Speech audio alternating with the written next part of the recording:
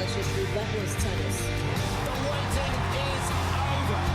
The great, powerful hitting. That is way too good.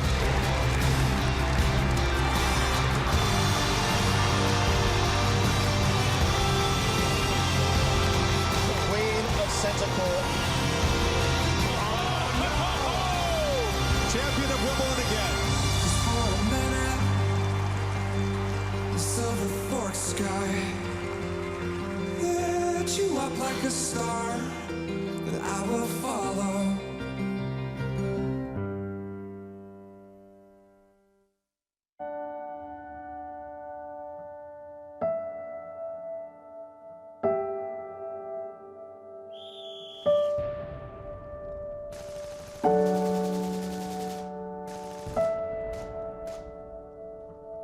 They shall grow not old, as we that are left grow old.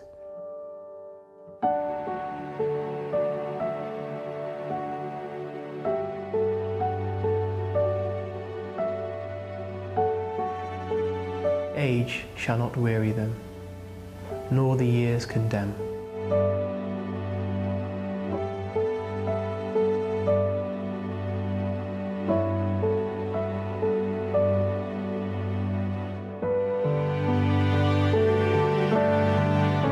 At the going down of the sun and in the morning, we will remember them. We should feel fortunate because they fought for us, and if it wasn't for them, then we wouldn't be having the lives that we have right now. They shall grow not old, as we that are left grow old. Age shall not weary them, nor the years condemn. At the going down of the sun and in the morning, we will remember them. It's more than important. It's really should never be forgotten. They were out there giving their lives for us so that we could have a better life. They shall grow not old, as we that are left grow old. Age shall not weary them, nor the years condemn. At the going down of the sun and in the morning, We will remember them.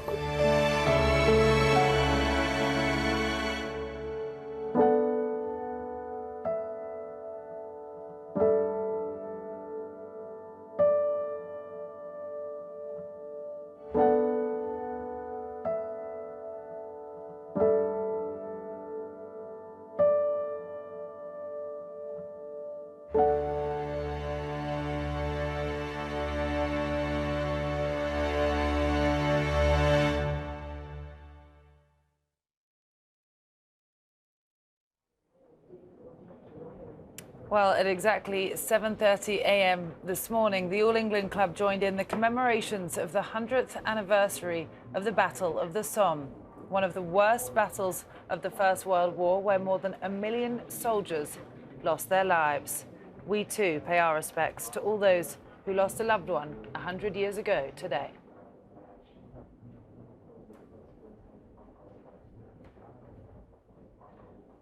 So some moving pictures earlier on this morning at the All England Club. This is now the live scene, and it's unfortunately a sad sight. The covers are on all of the outside courts on this day 5 of the 2016 Wimbledon Championships. The roof is already closed on centre court, where they'll be hoping to get off to play on time at 1 p.m. this afternoon. We had some play start earlier on, but unfortunately it really didn't last long enough to get a game completed before the rain set back in. There were 18 seeds knocked out of the Wimbledon Championships yesterday, with some 40,000 people in attendance, witnessing quite a shocking day, really, which saw the ladies' singles lose their number 2 seed, Garbiñe Muguruza. She was one of 11 seeded ladies knocked out yesterday. Meanwhile, 7 men who were seeded lost their place in this year's Wimbledon Championships. The highest ranked of them was Dominic Thiem, who lost out to Jiri Vesely over on court number 1. So we're set for another blockbuster day, as long as the rain stays away. That's always the question on everyone's minds. Kyle Robinson with you, alongside a former finalist here at the Wimbledon Championships, Mark Philippoussis. And Mark, we had one of these days on Wednesday when it was a very frustrating day. I don't think the forecast is quite as bad today. We'll look ahead to that in just a minute. We made up an awful lot of matches yesterday, yes, hopeful that we don't have quite the same situation today. It's not looking good. I woke up early this morning and it was already raining and pretty hard. So I was hoping it'd clear up. I think we got a little lucky yesterday. As you said, we got a whole day of tennis in, which was great. Let's hope we get a little bit of luck on our side, and we definitely get some moments where we can get some matches in and get some play on the courts. Yeah, well, there are actually 16 second-round matches still to be completed. We would traditionally by now be into the third round by Friday of the first week, and these pictures we're showing you are of a heavy downpour that's literally just started falling right behind us here. You can see umbrellas are up over on court. Actually, court number 2 is a hugely fantastic lineup today with Nick Kyrgios and Dustin Brown. We'll get onto the order of plays in detail in a minute. Those two gents had come out onto court, and it was 30-15 in the opening game on Dustin Brown's serve, and is already suspended. So it's going to be a very frustrating day for anyone set to play on those outside courts. 8 men's matches and 8 ladies matches still to be completed within the second round. So with weather on all of our minds, let's hand it straight over to Rachel Stringer and get today's forecast. Good afternoon. Day 5 of the Championships is a story of sunshine and showers. There'll be blustery winds bringing the rain, which should be brief and light, giving way to some sunny spells. There'll be maximum temperature of 19 degrees, but a very high pollen count. Tissues are required. Enjoy your day on centre court. Thank you, Catherine. Rachel, even. Hay fever in the air for a lot of people at Wimbledon Championships every year. Rain, more of the concern today. We'll see what happens. We'll keep you posted as courts hopefully become uncovered and play can get underway. Nothing as yet at the All England Club, but as and when it may dry up, let's say hello for the first time to Catherine Whitaker and learn about today's order of play. Yeah, well, I desperately hope the rain does stay away for most of today, because we have a fantastic order of play in store. I'll take you out to centre court first. These, of course, the only matches that are guaranteed to be completed in full. So such an advantage for these players scheduled on centre court today. Juan Martín Del Potro against Stan Wawrinka, 2 Grand Slam champions in action first on the centre court. I'm going to come back to that one in a minute, because for me, that is the match of today. They will be followed onto centre court by Serena Williams, the top seed, up against a fellow American, Christina McHale. That one very interesting. And then the continuation, if you like, of that Marcus Willis-esque story. Dan Evans has taken up the mantle for Great Britain. For rogues everywhere, he is taking on the 3rd seed and 7-time champion here, Roger Federer, last on the centre court. Over to number 1 court, then. No roof at the moment. There will be a roof in years to come, but for the moment, these people will have to wait for the rain to subside. We've got Venus Williams up against a really exciting prospect, 18-year-old Daria Kasatkina. Keep your eye on her. She is a fantastic young player, already into the seedings at 29, so that could be really interesting. Novak Djokovic, the runaway favourite for this title, up against big serving American Sam Querrey.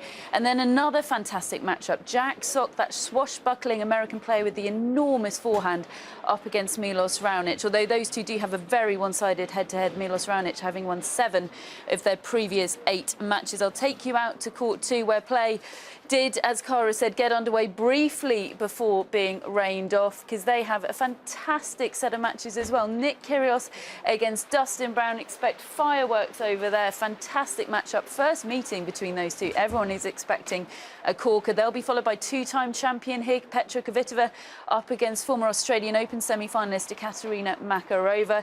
Then we've got 5th seed Kei Nishikori up against Andrei Kuznetsov, followed by Simona Halep, the 5th seed here, up against Kiki Bertens, who had that run to the semi-finals of the French Open just a few weeks ago. As I said, I just want to take you back to that first matchup up on the centre court. It's Stan Wawrinka up against Juan Martín Del Potro. It's the first time that Grand Slam champions have met in the second round of Wimbledon since 2008. Of course, Del Potro having won the US Open back in 2009. What a torrid time he's had since then, and Wawrinka now a 2-time Grand Slam champion. The head-to-head is 3-2, but these two haven't actually met since 2012. Wawrinka has won their only previous meeting on grass, but that was back in 2008, but Del Potro has won their 3 most recent meetings, but again, none since 2012.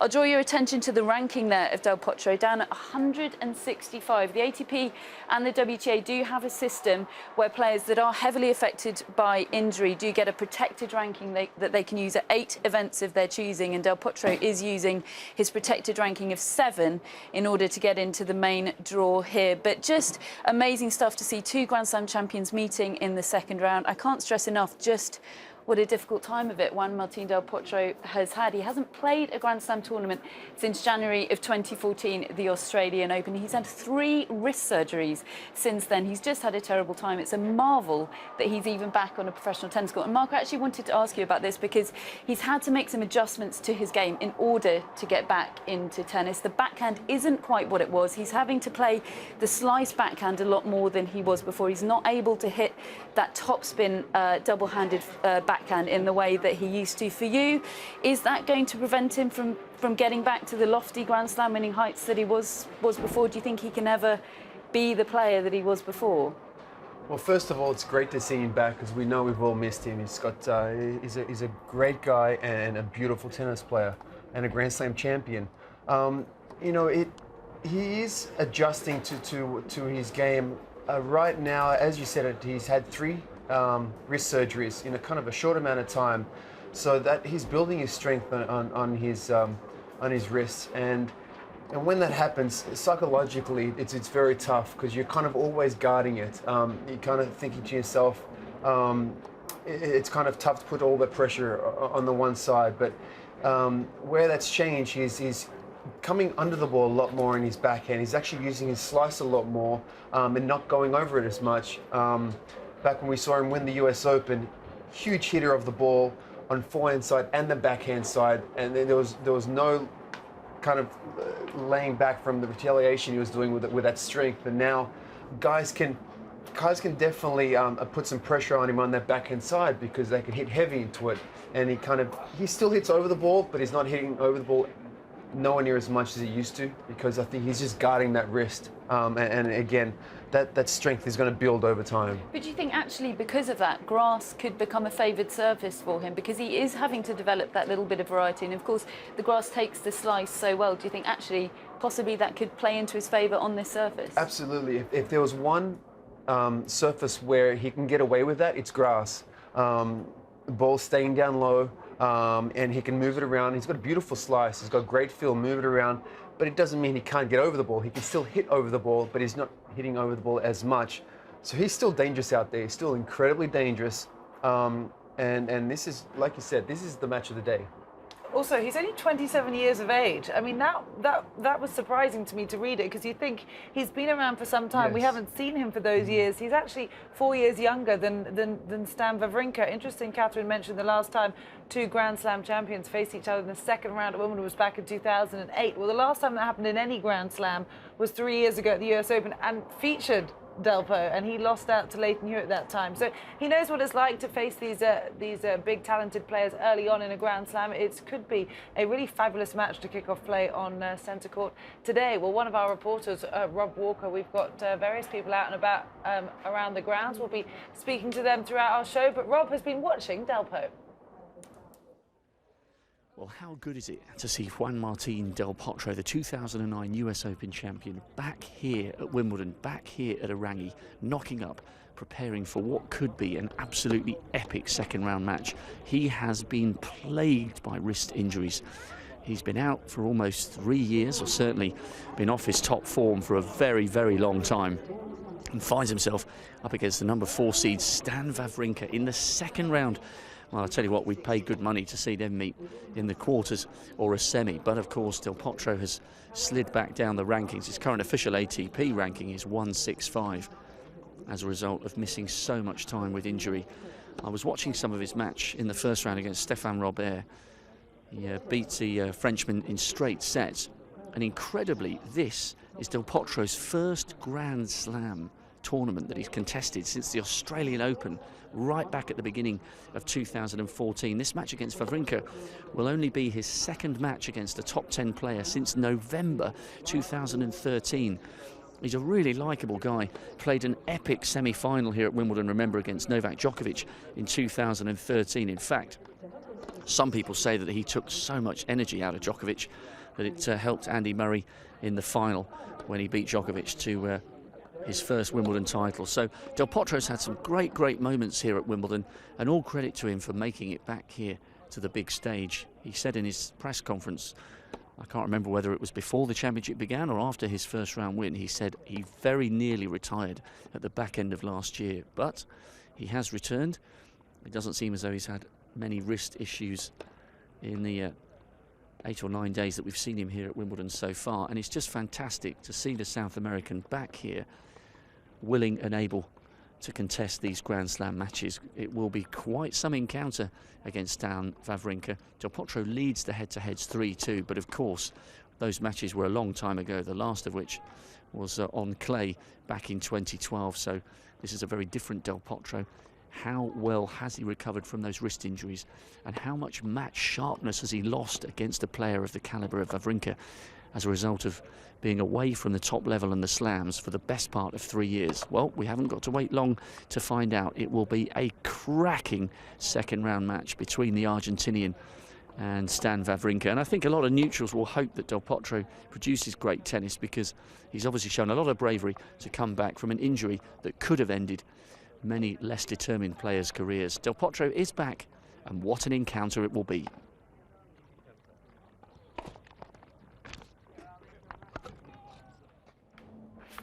Thank you very much, Rob. So yes, Juan Martín Del Potro stands at 6'6" tall from Argentina, and he plays the world number 5 and number 4th seed here at Wimbledon this year, Stan Wawrinka, otherwise known as Stan the Man, as you can read quite clearly on his T-shirt there. He's really become a very lovable character within tennis, particularly since becoming a Grand Slam champion, Mark. He's been under Roger Federer's shadow for so long, but he's definitely broken out and owned the stage in his own right now. And you would expect him to come out on top today, but it won't be without a challenge. Absolutely. Yes, I would say very slightly favoured today. As we know, I mean, the last 2 years he's lost in the quarters. He's played great tennis, but hasn't been the case over the years. You know, 5 times he's lost in the first round, but you know, he's looking strong. He's got Richard Krajicek in his corner for this event for the first time, and we know Richard, Wimbledon champion, bring a lot to the table as far as playing on the grass and tactics and things like that. So, I mean, he looks relaxed. He looks fresh. He's definitely looking forward to the challenge. And huge advantage to these two players today, because they are the only two people in the entire order of play today that know what time their match is going to start. Absolutely. It's always a great thing. It's always one of my favorite things was to play first match, because if you knew you're playing at 1 o'clock, you know, certain guys would like to have at least an hour before their match, so they'll hit from 11 to 12, then you got an hour, you know exactly what you're doing and everything's scheduled nicely. Whereas after that, you kind of got to do your best to be ready, but there you go, Richard next to him. Richard's a great guy to play against him over the years, and got to know him as well personally in the Champions Tournament.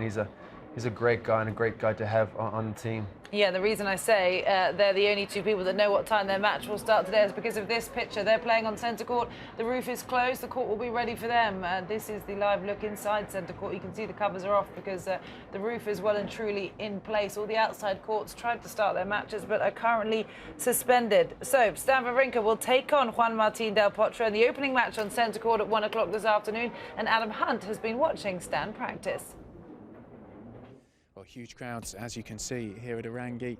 Spectators in to watch the many players practicing here at the training courts, and one man in particular that's drawn a rather large crowd is down at the far end there on practice court number 6, Stan Wawrinka, the number 4 seed, a 2-time Grand Slam champion, getting ready for his match against Juan Martín Del Potro. Many people picking this as the match of the day. It should be an absolute cracker. Del Potro, of course, a former Grand Slam champion, having won the US Open a few years ago, but because he's been struggling with those injuries, he's not seeded here, and it's thrown up a fairly tasty second round encounter with Stan Wawrinka.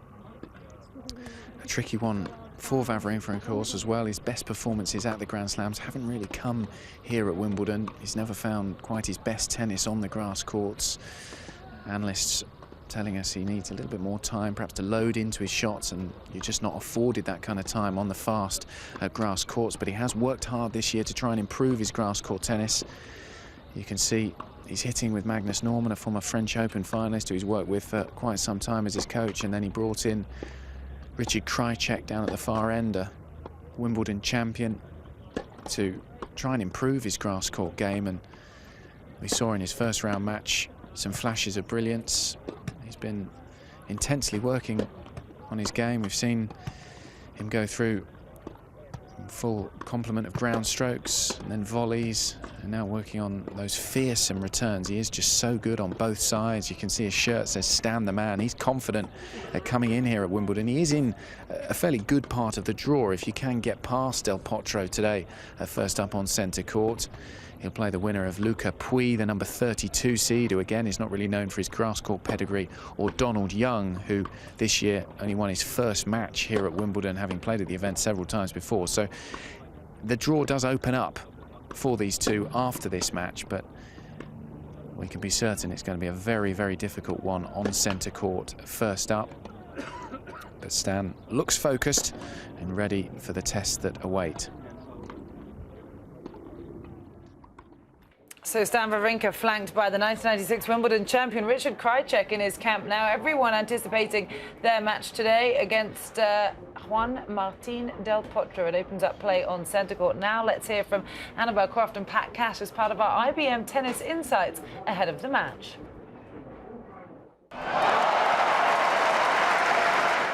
Hello and welcome to IBM Tennis Insights with myself, Annabelle Croft, and the former Wimbledon champion, Pat Cash. Well, today we're going to preview a second round match between the two-time Grand Slam champion, Stan Wawrinka, and the former US Open champion, Juan Martín del Potro. This is a really tough second round clash, Pat. How do you see this one going? Well, these are the two hardest hitting players on the circuit, or just about. They hit the ball incredibly well. Of course, Del Potro's been out injured for much of 2 years almost, and Wawrinka, of course, has had amazing success. So you'd expect the informed player to have the win, but I'll tell you what, there's going to be some very sore tennis balls by the end of this match because these guys really smoke it.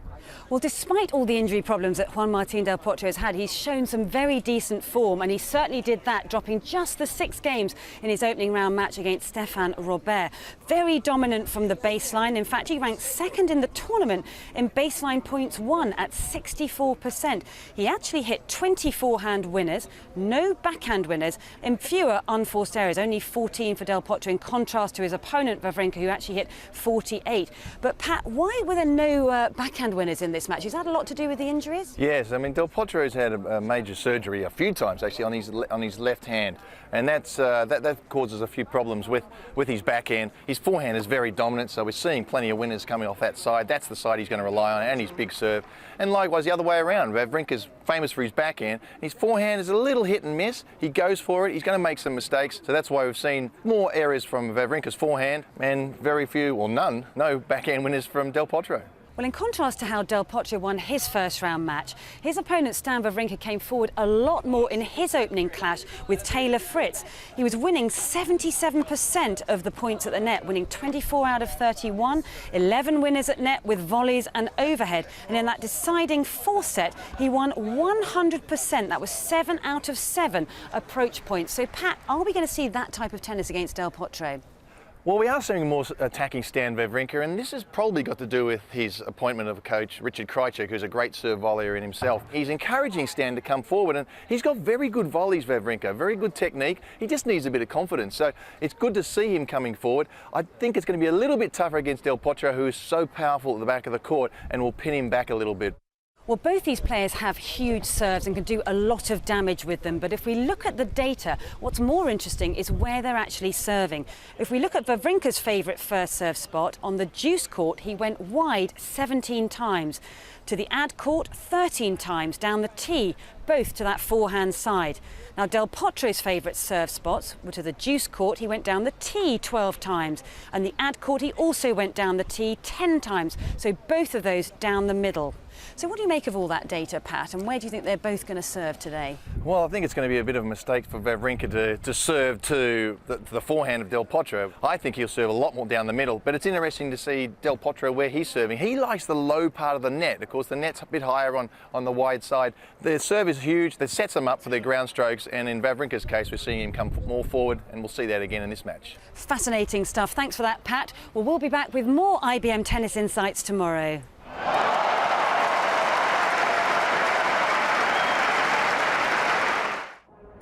Lovely, thank you, Annabelle. Well, just to update you, although it still looks as if all the covers are on the courts, I think their preparations are beginning to take them off some of the outside courts. We've had some dry air for quite some time. They have at least been deflated, and the court coverers are keeping a close eye on just when we may be able to restart play here at the Wimbledon Championships. This is court number 2, which is really a highly anticipated match between the number 15th seed from Australia, Nick Kyrgios, and the wild card Dustin BROWN. Both of those players have previously caused upsets over Rafael Nadal at this tournament. Dustin BROWN knocked Rafa out in the early stages last year. Nick Kyrgios did it 2 years ago. So should be a match with plenty of flair and character. But to look ahead to what else we can expect today, we're now going to say hello again to Rob Walker, who is with Craig O'Shaughnessy. Well, it's an incredibly busy day for Craig O'Shaughnessy. He's in the corner for Dustin BROWN, so we better get on with this one. Analysis of some of the biggest matches to come. Now, one that is causing a huge amount of intrigue. Juan Martín del Potro back from 3 years of injury against Stan Wawrinka. We would pay to see this one as a semi-final, and here they are, because the Argentinian's coming back from injury, they're meeting in the second round. This is nuts. Yes, yeah, it really is. Everything revolves around the backhand for Del Potro. So far, he has not hit a backhand winner in the tournament. Now, if you think of it, it's like you go, well, you know, that's exactly where Wawrinka should be targeting, but you need to delve a little deeper into the numbers. So for Del Potro, 8 backhand forced errors, so you haven't been able to lean on it too much. 9 unforced errors. He's not giving anything away. So if you go, 24 hand errors, 24 hand winners, 0 backhand winners. You would think that you go to the backhand a lot, but he's going to make a lot of balls there. So you don't want to overplay that side of the court too much. For Wawrinka, 11 backhand winners, 26 forced errors off the backhand wing. So if Del Potro looks at the numbers, he's going to say, I'm going to hit a lot of forehands to the backhand, only 18 unforced errors. So he's not giving too much away, but I don't think it's a good idea for Wawrinka to plow the backhand too much, because Del Potro is just going to make a lot of balls on that side.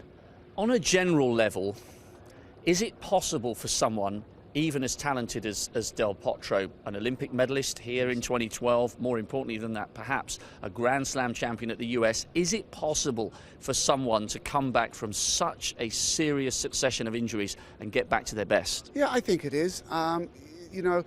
He's got to get a lot of matches under his belt. So he's tried that several times, and the wrist has fallen apart several times. So, Nadal is exactly the same way. Where he struggled with his comeback is just he needs a lot of matches under his belt. And if Del Potro can get that, even going back to some 250s, Agassi went all the way back to the challenger level. So there's nothing wrong with that at all. He just needs matches, and the matches breeds confidence, and confidence breeds wins, and it just rolls from there. Okay, Roger Federer. He's playing another Brit, Dan Evans. Now, no disrespect to Willis. Willis made a fine effort in that match, but he was the overwhelming outsider and underdog.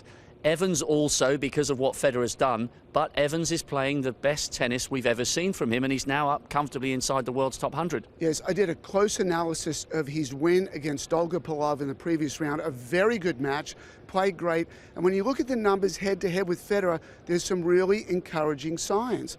So if we start with aces, he's got more, 23 to 21. His fastest serve is better, 131 miles an hour to 125. Returns in 74% to 62%.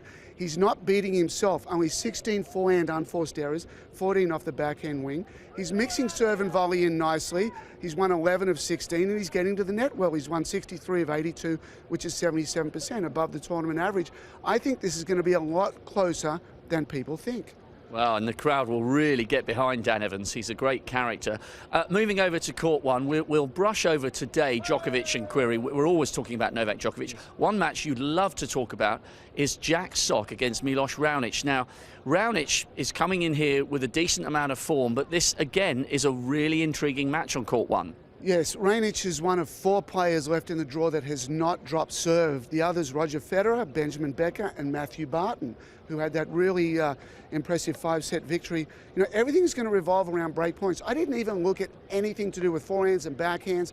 Both guys love their forehand. They hit it well. Baseline plays are relevant here. It's all about break points. Milos has saved 4 of 4. Jack has saved 9 of 10. So, this is where the match is going to be. There's going to be a lot of short points.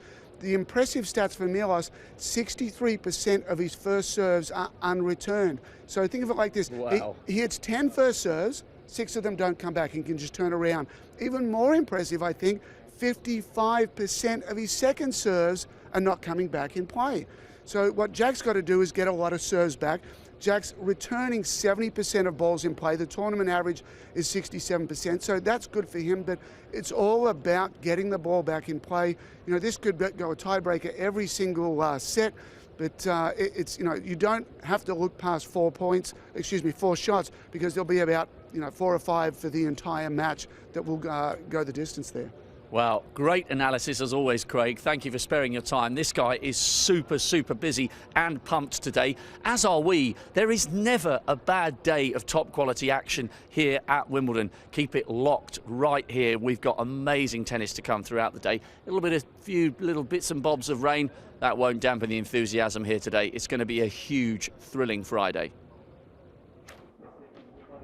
It is indeed, Rob, as long as we can get these covers off the court. So you can see quite a lot of people in the grounds already, particularly crowding around some of those outside courts, hoping they may be able to resume play that did start earlier on for a very short amount of time before play was suspended. This is court number 3, which is a match between the number 10 seed from the Czech Republic, Thomas Berdych, against the German Benjamin Becker. They're yet to play a point in that match. The crowd waiting patiently, of course. Well, one court that we know will see some action on time today is centre court, thanks to the roof. It's closed and it's ready for action. Stan Wawrinka and Juan Martín del Potro will be beginning their match in under 30 minutes time, and Rachel is inside centre court. The roof is on here on centre court, and I'm walking up here to the players' box. I'm going to come through the gate, which is new. It's a new addition to the players' box.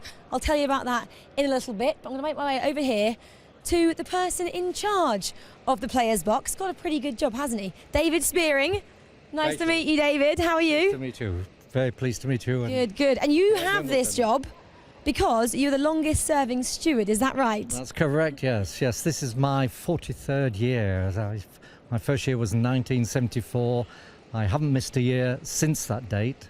And how long have you held this role for? This role was when I became the longest serving steward. I got this role here, which is about 19 years ago, I think now, 1998, I think it was. So you've seen many, many stories in the players' box. So if you come this way, David, and we can just take a seat. And my official seat here. So I'll sit on 6, and this is your official seat, number 7. Number 7 has been my seat for the past 19 years now here at Wimbledon. Not a bad seat, is it really? Can't complain, can you? As many people say, it's the best seat in the house, I think, and I wouldn't swap it with anybody, that's for sure. The perfect view of the court and all that's going on. Well, just tell me what goes on in here, David. Obviously, we're sitting here in the players' box. It extends this way and it extends that way. Where do people sit? Well, you have the two competitors, and the senior competitor, the senior seed, will take this as they come in. They sit on the right-hand side with a few seats in the middle, and the other competitor takes the far end 12 seats there, plus a few seats also in the middle. So they take up the total 19 seats each. And it's the coaches and the family who are just allowed in here? Basically coaches and family. Of course, as we were mentioning, they do have friends that fill in the box, but it's basically in the main seats, it's coaches and family. And you must have seen quite a few stories in your 19 years of holding this role. Just tell me maybe about one highlight from being in here. Well, I think one of the highlights I do remember is, of course, a very famous one when Andy Murray won the final.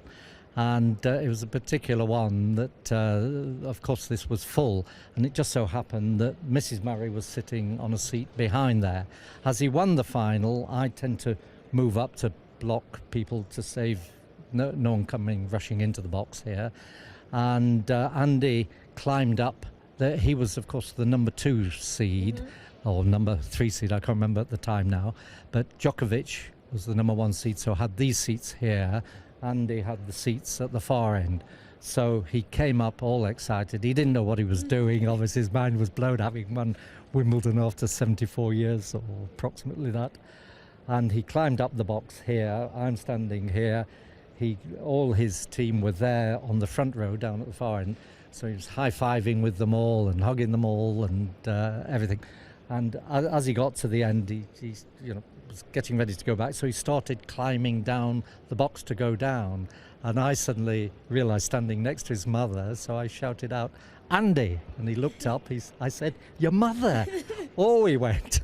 It was you. Climbed back up there. It was me. And he climbed back up the box. So I claim I stopped a terrible British faux pas there, that the winner didn't greet his mother, but he did. He came up and she then walked down obviously to greet him. It was all because of you, David. And obviously I mentioned, absolutely, I mentioned the gate earlier, and that was actually installed, wasn't it, after Andy climbed up here? Yes, he was. I think he was the last one to climb up, because we had, understandably, a little bit more problem with ladies trying to climb up, and so they couldn't. So sometimes the ladies had to go all the way round and come back up the stairs and down the stairs here into the box. Bit more ladylike, wasn't it, for a lady to go through the gate? Yes. But David, thank you so much for chatting to me. I wonder who you're going to have in your box this time. Let's wait and see. It could be the same pair, could it not? When Andy beat Djokovic about 3 years ago. Djokovic is fantastic at the moment, and he's got the better of Andy most of the time. So we'll just wait and see, and if Andy gets it, of course. And if Andy were to win, he's got to do the same. Well, he's got to come up then and then push past all Djokovic's team to get to his parents. But that's foreseeing too much, I think. Thank you, David. Well, it might be a case of deja vu for you. We'll have to wait and see. Thank you very much. My pleasure. Delightful. Thank you very much.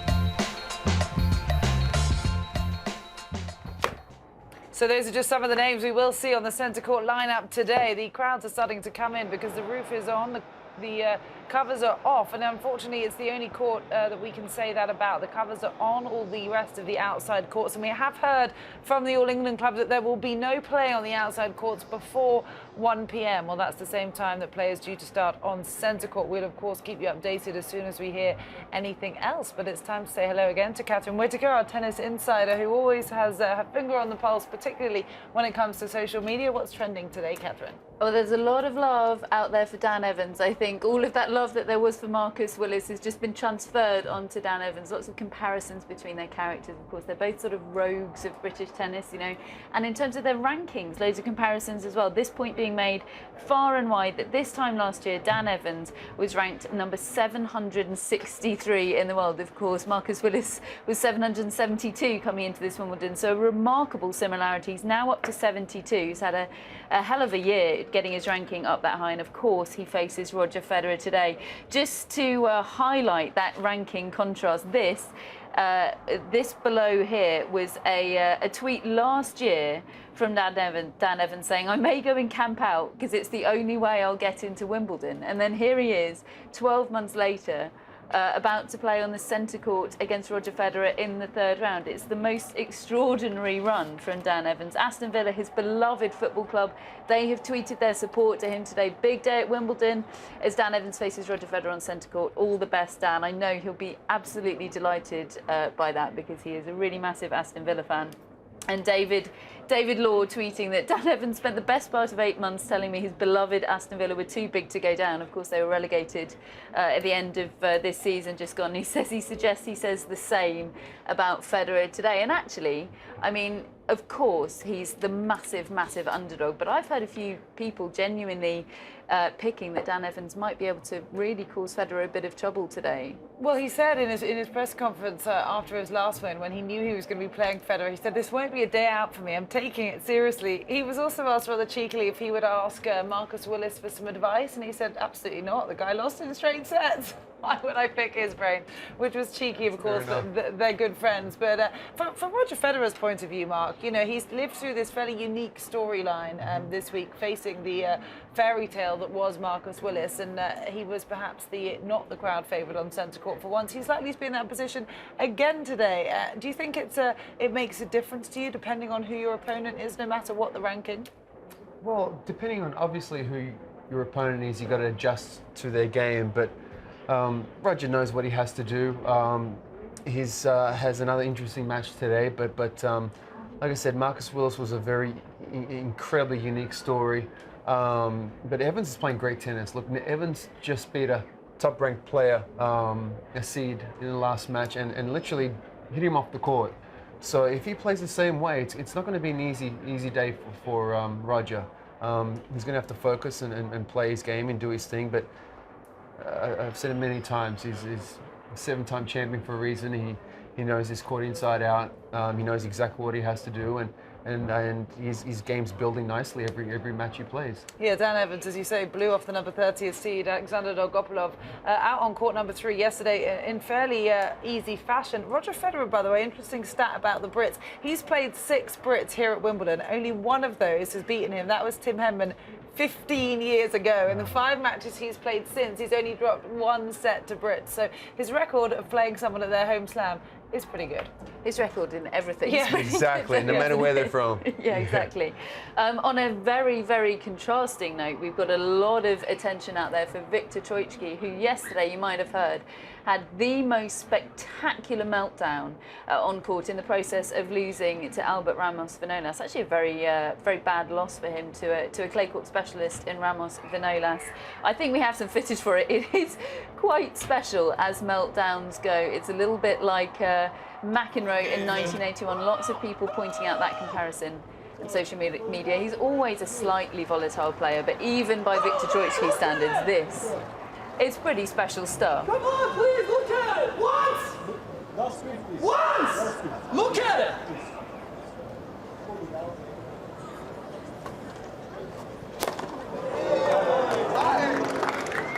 Worst tennis player ever in the world! What are you doing? Did you see the ball? You're so bad! Když nespadne na kontent, warning, vysvětlí.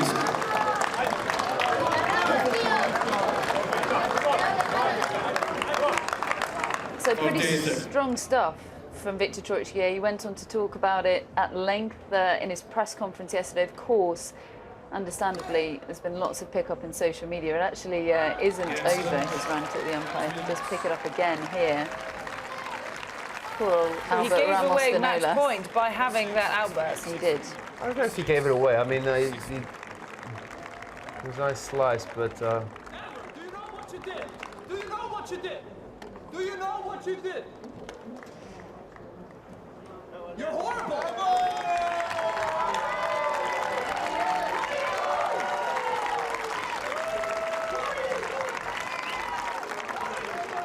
The thing is he lost the final set 6-3, so it wasn't exactly nail-bitingly close at the time, but still, sheer frustrations, you can see that he had to face match point in that manner. Well, at that stage it was 5-3, 30 all, so it was a big point. You know, if he had won that point, it's break point to get back on serve.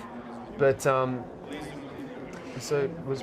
To be fair, there's a fair amount of sympathy out there for him on social media. I mean, there are pockets of the tennis world that love a bit of aggro and would love there to be more aggro in tennis. Of course, there's that line, and you don't ever want to see anybody cross that line. I think it's debatable whether perhaps Viktor Troicki did there, and you know, if he did, if it's deemed that he did, then there will be repercussions, of course. But you know, there has been calls, haven't there, at periods in the history of tennis for more personalities, and sort of this is almost an inevitable consequence, isn't it? You know, Nick Kyrgios, the most fantastic personality. Is it just inevitable that every now and then he will stray over onto the wrong side of the line?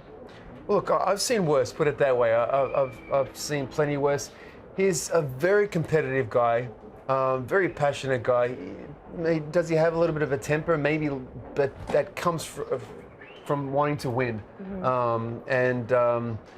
You know, it was an important stage that at 30-all. Like I said, if he ends up winning that point, he's got break point to get back on serve. So it was a very important point. And you know, like I said, he's a passionate guy. This is a huge Grand Slam, a huge match. So just to clarify what happened, Catherine, they were playing the match at this stage.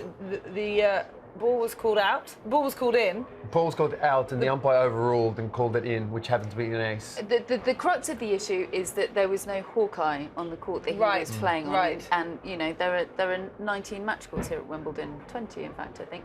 So you can't have Hawkeye on every single court. It's incredibly costly to put Hawkeye in. And you know, perhaps he has an argument that it is a slight disadvantage, but just practically speaking, it's pretty much impossible to have Hawkeye in every match court. But you can understand why he feels aggrieved, because I guess that it does put the players, you know, the less high-ranked players who are on the outside courts at a slight disadvantage. But I'm not sure what the answer to that is, because it's, you know, it's inevitable. There are practical considerations for every tournament. So he was showing the tennis ball to the chair umpire that had no white markings on, so evidently he was thinking out. that, you know, there's no chalk on that. He couldn't have hit the line. That's what he was saying. And was he penalised a shot for it or not? The point just went to his opponent. He was he was penalised because he had smashed the ball out of the court. Literally, I think it landed on the road. Yeah. It was a good, clean hit. So if it was 30-40, he was penalised a point, which ended up at 40-30, and then he served the match point. He wasn't penalised the point. What happened was he was called out. It was overruled by the umpire, which made it an ace, which gave the guy a match point. Right. And then he got a code violation for ball abuse, for hitting that ball out. But his opponent still served out match point. Yes. Anyway, we're getting into specifics. But I was sitting on centre court yesterday evening after we came off air, and actually was watching the match between Joe Conter and Gilles Bouchard, which went to 3 sets, as we know, and Bouchard, the unseeded player, ended up coming out on top. And there were similar situations several times during that set. Balls were called out, and the umpire was quick to issue a correction. And there was one moment where Joe Conter was receiving a ball on the baseline from Bouchard. It was called long. Umpire corrected it, but by that time, Conter had heard the call of out, and she didn't hit it back. The point still went to Bouchard. She was not happy, didn't have quite the similar reaction to Troitsky. Which goes to show there can still be injustices, or players can still perceive that there are injustices, even on Hawkeye courts. You know, Hawkeye eliminates one problem. It doesn't eliminate every grey area in the tennis rules. You know, that particular instance was a question of whether or not she heard the call of out, whether the call affected her play on the shot. Yeah. And that's still at the umpire's discretion. You know, it's still the umpire's call. So Hawkeye doesn't take everything away from the officials. It eliminates one problem. No, but there's always going to be everything. something there. But what it has done is it's put arguments to rest as far as line calls, which is great, because then even if they agree or disagree with that call as well, they can just put it behind them and kind of like you agree, you challenge the call, and once it's done, you let it go. And it's a great thing. And I understand the fact that it's very difficult to have it on 19 match courts, because it's costly, I know that.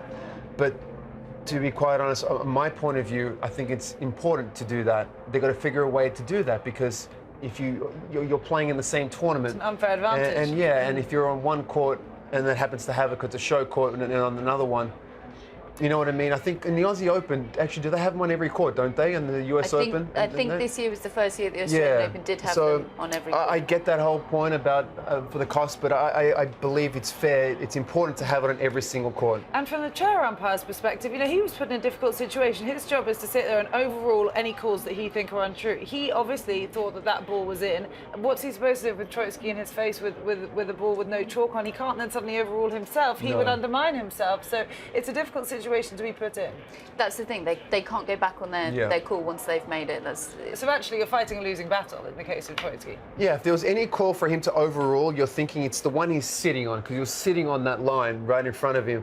But Look, it was tough to see on that replay, but again, Troiki is a good guy. He's a passionate guy.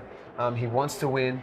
He works hard in every single match. He gives it everything, and he just felt like he didn't want it to kind of end like that. The other thing is it just shows you and proves to you and reminds the audience how much every point in every match means to these players. Absolutely. This is a Grand Slam. Not only are there huge world ranking points available for each round you progress through, the prize money changes significantly. It's not just an everyday match. Of course, it's not. It's a Grand Slam, but it's a stark reminder as to exactly what is on the line, the passion that these players hold as they try and progress their way through these Wimbledon championships. Well, let's update you because we're awaiting hopefully some play on the outdoor courts. We did hear from the All England Club that we wouldn't be getting anything before 1 p.m. You can see that the air has been let out of the tents, so hopefully it might not be too long before these fans get to witness what is going to be a blockbuster match. It opens play on court number 2. They actually started play and got through 3 points before play was suspended. It's Nick Kyrgios against Dustin BROWN. Many people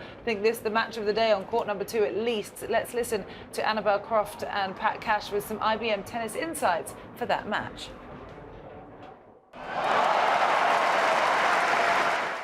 Hello and welcome to IBM Tennis Insights with myself, Annabelle Croft, and the former Wimbledon champion, Pat Cash.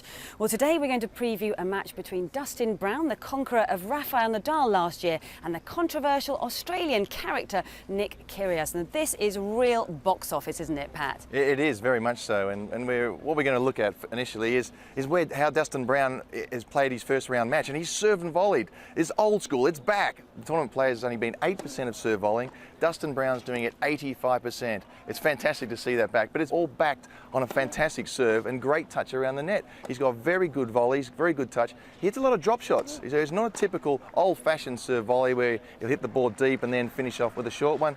He goes for the drop shots, and it's just his fantastic touch. It's just going to make a very exciting match. Well, we know that both of these players are big servers, but what's interesting to look at is the direction of serve that Nick Kyrgios took in his first round match. Kyrgios went down the tee on the deuce court 17 times, winning those 17 points. When we look at when he served out wide on the deuce court, he actually only won half those points. But he mixed it up more, Pat, on the ad court with 15 down the tee and 10 out wide. So what do you make of all those stats? Well, to me, it's obvious. His favourite serve is on the very first point of the game, or the 30-all, boom, straight down the middle over the lower part of the net. I mean, Nick's got an unbelievably powerful serve, really fast motion, so he prefers that one down the middle.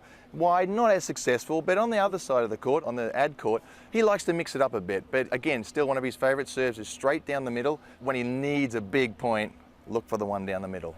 Well, the final point we're going to have a look at today is that both players are winning a much higher percentage of points when they approach the net. If we look at round 1, BROWN won 64% approaching, but only 48% when he was at the baseline.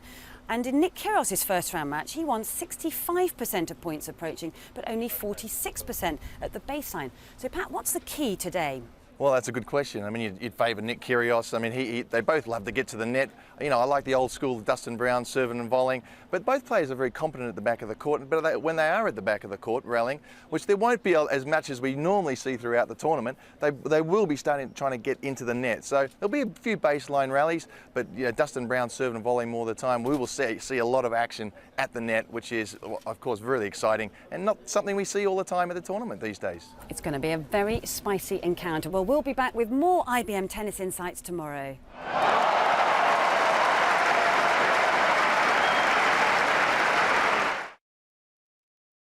So I don't think Australians are ready for the weather because I've only found 2 of them. There's usually loads of the fanatics down here. Guys, why is there only 2 of you at the moment? Pamplona running the Bulls. That's probably killed a couple of guys already. Weather-wise, it's not sunny. Is that why you guys aren't out in force this year? No. Just people not being around the area at this time. My tour lined up with Wimbledon, so that's why I'm here and not last year. This is my first year, so it's actually pretty amazing. Cool. Well, just talk about what you're out to see. Obviously, Kyrgios is going on when the weather stops against Dustin BROWN. Are you a little bit worried? Obviously, Dustin knocked Hewitt out before, and obviously Nadal. I don't know. We don't know who Leighton Hewitt is. And Nadal, yeah, who's he as well? I mean, are you worried? No. Do you think Kyrgios is worried? No. You sound very, very confident. We love Nikos. We do. Like, look at him. Ever look worried, really? He's get Kyrgios in 3. You've got it. He's zoned in. Kyrgios is fully zoned in for today. How far do you think he's going to go then in this tournament? I think he can win. I honestly think he can win. Like, the luck of the draw might play in his favour. Maybe get a couple of wins here and there. You never know. Sometimes Grand Slams, like Baghdadis against Federer. He made it to the final that year in the Australian Open. Got knocked out the final, but he went there. Muguruza, last year's Wimbledon champion. She beat Serena Williams in the final. So Kyrgios could be our story. Maybe. Who knows? Who knows? And who else are you watching this time around? So Show us. Look at that. He's got courts ready on his arm. Court 2 is Kyrgios. Yep. Court 9 is Leighton. Both our phones are dead, so we can't find out how Leighton's going. So that's all right. We'll still support him in spirit and hopefully be there. And court 7? Chris Guccione, the Gooch. You getting over there as well? Yeah, he's a match 4 actually of today. So we'll probably come back here for match 3 of this court. I'm not too sure who that was. It was someone, but they're not Australian. So who are they? And have you got a little chant maybe for Kyrgios? What you're going to be singing in there? A chant for Kyrgios? Would you like one? A chant. I'd love a chant. I'm sure we can give you one. Go on then. Do you know that one? Yeah, let's do it. Okay. So we're here to see the Wonder Boy. Come on. Come on, mate. Come on, take 2. We're here to see the Wonder Boy, Nikki. We're here to see the Wonder Boy, Nikki. He hits the ball right down the line. His backhand shots are mighty fine. Nick Kyrgios, Australia's number 1. Nah.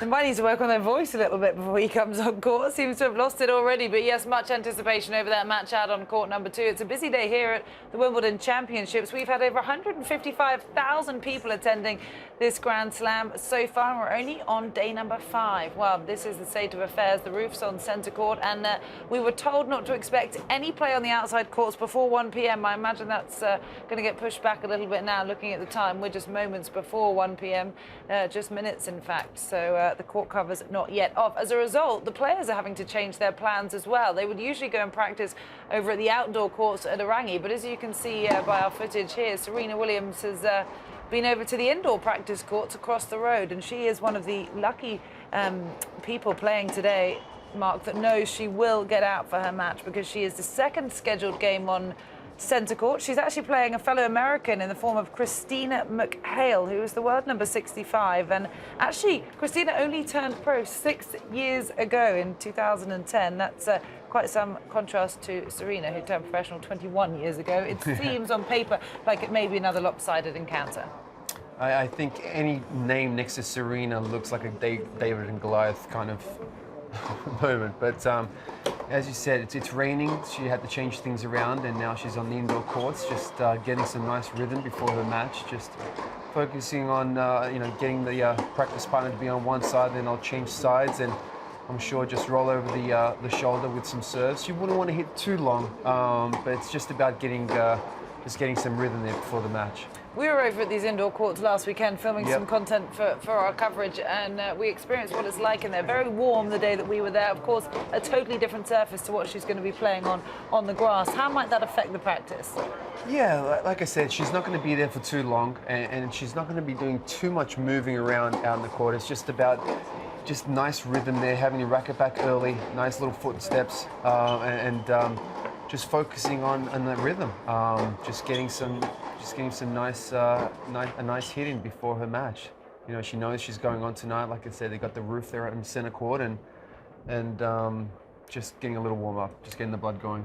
Well, she has actually faced Christina McHale twice already this year. She's won both times. So Christina did push her to 3 sets in Miami, but Serena came through in straight sets in Rome. That outdoor picture just looked as if they were blowing up the covers again out on the outdoor courts, which means they're expecting this rain to last a little bit longer, or in fact something heavier to come back, because it's fairly dry in the air right now, but they have to be incredibly careful not to get the players on and off if they think that there may be a threat of rain. But these two men will commence their battle in just moments' time. Juan Martín Del Potro and Stan Wawrinka just in the tunnel waiting to make their way out onto centre court. This is going to be a box office match, as we've been speaking about, Mark, between two players, as Rob said, that you may expect to see in a semi-final at the Wimbledon Championships, but it's just round 2.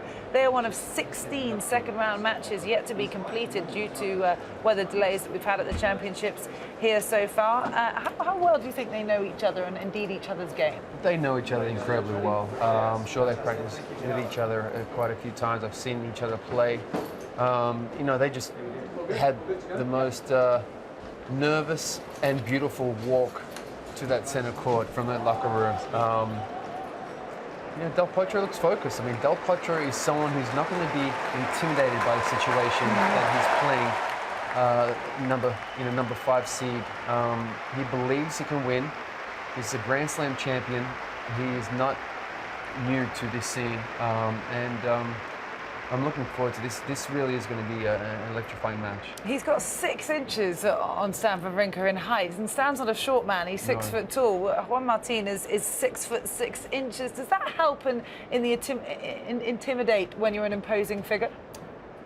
You're 6'6", and he moves well. He's 6'6", and does not move like a 6'6" guy. Moves incredibly well side to side. A little bit, definitely better side to side than coming forward, I think, a little bit. But I mean, his serve, huge serve. That's something that has improved. That was one of the things that really helped him win that US Open, was his serve. It's really improved over the years, and you know, his ground strokes speak for themselves. But like I said, he knows what it's about. He's excited. He's been injured for a long time. He's hungry, and he's looking forward to getting back to the top where he belongs. Yeah, hard to realise that it was 7 years ago that he became a Grand Slam champion at the US Open in 2009. His best result at Wimbledon here was the semi-finals in 2013 when he took Novak Djokovic all the way to 5 sets. He's had a pretty smooth route through the first round here, came through in straight sets. Meanwhile, Stan Wawrinka was pushed to fall by that young American talent, Taylor Fritz. Do you take anything away from the fact that Stan has already dropped a set at this stage and Potro hasn't? Not at all. Every day is a different day. Every match is a different match. I think Stan lost some focus there in the third set. He lost the set and he shouldn't have done that, but he recovered nicely and won that fourth set comfortably. And Del Potro just blew the guy off the court. I mean, like you said, losing 6 games, I think, in 3 sets. So obviously he's hitting the ball well, seeing the ball well. And this is a complete different match for both of them. Well, Stan Wawrinka has won 3 titles so far this year. Juan Martín has not had a trophy for some time. He's had 3 wrist surgeries since reaching the semi-finals here at Wimbledon 3 years ago. And we just had an update from the referee's office that there will be no play on the outside courts before 1:30 p.m. It's a different story in centre court, though. Let's get ready. We'll take you inside with some live commentary as we build towards this opening game between Stan Wawrinka and Juan Martín Del Potro. I can hear you say challenge. And the challenge between first and second serve as a receiver has to be made immediately. And look at the grass, look beautiful, so try to keep your racket in your hand. And the language, you know, I don't need to mention anything more. Any questions? Please stand. I have heads or tails? Okay, heads is called. Yeah. Start, sir. Okay, okay, good match. Yeah, thank you. Thanks. Stan won the toss, has elected to serve, and a quick sprint to the back of the court as we get the first match on centre court underway. We did get 3 points done out on court number 2 in what promises to be one of the most entertaining men's matches of the tournament between Dustin BROWN, wildcard here, against Nick Kyrgios from Australia, but that stopped by the rain at 30-15 in the opening game. But there'll certainly be a few eyes on that one, as well, of course, on this particular encounter between these 2 former champions. One in Australia and France for Stan, and obviously that US Open for Juan Martín Del Potro. Delighted to say there's champion quality in the commentary box as well. It's just been elevated in the last minute or so. John McEnroe joining me for this one. And well, you don't often get this in the second round of a major tournament, do you? The caliber of two players like this with 32 seeds that we have nowadays, John. These two facing off. That's dead on. This is when that draw was made. By far, not even close. This match, the second round, to see Juan back on the court, #1, it's been a nightmare for him, needless to say. The last time I saw him on this court 3 years ago when he played Novak Djokovic, and one of the, I want to say, top 8 matches I've ever seen here at Wimbledon, maybe top 5. Unbelievable effort. And to think that he's had to go through what he's had with the wrist, both wrists, but the one on the left, most recently 2 or 3 additional surgeries. He's had to make some very, very unfortunate decisions. I got to tell you, though, for people that don't know Del Potro, as far as his playing goes, that you'll rarely, if ever see a guy that hits a bigger forehand as this guy. I mean, I was here with him earlier before the tournament started, practicing with him and a couple big guys, Milos Raonic, going at it. And Milos has got obviously a huge serve and a big forehand, but this guy's forehand is just scary how big it is. And the key, though, obviously, unfortunately for him, is what he's going to be able to do with that two-hander. For quite a bit, when he's come back, he's basically gone almost predominantly one hand. And if he's going to get back to where he belongs, which to me is top 10, he was 7 when he got hurt the last time. He was 4 in the world mark at one stage when after he won the Open in 2009.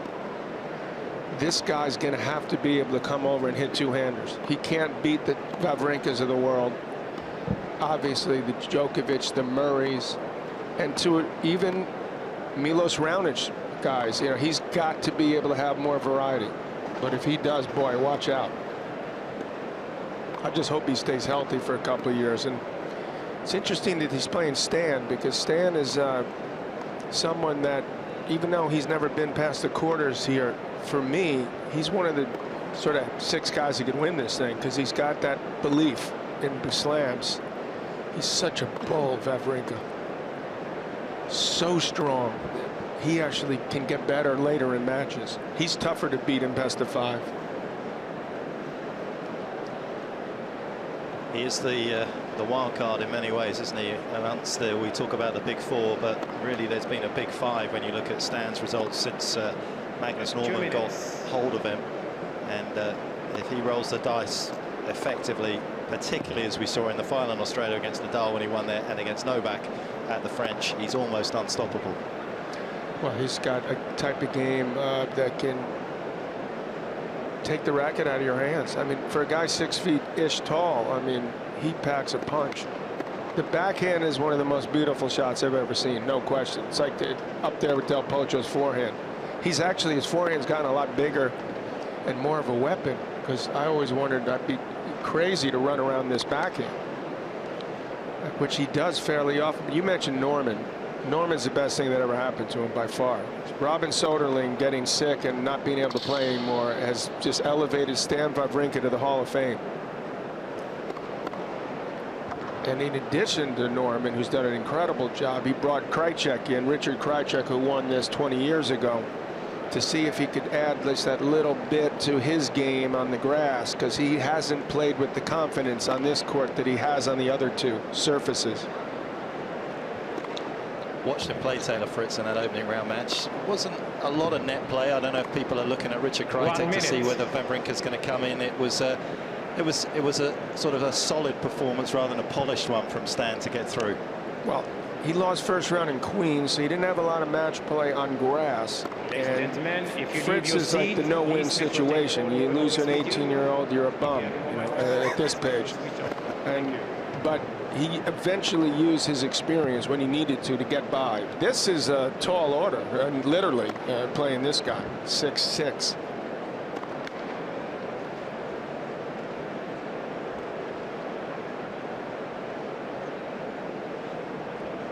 As confirmation, John was saying, best ranking of 4 in the world. Currently ranked 165, but clearly he is a lot better than that. There is his results here. There's that last time he was on the court at Wimbledon back in 2013 on this centre court. The phenomenal run in 2009 changed his life. Won the toss, And a comfortable win in the opening round.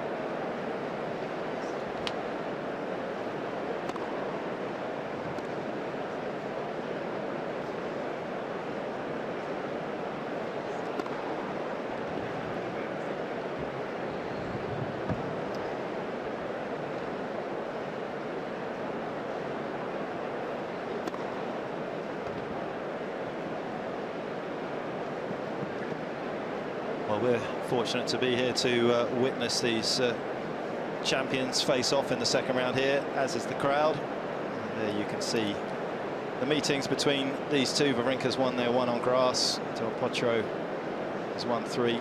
Wawrinka the 2. But it's been more than 4 years since they played each other, so we can't read too much into that. What we can read into is just how well Martin Del Potro has suffered over the years with the left wrist injury, and just how much of an effect that will be today. He's up against a man that hits the ball so evenly off both sides, so powerfully in Stan Wawrinka, that side, John, will be targeted by the Swiss star. Well, it was targeted before he had issues. The forehand is one of the great shots in the history of our sport, and he's going to use that. Wawrinka's backhand is unbelievably beautiful and excellent as well. He's developed a bigger forehand. This, I'll tell you, the players in the locker room are excited about witnessing this and seeing what these two are going to have to offer on center court. Very rarely now, Mark, because of the 32 seeds, do you get to see a quality match the level you're going to see right here and now. This is a tall order for Wawrinka, given who he's playing at Juan Martín at 6'6", but this guy's got there's so much upside for both guys, really. This is as big a second round match as you'll see in a slam, no question. Not entirely sure. We're looking over there at behind the umpire's chair at what Stan is complaining about, or disturbed about, but we're not entirely sure right now. I doubt it's a whole lot, because he's under the roof. These other guys are stressing in the locker room, trying to get on the court. So this is a beautiful thing for both these guys, knowing they're going to walk out on this court at 1.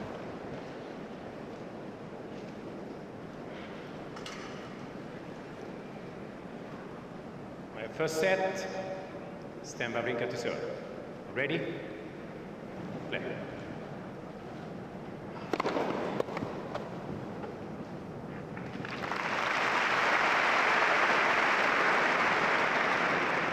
$15.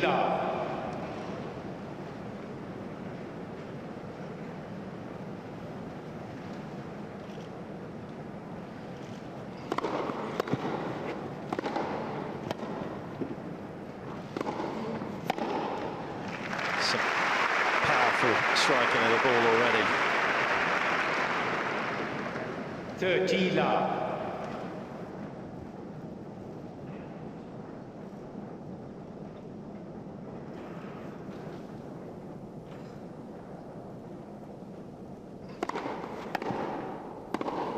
Gorgeous. Well,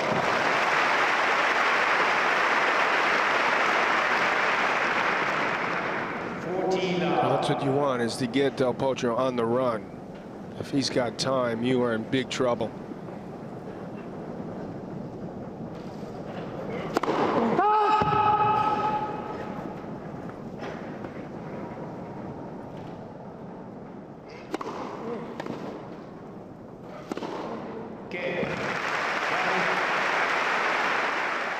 So a convincing first game for the number 4 seed, Stan Wawrinka, who holds onto his serve in this opening game of the match on centre court. And some very good news from outside centre court. Court covers are now off all of the outdoor courts. We were told not to expect play before 1:30 p.m. This is number 1 court, and it looks as if they are beginning preparations that will mean we see players back out there at 1:30 in just about 15 minutes time. Well, speaking of Stan Wawrinka, he takes on Juan Martín Del Potro on centre court right now. It's the early stages of the match, but a few days ago Mark and I went to learn a bit more about the game of Stan. Stan Wawrinka, Mark, has been making a steady climb through the world's rankings over the last few years. He has one huge weapon in his game, his single-handed backhand. Let's speak about that in a bit of detail. But first of all, how reassuring is it and how much does it boost your confidence when you know that you have a part of your game as successful as Wawrinka's backhand is to him? I mean, he's got such a beautiful game. We're talking about someone who has the most beautiful single-handed backhand on the tour, probably, of the games ever seen, to be quite honest with you.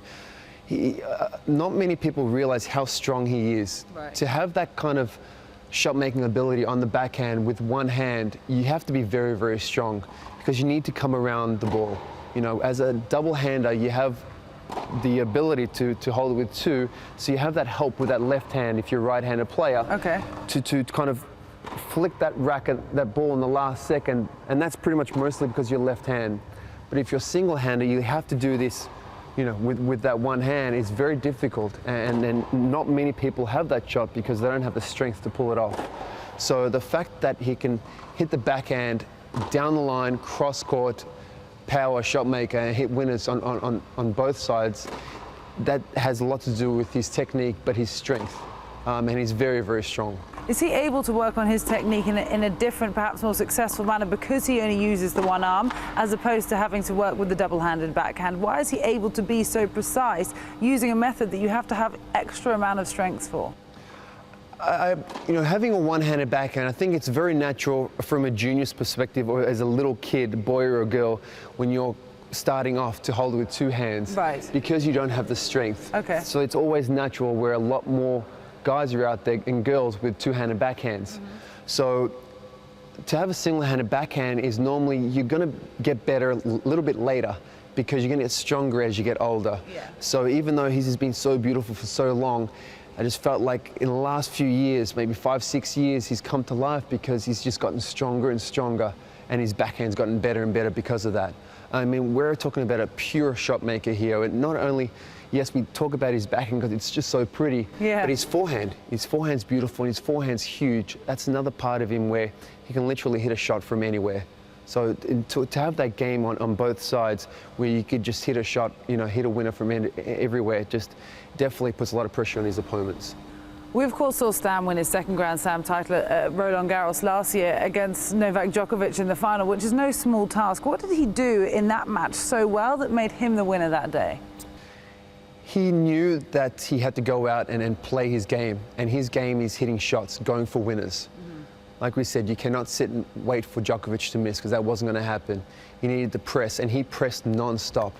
I mean, that backhand, and his forehand and his backhand were just on that day. He was hitting winners from everywhere, down the line and cross-court, and he put a lot of pressure on Djokovic. And when you have that strength and you're hitting winners, sometimes you just got to say too good, and Djokovic just said too good that day. There's nothing you can do. When you look at Stan's game, obviously he's from Switzerland, as is Roger Federer. He was in Roger's shadow for so many years, has really emerged out of it now. Are there some similarities that you can pick out between their two games? Absolutely. I mean, Roger's one of the most naturally gifted, beautiful players of all time, and like you said, Stan's been in his shadows for so long, and by his shadows, he was still winning tournaments. Yeah. One of the best players on the tour, but like I said, Roger's got a huge shadow. Yeah. So, it took a couple of Grand Slams for us to go, oh, wow, there's another tennis player from Switzerland as well. So, and what's been so impressive that he's been consistent. It's not like he's won a Grand Slam or he's been happy and disappeared.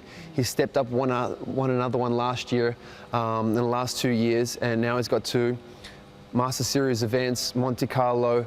He's been incredibly impressive where he's refused to kind of be that kind of one tournament, one Grand Slam guy, and says that I'm more, and I'm one of the guys to talk about. I'm part of the top 4, and now he is part of the top 4, and a guy that has the game to win Wimbledon. That's without a doubt. He certainly isn't a one-hit wonder or a one-win wonder, is he? Stan Wawrinka we could be talking about for many years to come.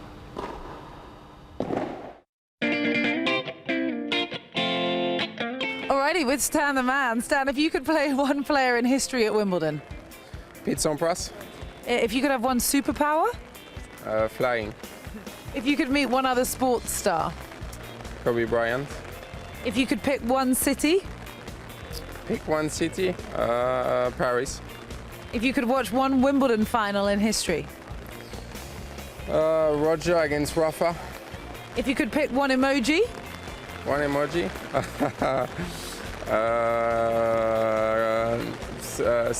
Sunglasses. Okay. If you could watch one movie. One movie. Le Dîner de Con, French movie. If you could pick one actor to play you in a movie. Denzel Washington, even if he doesn't look at all like me. If you could lift one sporting trophy not in tennis. Not in tennis. World Cup in soccer. If you could erase one fashion error from your history. Nothing to delete. Good, always looks good. If you could see one band or singer perform live. You too. If you could eat one food for the rest of your life. Oof. Only one. That's not enough. Let's burrata ham. Sorry? Some burrata and ham. Oh, okay. I don't know what is it. No, what is it? Okay, it's like mozzarella but better. Ah, okay. Mozzarella, I like that. And lastly, if you could play a joke on one player on tour, who would that be? On Roger. He said you as well, by the way. Ah, that's good. So let's see who's gonna start first. Perfect. Thanks, Stan. Thank you. Thank you very much.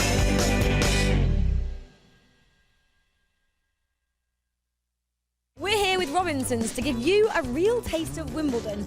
The weather isn't very nice today, so we're off to find out what people do when it rains. Afternoon tea, maybe some strawberries. And we have strawberries and cream. We don't mind, we've brought wigs as well in case our hair gets ruined. We've got our ponchos ready and the shades ready for the sun. Look at that, blue sky. What do you do when it rains at Wimbledon? Sweet. Having a good day whatever the weather. Yes. So even the rain hasn't dampened the Wimbledon fans' spirits. Or mine.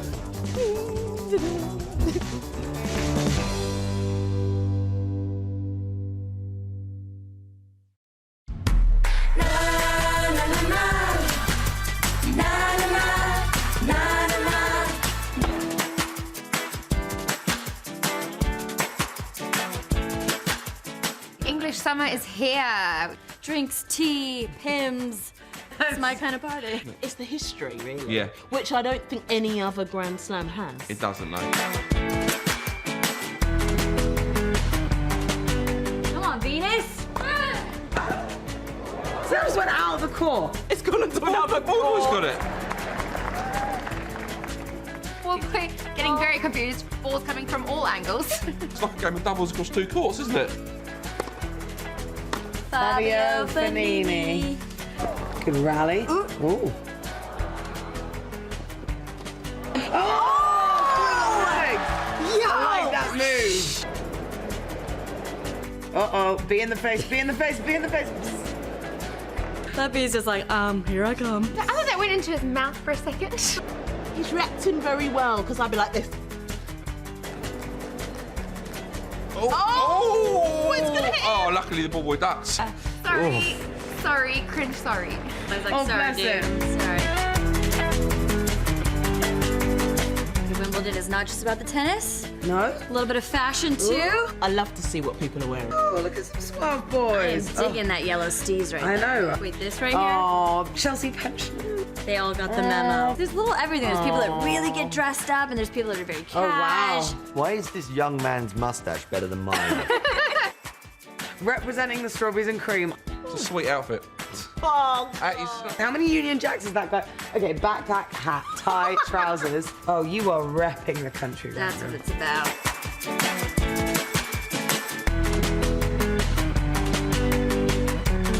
All right, Zoe versus Tom. Come on, girl power. Girl power. Oh, come on, girl. Come on, Zoe.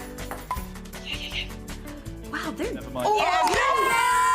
Go, Zoe. So, We're gonna go have a little rally? should we do a little match? Yeah, a little match. All right, Okay, go. see what you got, girl.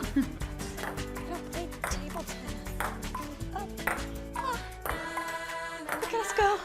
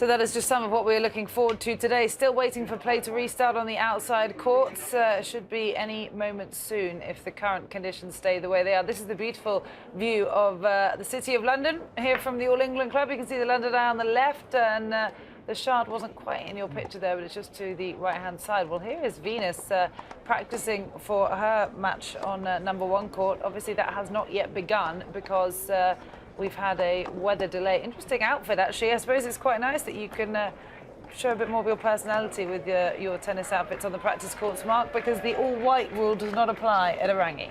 Yeah, I think she has her own clothing line, it's her own sports line, where actually a few other women professionals are wearing her stuff as well. But as you can see, she's got her own line.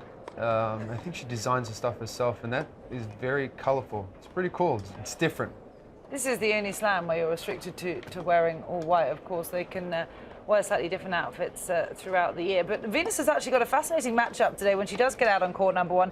It's between a Russian girl who is also a seeded player. Venus is seeded number 8 at this year's championship. She plays Daria Kazatina, who is the 29th seed from Russia. She is also at the age of 19. Venus's opponent, this is the youngest player left in the ladies singles draw and the only teenager that remains. There were 6 teenagers that did start the ladies singles draw at the beginning of the Wimbledon Championships. Venus, meanwhile, at the age of 36, is the oldest lady and has been the oldest lady since the start of this year's Wimbledon Championships. So a huge age difference between them, Mark, but when you speak to Venus, she says, well, I just feel 26. Age must be a factor, though, in a match like this. I mean, it is. It does play a role, but I mean, Venus looks strong. I don't think she's dealing with any kind of injuries right now, and as long as she feels fit and not dealing with that kind of stuff, then she's got, you know, she definitely should be feeling good. You know, I've got to say that being the aging person that I am, I'm going to be on her side in this one. Yeah, they have actually played each other earlier on this year in New Zealand. The tournament over there, Venus did beat her younger opponent in the first round. Venus, of course, terribly experienced, a 5-time Wimbledon champion. She's playing her 19th Wimbledon and her record equaling 71st Grand Slam. She beat another teenager in her opening round in straight sets. That was Donna Vekic, who was also 19 years of age. She was pushed to 3 sets by the Greek qualifier Sakari in the second round yesterday, though. It'll be fascinating to see how that one unfolds, as they should be heading out onto number 1 court shortly. But following them on number 1 court today will be the defending champion and world number 1, Novak Djokovic. Now, he faces Sam Querrey today, another seeded player, number 28 from America, Mark. We had Sam Querrey up in on our set yesterday. Really nice guy, knew what challenge lay ahead of him. He's got a big serve, doesn't he? Is that going to be one of Novak's main concerns? I mean, look, Sam has some weapons. He's got some things that could definitely worry Djokovic. He's got his serve and that forehand of his. So, I mean, but it's vital for Sam to get as much of a high percentage of first serve as possible. And I mean, it doesn't matter how big your first serve is. If it's down to 40, 50 something percent, that's just not good enough. He needs it to be in the 70s to be able to hold serve and then just attack and push your luck on Djokovic's serve and take some chances. But if he's struggling to hold serve, things are not looking good for him at all. Do you expect, as the defending champion, he's a little disappointed not to be playing on centre court today, where players are short under the roof? Not at all. He's a true champion. He's ready for anything. Hopefully he'll get a chance to get on and play. But whatever happens, he'll be ready to. He'll be prepared and ready. That's for sure. Well, he always has fun things to say in his press conferences here at the Wimbledon Championship. Said a few days ago that one of his favourite things about Wimbledon, as is the case for many people, are the towels, the Wimbledon towels that the players get. And he says he sneaks an extra one in his bag after every match, but he hopes the club don't mind. What for you was the best possession that you took away from playing in a Wimbledon every year? Honestly, the towels. Really? My mum would tell me every time I got on the phone to speak to my mum to say hi, she would say, "Good luck, darling, and don't forget, put the towel in your bag, don't throw it to anyone in the crowd." I was like, "Yes, Mum, I've got," you end up, hopefully you have a good tournament, you end up with 10 towels. But years ago, they actually used to have them in the locker room, and guys that would, I don't know, hundreds and would go missing. So now they've got plain white towels, which is kind of funny. They just leave the ones for on court, the match courts. So you get a new one every time you're playing a match? There's two. They have two on there for the guys, except I think the Invitational,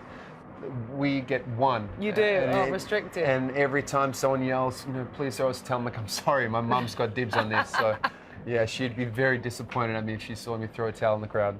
Treasured possession, they really are. They are for sale in the Wimbledon shop, though, if you're coming here and you do want to get your hands on one of the Wimbledon towels. So he was out practicing at Irangi Novak Djokovic, and then when he left, the hordes of admirers were waiting for him, as always. This is a lovely scene, actually, and a lovely moment for some of the spectators to really get a chance to grab an autograph from their favourite player before they play their match today. It's really, number one court is the court you can see behind them, and Novak to his left-hand side will be about to walk down and under the tunnel, and Sabine Lisicki, I think, just greeting him there, querying just how well he's giving out his autograph. She's walking down the Players' Tunnel, which is a wonderful underground facility here at the Wimbledon Championships, which means that these players don't have to come and walk the grounds and get, hassled as they're trying to get to a match on time. Yeah, one thing, about Djokovic, he's always got time for his fans. So well respected on and off the court.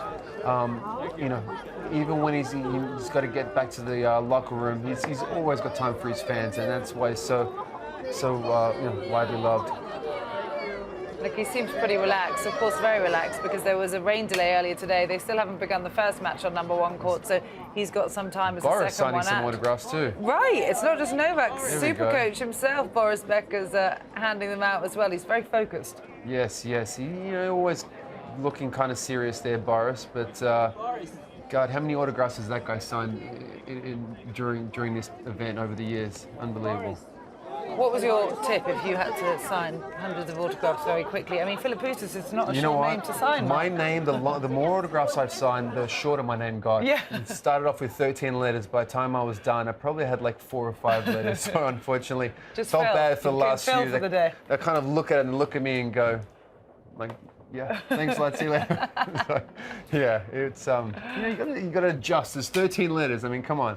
It's more the selfie these days, actually, isn't it, Yes. that people want more than the autograph. Well, Yes. This is the current scene here on Henman Hill. People are watching the match currently taking place on centre court. Stan Wawrinka is a break-up in his match against Juan Martín del Potro. Just the second round for them, one of 16 matches to complete the second round today. But good news on the outdoor courts. The courts are being dressed, the covers are off, and hopefully we will get players out sooner rather than later to continue their matches that started very briefly earlier on. But now, let's catch up again with Rachel Stringer. Today's charity, who is supported by the Wimbledon Foundation, are Regenerate, and they join us now. Andy, you are from the charity itself. Can you please talk us through what Regenerate does? Yeah, so Regenerate's a charity based on a very large housing estate just up the road, round the corner from here, the Alton Estate in Roehampton. And we run loads of youth and community projects. I set it up with some help from my mum and some friends about 16 years ago, and we set it up to reach some of the needs on the estate. There was a lot of antisocial behaviour, the elderly people that wouldn't go out their homes because of fear. And so now we just run loads of community projects, mentoring schemes, sports clubs, we've got a couple of youth centres, music studios. And one of the things we do is taking the young people that come through our mentoring programmes, we get alongside them and help them be the ones that are making a difference in the world. So we've had about 100 young people now go from our place to be volunteers in Kenya, in Zambia, in Romania, in different parts of the world where we've helped set up other projects. So it's not just, we're trying to get alongside the young people, make a difference in their lives, but the exciting thing for us now is that it's the young people on the estates, often have gone through difficult situations, maybe some have come out of gangs or prison, but they're the ones now trying to make a difference in the world. And yeah, so it's kind of spreading. And Warren, I can see you nodding over there. I'm guessing you're a part of Regenerate. Tell us about what you've been involved with. Yeah, I was basically one of the young people. I'm lucky enough to have the opportunity to go to like the third world countries like Kenya, South Africa, Zambia and Romania, and we've gone out there to help out the orphan kids and basically like build them like new homes and try like help out the kids and try to put a good foundation together so they can go on like feeding programs and things like that. And we do like mentoring and like try to put back in the community and loads of different things like that. And how do you feel that's helping you personally?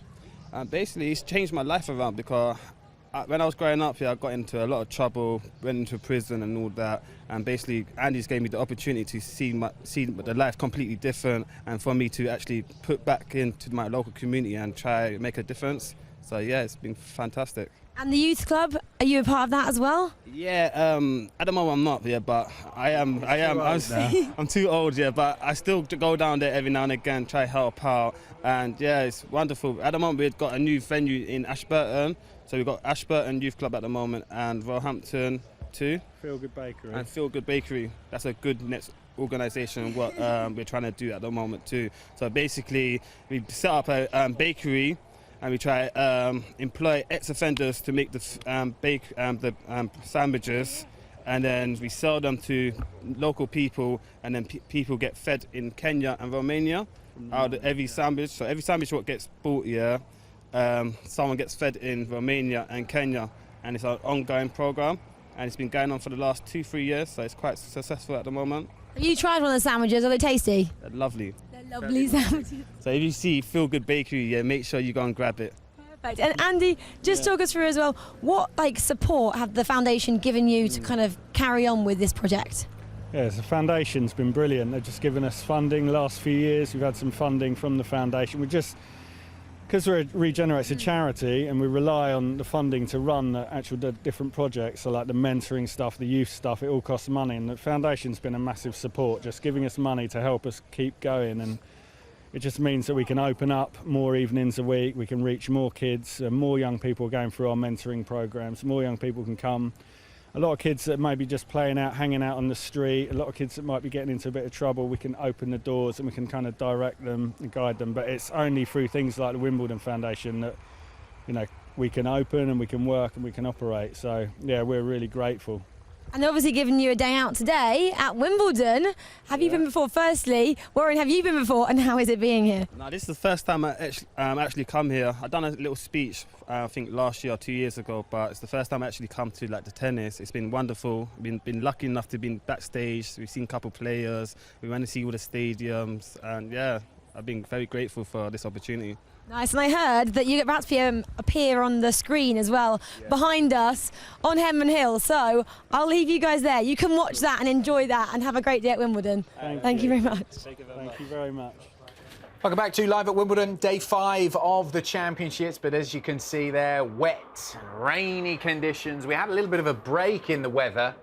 And the courts were uncovered. The players got back out there, including on court 1. You can see Venus Williams there up against Daria Kasatkina on court number 1. The players are out on court just waiting for it to clear up. But as you can see from some of the spectators in the background there, the umbrellas are up. And behind us in the studio here, we can see plenty of umbrellas, wet weather gear. And I think that's going to be the order of the day for the next couple of hours at least. There are some very dark clouds scudding overhead.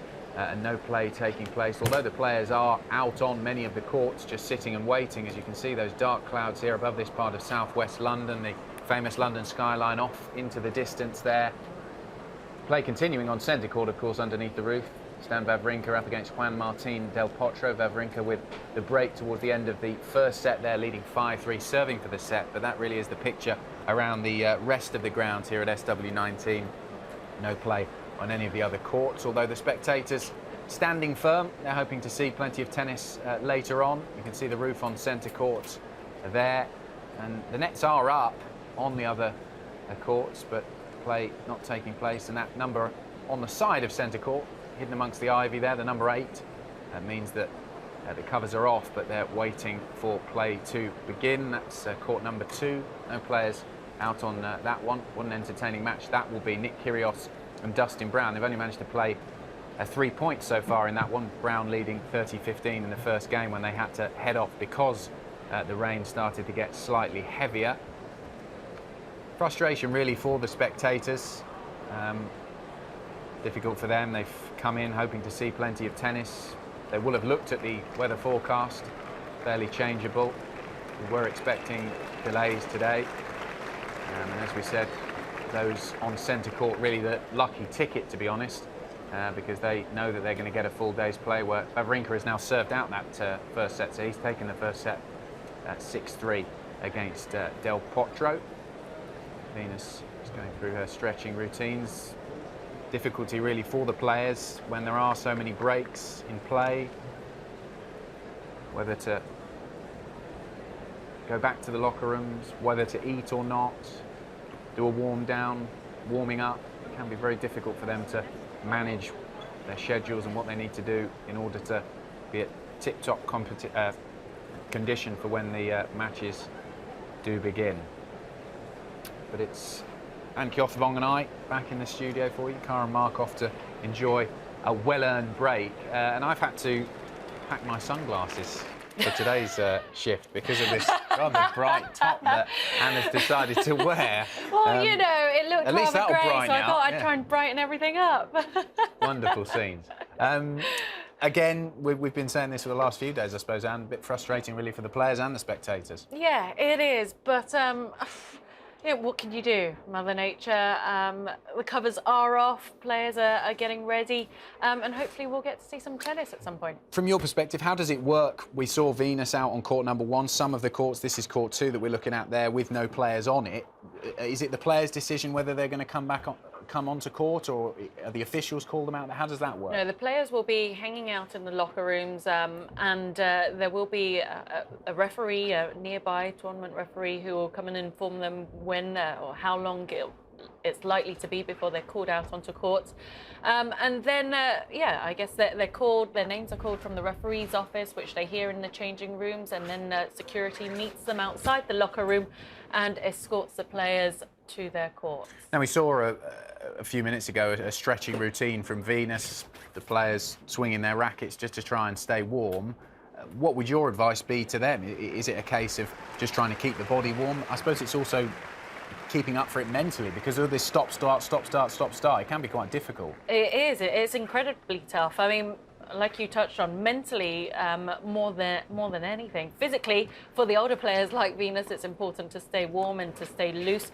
You don't want to just sit in the same spot and allow your body to stiffen up. And you know, but mentally, you've got to make sure you stay fresh. You don't want to waste too much energy doing anything unnecessary. And just keep your focus on the match. And conditions being as they are, moisture in the air, it's quite cold, a bit breezy. The court, as we can see, is still very green. You sort of associate the end of the first week and into the second week with the court starting to get a bit more bare, those bare patches towards the baseline, but they're harder to see now.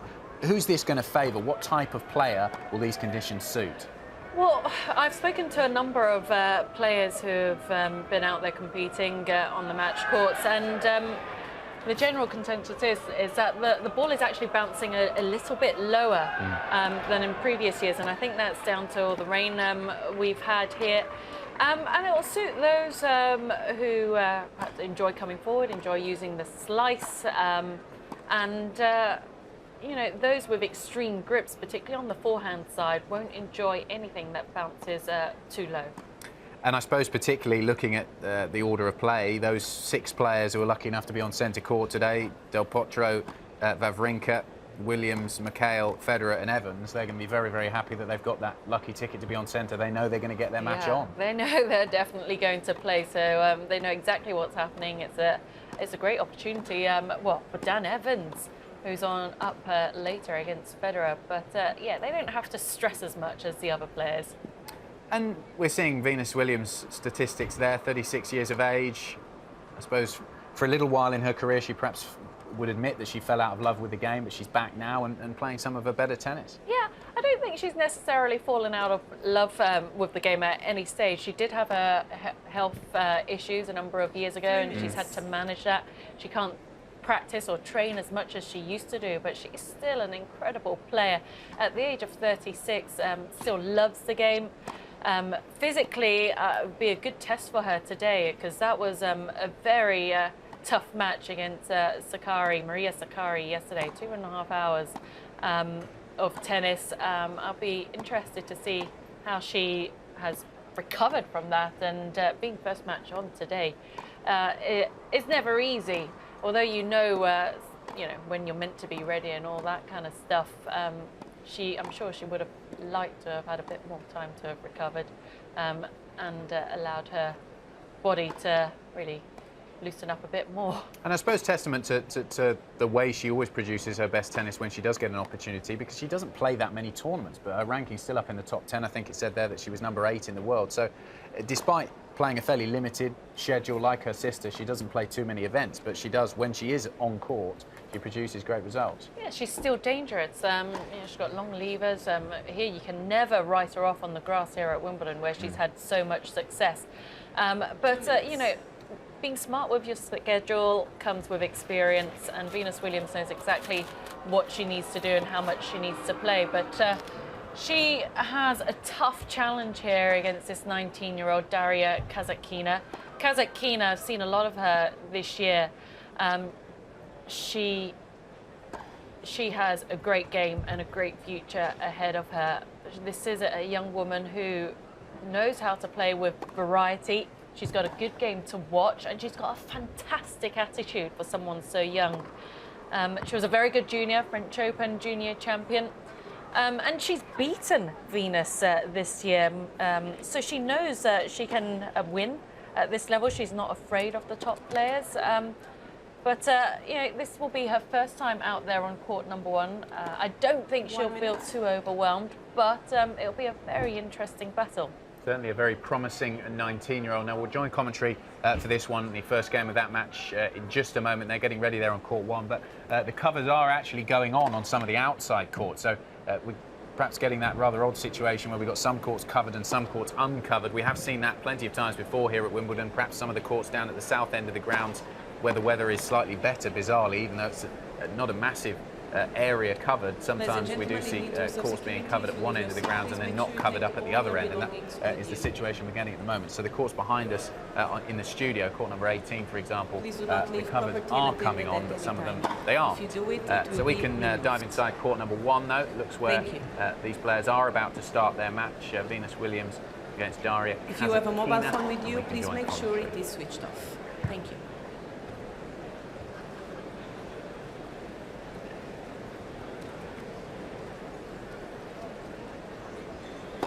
Ladies and gentlemen, Miss Daria Kasatkina to the right of the chair won the toss and chose to receive. Well, they're obviously planning on starting. Yeah. But I think the players should have a huge say on if they want to play, especially at the beginning of the match. This isn't 5-all where they're maybe looking for a break or 2-5 and want some time. This is the start of the match, and should absolutely be the players have a say.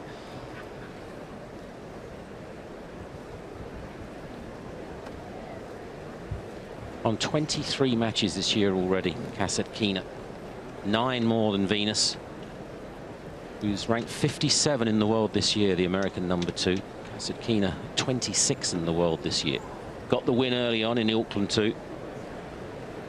Does that make her the favourite for this match? Many would say no, surely Venus Williams here at Wimbledon's got to be favourite. There's a case for both sides. I think Venus here is taking a lot of time getting ready, just to let this court dry out a bit more. Well, or what about the bathroom break? I mean, she normally takes one after every warm-up, but I don't think she can now. Maybe that's to come. She's not keen to play, is she? Let's face it.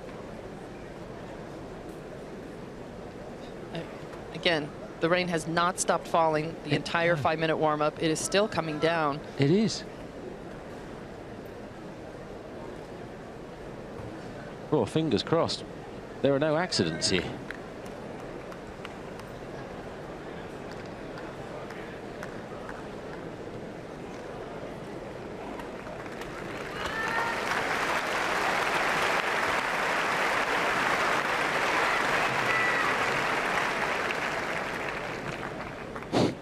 Here it comes down harder. First set, Miss Venus Williams to serve.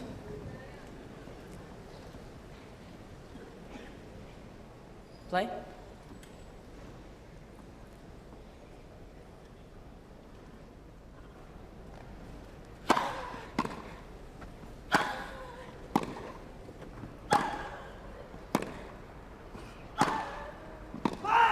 Love 15.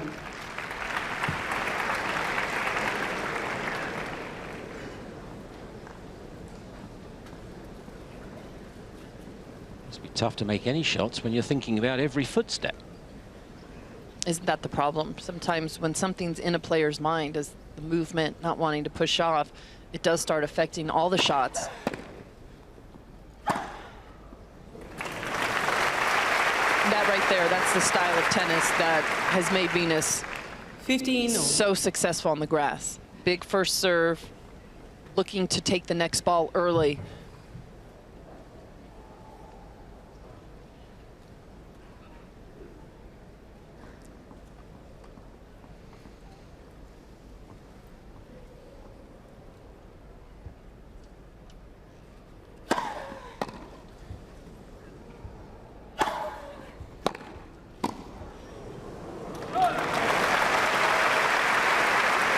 Well, they're both timing the ball beautifully. 15-30. What a great sound the ball is making when it's hitting the racket of both players. You know, that was something that was missing yesterday in Muguruza's match. Did not hit the ball clean, did not hit the ball well, normally one of her strengths. 30.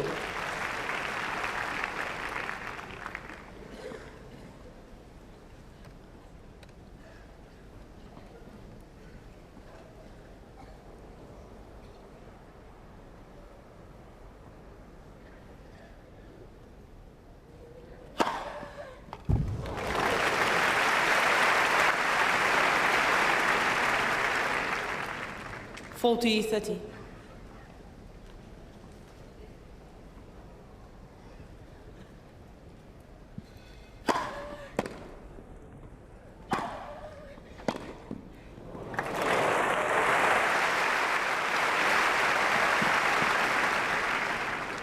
Deuce.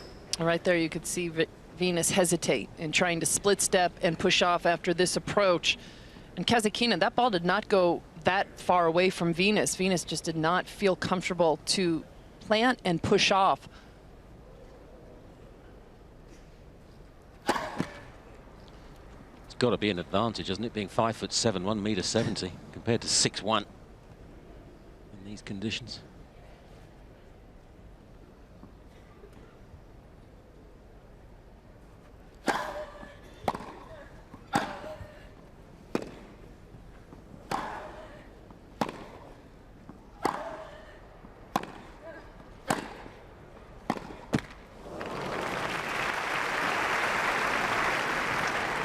You know, and they're not playing on any of the other courts. They're all covered.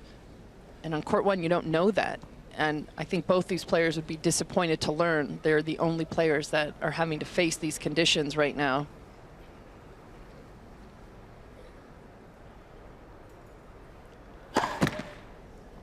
Lettuces.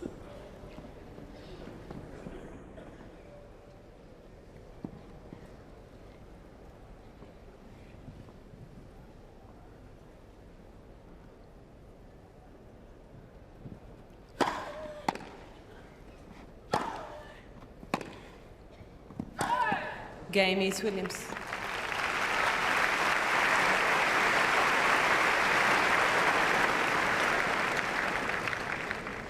So you can continue watching that match, don't forget, on ESPN and the BBC. Venus Williams taking the first service game in that one. 1-love on court number one. They're still playing on court number one. You can see right at the very top end of the screen there, the furthest show court north. But all the rest of the courts, the covers are on. No play at all. So interesting situation where we've got play on one court that's uncovered, but the rest, no play at all. And the court coverers standing by because, as we can see, it rains very briefly and then stops again. We're going through a moment where there isn't any rain in the air, but those dark grey clouds are above us, and those numbers on the side of centre court tell the court coverers what to do, whether to cover the court or not, and the number is such. Number 5 means that the court does need to be covered. I suppose it's also a safety issue, not just for the players, but also for the court itself, because too much water, moisture on the grass can damage it irreparably. So the court coverers have to weigh up the conditions for the players, but also for the courts themselves. So that's the picture here at the All England Club. Two matches still going on inside centre court, Wawrinka and Del Potro, and then out on court number one, Venus Williams and Kasatkina. But as you can see, Craig O'Shaughnessy has joined us under the roof here in the studio, and after a brilliant performance from Andy Murray yesterday, how well he played, 6-3, 6-2, 6-1 against Jensen Liu, who we know is a pretty dangerous grass court player, and I think you've been analysing his game. Yes, it's been showtime for Andy Murray in the first two rounds. He's not normally one to put a lot of points on the highlight reel, but he's really feeling it so far in the tournament. We've got 5 points we're going to have a look at to see how well he's playing, and there's two stats that I want to bring to your attention so that you understand the high level that Andy's brought so far in the tournament. When he goes on the court, there's 4 serves that are hit. So Andy's got his first serve and his second serve. The opponent has their first serve and their second serve. So imagine Andy going out in the next round against John Millman, and the umpire standing there and says, Andy, you've got 3 serves today, and John, you've only got 1. I mean, it wouldn't really be fair. It's just not cricket. But that's exactly what Andy is able to create so far in the tournament. The highest win percentage so far is 78% on his own first serve, very high. His next highest win percentage is on the opponent's second serve, which is at 63%. Then it goes to his own second serve at 61 and the opponent's first serve at 41. So he's been able to create a winning percentage on 3 of the 4 serves hit. Lastly, I want to talk about rally length. We have 0 through 4, 0 representing a double fault, 1 is a serve, 2 return, and then a serve +1 and return +1. A medium length rally is 5 through 8, and extended rallies are 9+. When you add up all the points that Andy's won and lost in each of those 3 areas, he's +40 in 0 through 4, he's +17 in 5 through 8, and he's only +6 in 9+. So the vast majority of points are played in 0 through 4, and Andy is excelling in that area so far in the tournament. Let's go through 5 points to get a good feel for what Andy's doing well. We start with the last match against Jensen Liu. Nice serve out wide, and a really good touch half volley. And he's pushed back into the corner. Now he's completely on defense. Most times from here, the #1 place is to take that cross court. Sometimes you'll see players, when they're really feeling it, go down the line, but Liu's got this covered pretty well and should win this, except leaning backwards, falling off the shot, Murray produces a remarkable, basically a half volley topspin lob, an extremely difficult shot to hit, and he does it very, very well. Serving a forehand now for Murray, middle of the court. I love that heavy cross-court ball he likes to hit, and he's back on defense. He makes Liu hit a volley, good scrambling. He's outside the doubles alley, all the way across the court, and comes up with a spectacular forehand win. I mean, that's a really nice volley. Defense goes cross. I like the backspin, and Murray comes out of nowhere.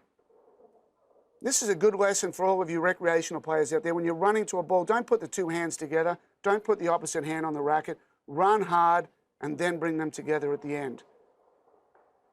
This is textbook Andy Murray here. So what we see is a very, very good deep return. And what he's doing to Liu is, in fact, pushing him off the ball. A really nice return that, you know, he's not going near a line. I like the depth. I like what we see. So what we're really looking at here, Murray basically says anywhere that's deep in the court is his #1 area to go to. So we see it here in this area. You mentioned the return there, Craig. We know how strong Andy Murray is with his returns. Yes. Has been throughout his career. A lot of people would say that's the real strength in his game, is his strong returns on both sides, forehand and backhand. But on grass, and from what you've seen here at Wimbledon before, does he return straight down the middle to try and sort of trap the player, almost like bowling a Yorker in cricket, or does he try and pull them out wide to the forehand or the backhand? Great question. Big shots go to big targets. So Murray and Djokovic in particular are aiming right at the server and making them have to get out of the way. The deeper the better, the harder the better. You know, I think sometimes, yes, you can go away. That would be more of a secondary pattern. But the primary pattern, which is basically 7 or 8 times out of 10, go deep, go middle, go right at the server. You know, if you're playing a guy like Leighton Hewitt, you know, back in his prime, where Hewitt has this beautiful drop backhand, it's very hard to rush that. But Hewitt's got a big backswing on his forehand, and any backswing that takes a lot of time to produce, you would aim a little bit more at that side. Let's finish the point. Murray's at the net, and a very nice, I mean, he's below the height of the net, he almost flicks it over. It's an outstanding volley. Good kick second serve, and a serve +1 forehand. So what happens here, nearly all points in tennis, every pro is trying to start like this.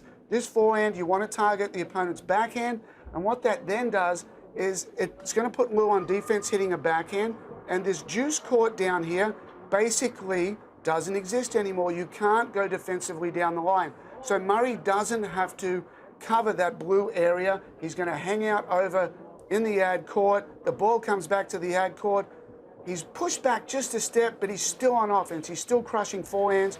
Good deep ball. And it's showtime for Murray with a lovely drop shot and finishes it there. Murray's hitting a lot of drop shots in the last few months, doing a very good job with it. Defend down the middle. Nice slice to buy a little bit of time.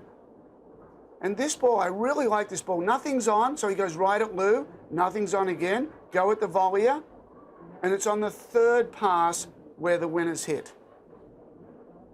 Textbook Murray, step, split, backhand return is as good as it gets, and we've got a really nice cross-court winner there. So we see a variety of different elements of Andy's game doing well. I sat and did some commentary with Rob Walker watching this, and I was amazed at the quality of his game, how hard he's hitting the ball, and particularly the backhand is a little more offensive than I'm seeing it. So watch out for Andy Murray for the rest of the tournament. So what would you advise to the guys, the lower ranked guys who take on the top guys like Andy Murray? How do you break someone like Andy Murray down where he's so strong in every part of his game, every area he seems to have an answer? Is it depth, is it direction, or what, you just hope for the best? Yeah, Andy is so good in the short points, but once you extend him past that, he's still incredible with the longer points with defense. So against Murray, you know, if you're serving the Murray, I would go a little bit more forehand jam. The backhand return is amazing.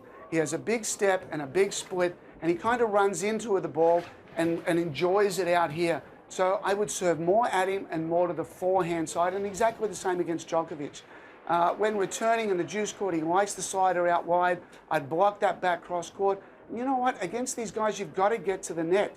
You know, your comfort zone may be staying back and rallying, and it may have got you to 50 in the world or 30 in the world. But when you play these top guys, you've got to step out of what you do really well, and you've got to say, you know what? I can go out today and lose comfortably, or I can be uncomfortable and have a chance to win. So, you know, it's got to be full out attack when you play a guy like Murray or Djokovic. And with the weather as it is, I'd be interested to get your thoughts on having coached several players and worked with Dustin Brown, I suppose most famously here at Wimbledon. How do you get a player ready to play when it's like this and they're having to come off, on, off, on? What do you say to them when they come off for a break to make sure that when they do get back, they don't take a couple of games, 2 or 3 games to get back into the match? Because that could be crucial, particularly on the ladies' side when they're only playing best of 3 sets. A couple of games here or there, and you can be a breakdown in the second set. Yeah, good point. And I'll answer this 2 ways. The first thing over the last couple of days is when you get these days where there's a lot of rain, you don't know if you're going to go on, hopefully you're not the first match, because if you're the first match, you've got to be ready to go. So you want to hopefully be 3rd match or 4th match. But the best thing to do is not come to the courts at all. The last couple of days, you keep the players away from the courts. It is so incredibly draining to be here at the courts, hanging out in the locker room, getting a little bit of food. You know, everybody's asking for a ticket for the match. Everybody wants a little piece of you. So the more you can keep players at home, chilling out, take a nap, watch TV, no one around. You know, we did that with Dustin Brown last year after he beat Nadal. We got him away from the tournament and over at the house. Now, on a day like today, where you may have to be around, as a coach, you kind of tuck your player away into a quiet area in the locker room and say, don't move from here. Put your headphones on, grab your iPad, watch a movie. I'll handle everything. You don't need to worry about the weather. You don't need to worry about lunch. I'll bring you a sandwich. And you just remove all of the little things and let them kind of get carried away. I mean, a great movie right now would be a really good thing so that there's not 27 distractions coming at you. So hopefully at the moment, for Dustin, who I went out and watched the start of that match against Nick Kyrgios, it's going to be an amazing match. They played 3 points, and now they're back in there. So both guys hopefully tucked away in the locker room in a separate corner and just enjoying a movie or their favourite music, something that keeps them relaxed and keeps them pretty chill. Thanks very much, Craig. Intriguing insight as always, particularly into Andy Murray's game. They're really interesting to see some of those points. Unfortunately, this is the scene on court number 1. We were showing you some action just a few moments ago before Craig came up here into the studio of Venus Williams against Daria Kasatkina there on court number 1. But now the play has been suspended. The players are going to head back to the locker room, as you can see, and the covers are on with Venus Williams having started that match quite well. She broke fairly early. We know that Kasatkina can be a dangerous player, having already beaten Venus this year in Auckland. But it's Williams who started the match the better of the two. She's got a break leading 3-1. But now that match has joined all of the rest of them here at the All England Club as being suspended. The players, as we said, back to the locker room. And all the other courts are covered as they has been for quite some time, about half an hour now. Those outside courts have been covered, so no play taking place. But there is one court here at SW19 where play is continuing. And that's because they've got a roof inside centre court, and we can join Rob Walker. Yes, good afternoon, everybody. For the first time from centre court, Mark Philippoussis and I feel very privileged that we're watching the only live action. And Mark, it could be turning into quite an intriguing match. All the talk before Del Potro against Wawrinka is about the long layoff that Del Potro's had. Wawrinka took the first 6-3, but crucially, Del Potro's serving 4-2 up in the second. He's got the break. I guess there's so much to talk about with this. The first thing is, all the commentators that we've been listening to here have been talking about the wrist. There doesn't seem to be much in the way of danger from Del Potro's backhand. Yes, it wasn't the Del Potro we remember at the US Open, where he's coming over the backhand, hitting incredibly flat and down the line, and especially backhand. He's slicing a lot more now. He's guarding that wrist. But if he can get away with that shot on any surface, it's going to be grass. You know, as we see, Wawrinka came out strong. You know, and Del Potro had some advantages, but he's a break up in the second set, and this if he can hold on, this will be turning into a very interesting match. Were you surprised that he managed to get the break, bearing in mind how easily Wawrinka seemed to be moving around Del Potro's backhand in the first set? Not so much. I mean, we actually saw him have some opportunities. He took a few games there to 30 all, and I think, you know, had a break point. So he's still got that huge forehand. You know, working the ball around with that backhand slice, waiting for his opportunity, and he can still come over the ball. Maybe he's not coming over the ball nowhere near as much as he was, but he can still come over that ball when he needs to. But his thing is setting up, using that backhand to set up that huge forehand that he has. And I guess we should admire Del Potro, because in the days leading up to this year's Wimbledon, he quite openly and very honestly admitted that at the back end of last year, with him not having contested at that stage a slam since the Australian at the beginning of 14, he was very seriously contemplating a life without competitive tennis. So he's done really well simply to get back to Wimbledon, to have come through a first Grand Slam match for, 2.5 years, and to be in any way competitive against Wawrinka, a Wawrinka who, since Del Potro ran into trouble, has become a 2-time Grand Slam champion. Absolutely.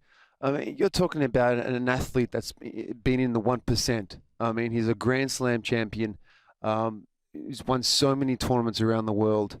When you get to that stage in your sporting, background, and you're winning and at the elite level, and to go to having 3 surgeries in such a short amount of time, not playing, sitting there watching tournaments after tournaments, Grand Slams after Grand Slam, and knowing you cannot do anything, is depressing. It's not easy to do that, so to have negative thoughts creep in, and knowing that you still can't get back there, it doesn't surprise me to hear something like that. But he's a warrior, he's a champion, and he fought his way back. And as you can see, we've got him here on a court and where he belongs, and we definitely missed him.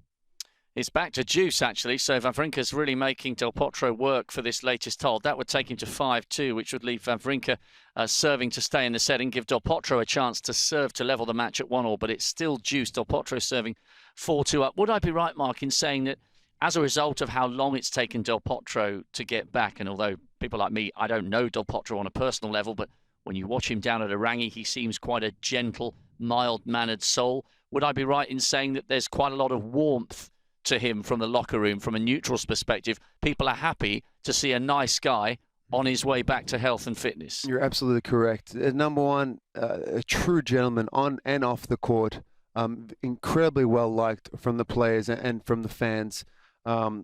Always saying hello, always got time for his fans. Just a great guy, honestly. So the tour is very lucky to have him back, and the players are very, very happy to see him back in the locker room. Okay, he's got advantage. He's still trying to wrap up this game at 4-2 up. Let's change tack then. We know Del Potro's done well to get back to this level. We're just keeping half an eye on this one to see if Del Potro can finally finish. This one has been taken back to deuce again, so a lot of life left in this game. Let's change tack and talk about Stan, because where Del Potro won his US Open in 2009 off the back of, I think that was in his 4th season, it's taken Stan Wawrinka an awfully long time, and he richly deserved that moment at the Aussie, and last year, surprisingly in some people's camps, beating Djokovic for his 2nd slam in the French. So we've seen determination from Del Potro coming back from the injury, but we've seen unbelievable determination over a 10-year period from Wawrinka. He's waited a long time to call himself a Grand Slam champion, and he's earned it the hard way. Absolutely. This is the guy he's always had the talent, always had the game. He was winning tournaments. It's not like he's never won a tournament. He was winning tournaments. He only had one problem, and it was a big problem. He's from Switzerland. And the only person anyone was ever talking about from Switzerland was Roger Federer for a very long time. So when he finally got out of his shadow, which was a huge shadow, very well deserved, 2-time Grand Slam champion. People have obviously taken notice. He's one of the top 4, top 5 guys to talk about now when talking about any tournament, any Grand Slam. He's a guy that's competing for that.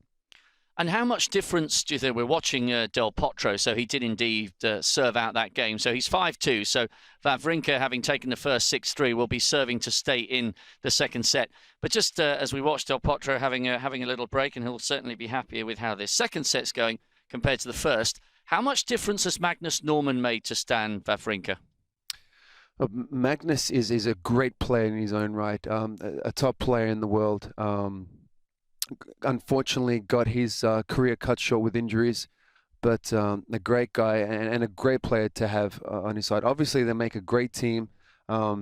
He's someone that knows the game, has a great mind for the game. The great thing is he's fit. He's young and he's fit, so he trains. He hits a lot with Stan, and most of the time when Stan's warming up for his matches, he's hitting this with his coach Magnus. And you know, since they've gone together, they've been incredibly successful. So we're going to stay with this one, and we'll see Stan Wawrinka serving 2-5 down in the 2nd.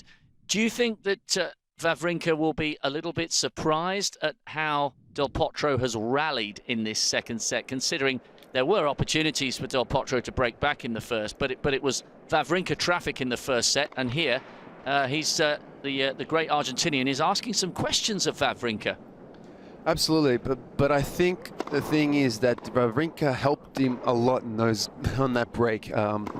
He went through a couple of games where he was down break point and ended up holding in the next game. He ended up getting broken, but you know, Stan had missed some forehands, easy forehands and backhands that he doesn't normally miss. So he definitely, you know, he helped Del Potro, you know, with that break. Wawrinka has taken the first point. Unlucky there for the 15 Swiss former French Open champion. Now the thing is too that it's always tough when you play someone where you feel like there might be an injury. In this case, now Del Potro is healthy, right? He's not injured, but he does have a problem with his wrist. Wawrinka knows that he's slicing the ball a lot more in his backhand than he usually does, so he's thinking about that. And sometimes when you overthink things, it can work against you. So so it can make it, I think it can make a difference.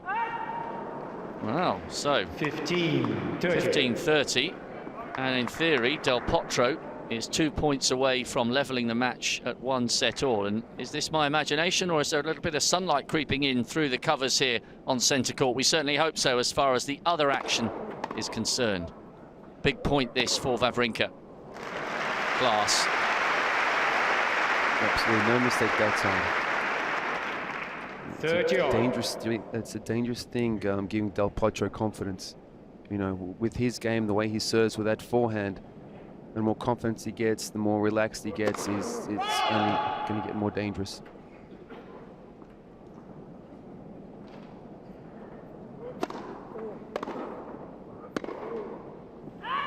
Oh, set point here for Juan Martín Del Potro, and Wawrinka in a little bit of trouble here. Now, this is not what we would have been forecasting at the end of the first set, which Wawrinka took 6-3. Big opportunity for Del Potro to level here.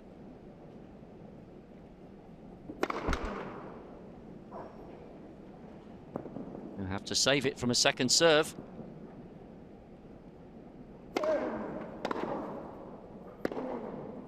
Out. And Del Potro has taken the second set. Now, I wondered for a moment there, Mark, whether Wawrinka was going to call that one and force a Hawkeye, but it doesn't seem so. Or has he? Ooh, oh, wow. That's amazing. Wawrinka, now off camera there, Mark, we have the opportunity of seeing the action. Wawrinka had walked to his chair and sat down and was toweling himself off. So although he made the request, he thought it was over. Wow. Unbelievable. 30-14. Let's, who knows what happens if Stan can hold on to this serve and this point and hold on to his serve. Things will get very interesting. I can't remember ever seeing a time like that where the player has called for the Hawkeye, but he believes it's not going to happen and he's already sitting down. Oh, this is massive now. Psychologically, how are you feeling now if you're Del Potro? Well, 20 seconds ago, he was making his way to the seat to sit down and tell himself off. It was 1 set all. Now, all of a sudden, huge second serve that he went for, hit the line, and the set's nowhere near over.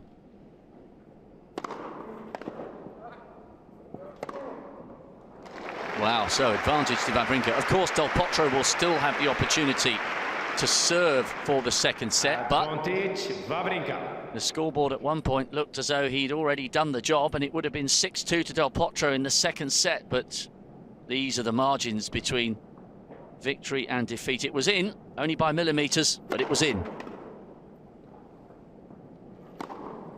Wow. So a little bit of drama there. What surprised me was the fact that Wawrinka had asked for the Hawkeye, but he'd already sat down, assuming that the set was over. Amazing. So, well, you can't take your eye off this match. 5-3, and Juan Martín Del Potro is now going to have the opportunity to serve for the second set. And, well, it's going to be an interesting couple of minutes, this. He needs to instantly forget about the fact that he could have been over the line with a double break against Wawrinka. And he's really got to take this 1 point at a time. This would be a huge way to level the match. Absolutely. The first point is incredibly important here. Take some pressure off. Wow. Oh, Wawrinka there, absolutely amazing. He's just left Del Potro at the net. We're going to stay with this just for a couple of minutes. I know we can't show you this game, but we just want to let you know what's going on here. So, Del Potro, love 15 on his serve. Remember, this is his opportunity to level the match after Wawrinka took the first 6-3. So, big serve. Oh, no, throws the ball up in the air, doesn't like it. Regathers himself here, Del Potro. Remember, the 2009 US Open champion who's barely played a top 10 player. That's 15 all. He's barely played a top 10 player in, well, 3 years. I think he's had one match since November 13 against the top 10. So this really is rolling back the clock in the harshest possible style. Yes, he's come through a first round match, but Wawrinka's in a class of his own here. And Del Potro has hardly been in against a guy of this caliber for a very long time. 30-15, so he's closing in on the set. Yeah, this means a lot to Del Potro. I mean, huge, like you said, huge opportunity playing against a top 10 player, two-time Grand Slam winner. But this is, like I said before, this is a huge opportunity for Del Potro. He is not intimidated at all by this circumstance. He believes in himself. He knows he can win this match. For him, in his eyes, this is not, it's not going to be a, what's the word I'm looking for? An upset, sorry. Certainly not from his perspective, and he now has 2 set points. Well, he had a set point in the previous game on Wawrinka's serve, but this is on his, and he's been levelling some monsters down the other end. That one's gone out, so it'll be a second serve. Del Potro will be hoping to make short work of this one, and it would be a 6-3 reversal if Wawrinka took the first. This is Del Potro's opportunity to level the match, and there's a little fist pump there, and Juan Martín Del Potro has levelled the match, 6-3. What a really, really spirited performance from the Argentinian, who must be unbelievably rusty when it comes to these big occasions. He's definitely relieved. I feel he felt like he won that set twice there at the end, but now he's finally sitting down and having a drink and tallying off. Now it really is one set all. Well, so, I mean, I love that Delpo. How do you see this one going now? I'm not asking you to forecast a winner, but this isn't necessarily what we were expecting. We thought this would be a Del Potro still metaphorically feeling his way back to the top of the game and almost reacting to the wrist on a set-by-set basis, but this is turning out to be an excellent performance from the Argentinian.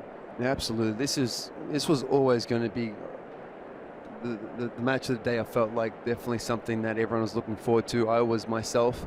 And this proves it. It's one set all. I hope no one goes anywhere, because I think things are just starting to get interesting right now.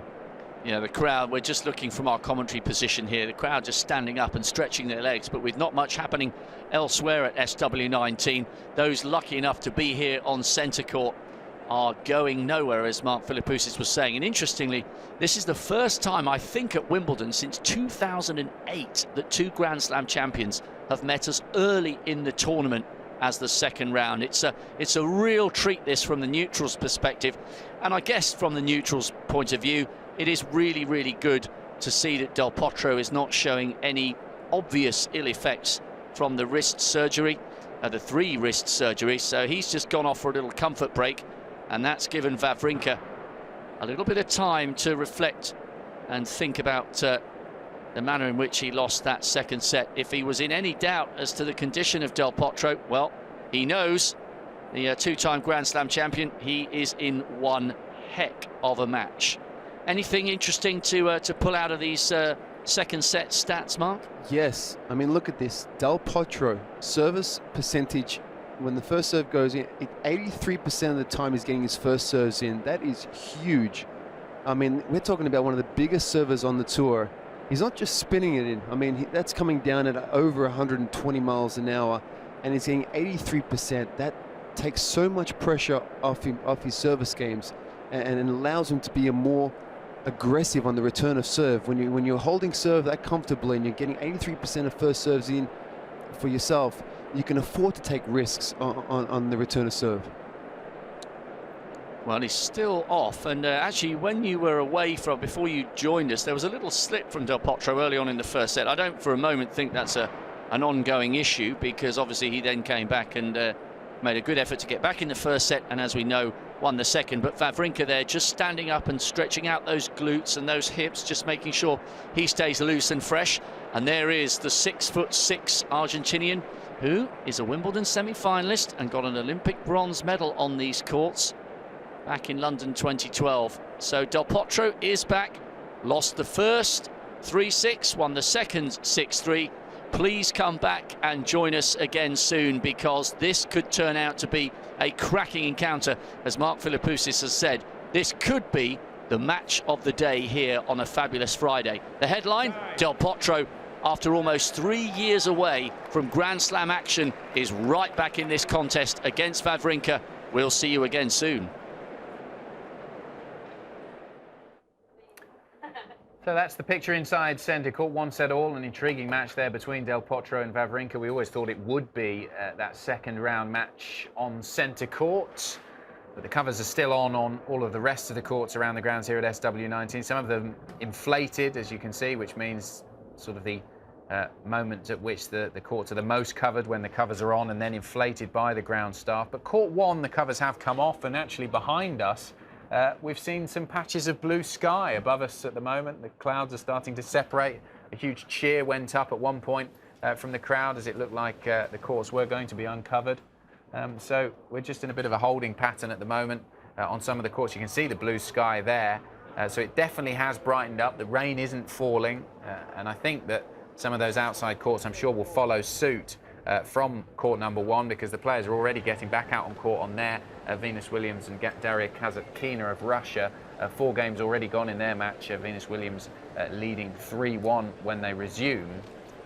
But all the rest of the courts, only a smattering of points played so far today. Some of the matches haven't even started. The players were in their warm-up when play was originally suspended, and they haven't been back out since. But as you can see from those shots of Henman Hill, not too many umbrellas back up at the moment, so they're enjoying watching the action from centre court on the big screen there. And it has cleared up so much that we can see that London skyline there, plenty of sights into the distance across towards central London. And joining us here in the studio, Catherine Whitaker with a social media update. Yeah, obviously rain, another big talking point for today. No big match or event trending, but there is something that is starting to be discussed quite widely on social media at the moment, and that is the mere possibility of play on Middle Sunday. Now, it is no way been confirmed or denied, nothing like that, but the All England Club have confirmed that the potential to play on Middle Sunday is now, quote, being discussed. And that's being reported quite widely on social media. And frankly, you know, given the uncertainty in the situation we have at the moment, it'd be silly not to at least be considering it and having the discussion. It has to at least be a scenario that's being considered. Whether or not it actually ends up happening, I think, will depend on. And this is a fairly rare event for people that don't know. It doesn't happen very often, play on Middle Sunday. Very, very rare. I don't think it's happened since we've had the roof, but of course the roof is only over one court and there are 18 other courts. So now I remember playing on the Middle Sunday, but I can't remember what year it was. But I do remember playing a mixed doubles match. But I mean, I guess a lot of it depends on what they get through today. I believe the forecast tomorrow is all right there. The forecast tomorrow is decent. I think, you know, we're in a situation where, I mean, the forecast seems to be changing all the time, though. I mean, the forecast for today wasn't that bad, yeah. Exactly. So it's just so much uncertainty. I feel for them. I'm glad I'm not in their shoes of having to make these sort of decisions and make them so far in advance. But there we have it. The potential for Middle Sunday play is at least being discussed by the All England Club, and we'll of course keep an eye on that situation and keep you posted. A few other bits and bobs from social media, always a good place for stats and facts. ESPN Tennis reporting that Stan Wawrinka is 89-14 in Grand Slams when winning the first set, but he has actually lost the second set, as we've just seen, against Juan Martín del Potro, but a pretty strong record after winning the first set. So I guess still the favourite to come through that one, but good to see Del Potro producing some really, really good tennis. Few other bits and bobs.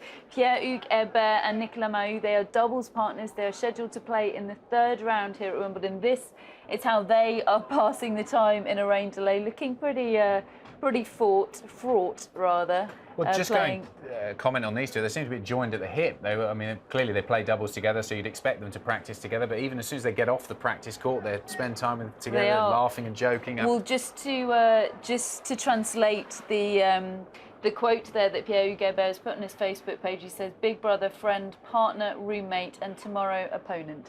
I was just trying to figure out what card game it was. I have to say, I don't recognise it. Something French, probably. Something French. Tarot or something. Elsewhere, we have, if you want to bag yourself, the signed kit that Novak Djokovic wore to win the French Open just a few weeks ago. Historic moment in tennis. Novak Djokovic completing the career Grand Slam. This is the kit that he wore while doing it.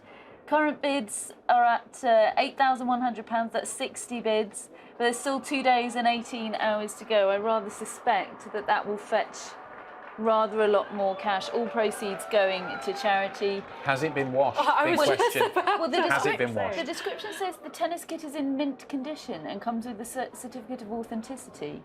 So, yeah, I guess washed. I don't know, would it be more valuable if it has been washed or if it hasn't been washed? Depends how long he played in it. I'll leave you to think on that. Elsewhere, we have Serena Williams posting this on Twitter, fighting talk from Serena Williams. She says, obsessed with breaking records and rewriting history. You don't often sort of hear her admit to that, you know, be so brazenly chasing that Steffi Graf's record. I mean, of course she is. Yeah, but she doesn't like being asked about it in her press conferences, so which I find... Well, exactly. I was trying to look for a hidden meaning in that tweet, actually, because it's so unusual for her to be that frank about... I mean, of course, she's desperately chasing Steffi Graf's record. She'd be mad not to be. But as you say, she's not usually drawn on it. She doesn't want to add to the pressure on herself. But there we have it. That's Serena Williams. Andy Murray, this was from yesterday. This is his Instagram. I noted yesterday that Carl Froch was there watching him. Well, they managed to get a picture together. Andy Murray, an enormous boxing fan, really is such a fan of boxing. He says, nice to meet one of the UK's best ever boxers, Carl the Cobra Froch, after yesterday's match. He's got some great stories. Carl Froch, a big tennis fan as well. I've met him a couple of times. He loves his tennis. He loves not just Andy Murray, he watches tennis a lot of the time outside of Wimbledon too. Well, Andy Murray calls him a legend. So two legends together there. We've got Andy Roddick being asked who has the better serve, him or John Isner, and he said, John Isner, it's not even close. Andy Roddick's been tweeting a lot this week, actually. He says he's really, really missing not being here at Wimbledon. He's got a new baby, new son, so he decided not to make the trip this year, but he does say he's desperately missing it. Bryan brothers, they'll be hoping to get on court later. This is a tweet from yesterday from Bob Bryan about his wife, saying she's rocking some pretty rad shoes to get today at Wimbledon. I don't know if you can see, but they are those are little tennis players on her shoes there. So very, very on message there. Just a point with the Bryans, they are brilliant on social media. And anyone who doesn't follow either, I think one of them tweets on behalf of the other on the Bryan brothers account. You might be able to explain that for us, but they are great. They post loads of videos. They do some stuff with GoPro. They did, I think, a training session with GoPro video. They've done some amazing stuff on social media. They are one of the players, I'm sure you'll agree, some of the best. They are absolutely fantastic. One of them, I think it's Mike Bryan, actually. Oh no, Bob Bryan. Sorry, one of them is chief tweeter, isn't One of them he? is chief tweeter, and his daughter actually has a Twitter account, and he gets his daughter to have her photo taken with famous tennis players the world over. But yeah, as you said, they are fantastic on social media. They are very good at engaging the audience, and yes, they have been wearing GoPros. They've been having a lot of fun at Wimbledon this year, and I think we've got a video we can show you of them having said fun. Perhaps the most coveted trophy history in tennis and in all of sport. A 9th tournament win. You do this?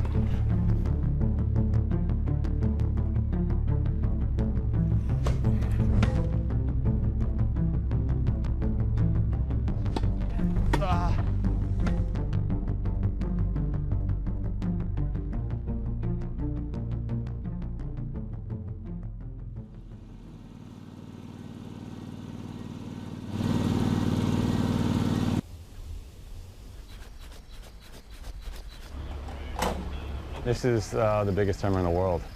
Thanks for driving. Every time you step on the grounds, you get goosebumps. Thank you. How you doing? That's our man right there, Andre. It's our idol.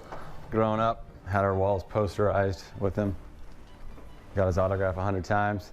Then ended up playing him in doubles and in singles on tour. Got lit up, but it was a fun experience playing your idol. He's the guy that made us fall in love with tennis.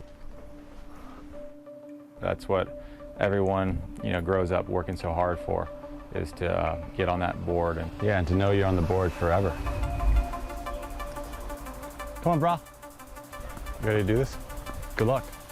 You better bring your best stuff. Oh, yeah. Buddy boy. I want to see it. Bring it to daddy. Come on, brah. Quick hand. See what you got. Yes. Oh, come on, man. Run it again.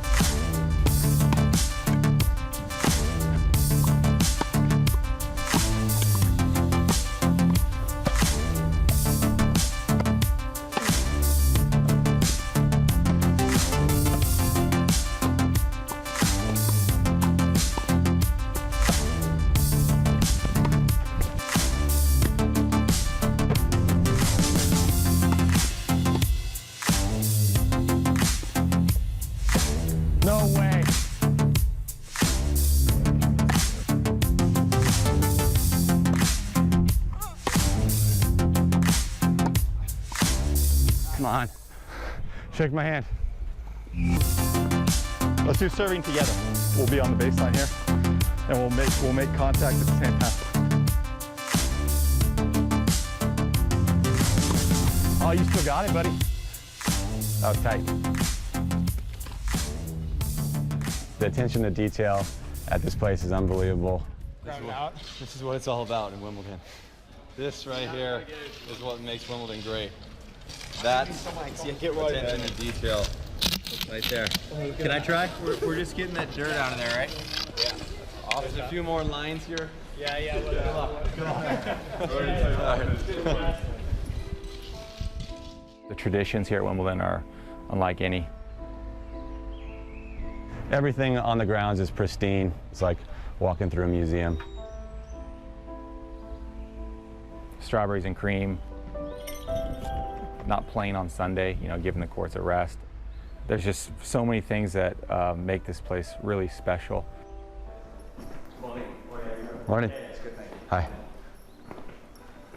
There's the big prize. Wow. Hey, how you doing? Yeah, good. You wouldn't have the key to center court, would you? Well, you just might. The keys to center court. Can we get a copy of this key? Yeah, he's filming. Do you want to? I'll do it. Okay. Well, here we go.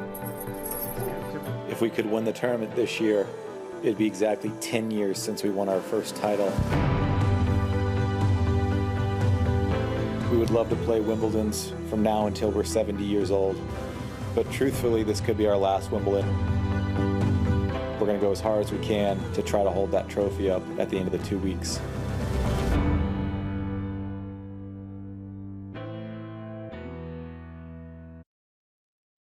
Well, Catherine, it really was an amazing video, an amazing insight, really, with Bob and Mike Bryan. We were saying how great they are on social media, also great hosts. So probably a career in the media awaits for them. They are brilliant at presenting the game to everybody, whether it be through social media or interesting videos like that through GoPro. They have a good way of connecting with the fans.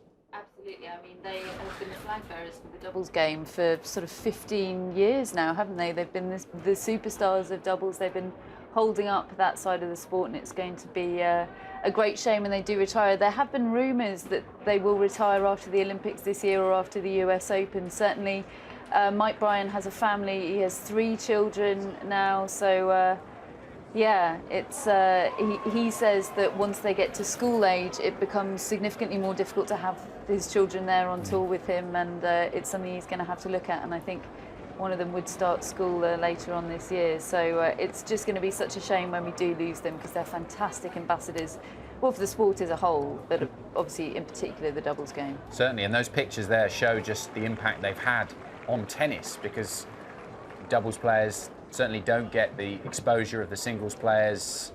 Many of the tournaments, it's more difficult for them to be seen on show courts, but Bob and Mike Bryan, just through their sheer success, the number of titles they've won, over 100 titles, they've been so dominant for so long, but also the way they connect with the fans reciprocate that back, and that was them after winning their first round match. It was a tough match, 3 sets, it was on an outside court, but the stands were packed late into the day on day 4, and the crowds there battling to get an autograph. Now, one of the matches that we were looking forward to today will be taking place on that court once the covers are moved off. Nick Kyrgios up against Dustin Brown. They've played 3 points already, which I'm sure were entertaining. Dustin Brown winning, currently leading the match 30-15 in the first game, so they will resume at that stage when they start. And we can find out a little bit more about Dustin Brown, who took part in our IF series earlier on this week. All right, and with the man now better known as Dreddy. Dustin, thanks for joining us. If you could play one player in history at Wimbledon? Roger. If you could have one superpower? Being invisible. Someone else said that. If you could meet one other sports star? Dennis Rodman. If you could pick one city? Probably home.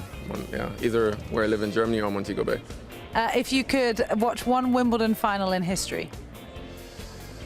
Goran. If you could pick one emoji? The devil. I like it. If you could watch one movie? Good question. There's a lot of good ones. Probably something with Denzel Washington. If you could ask one player to play you in a movie? One player. Sorry, no. If you can pick one actor to play you in a movie. Oh, good question. Maybe Denzel or Idris Elba. I like that. Okay, Idris, great guy. If you could lift any sporting trophy not in tennis. Don't watch that much other, probably NBA. Something with basketball. If you could erase one fashion error from your history. Do I have any? I don't know, I'm asking. I'm not sure. I probably think it's nice and people are like, what is he doing? But no, I have nothing that comes to mind. We think it's good. If you could watch one band or singer perform live. It's not possible. No, but Michael Jackson. Okay, if you could only eat one food for the rest of your life. Sushi. Good choice. And lastly, if you could play a joke on one player on tour.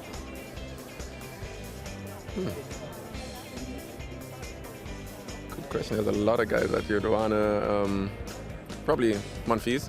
Monfils, get Monfils. All right, like it. Dustin, thank you. No worries, thank you.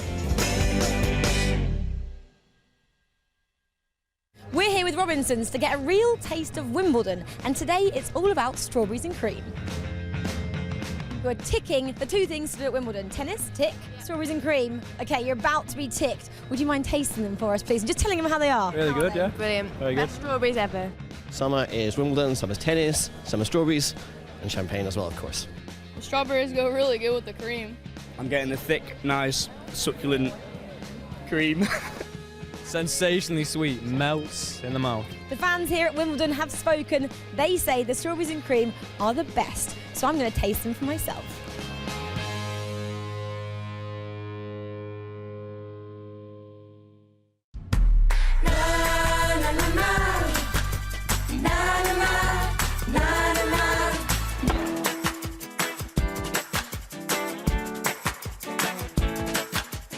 English summer is here. Drinks, tea, hymns.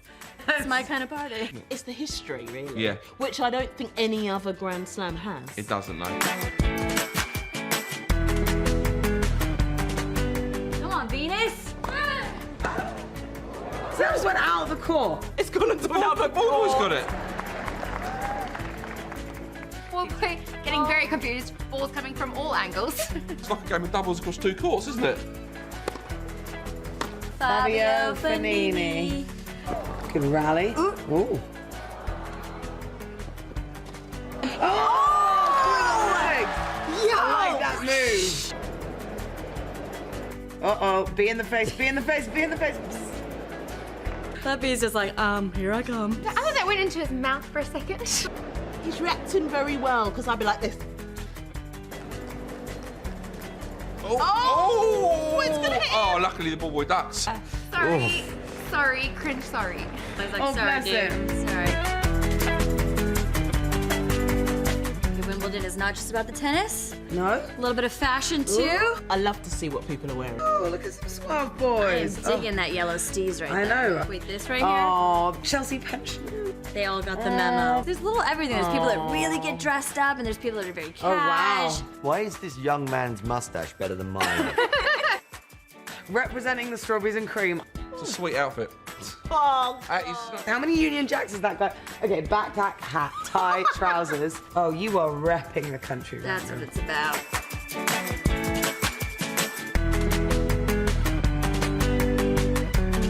All right, Zoe versus Tom. Come on, girl power. Girl power. Oh, come on, girl. Come on, Zoe. Wow, they're... Oh, yeah! Go, Zoe. So, we're gonna go have a little rally? should we do a little match? Yeah, a little match. All right, Okay, go. see what you got, girl.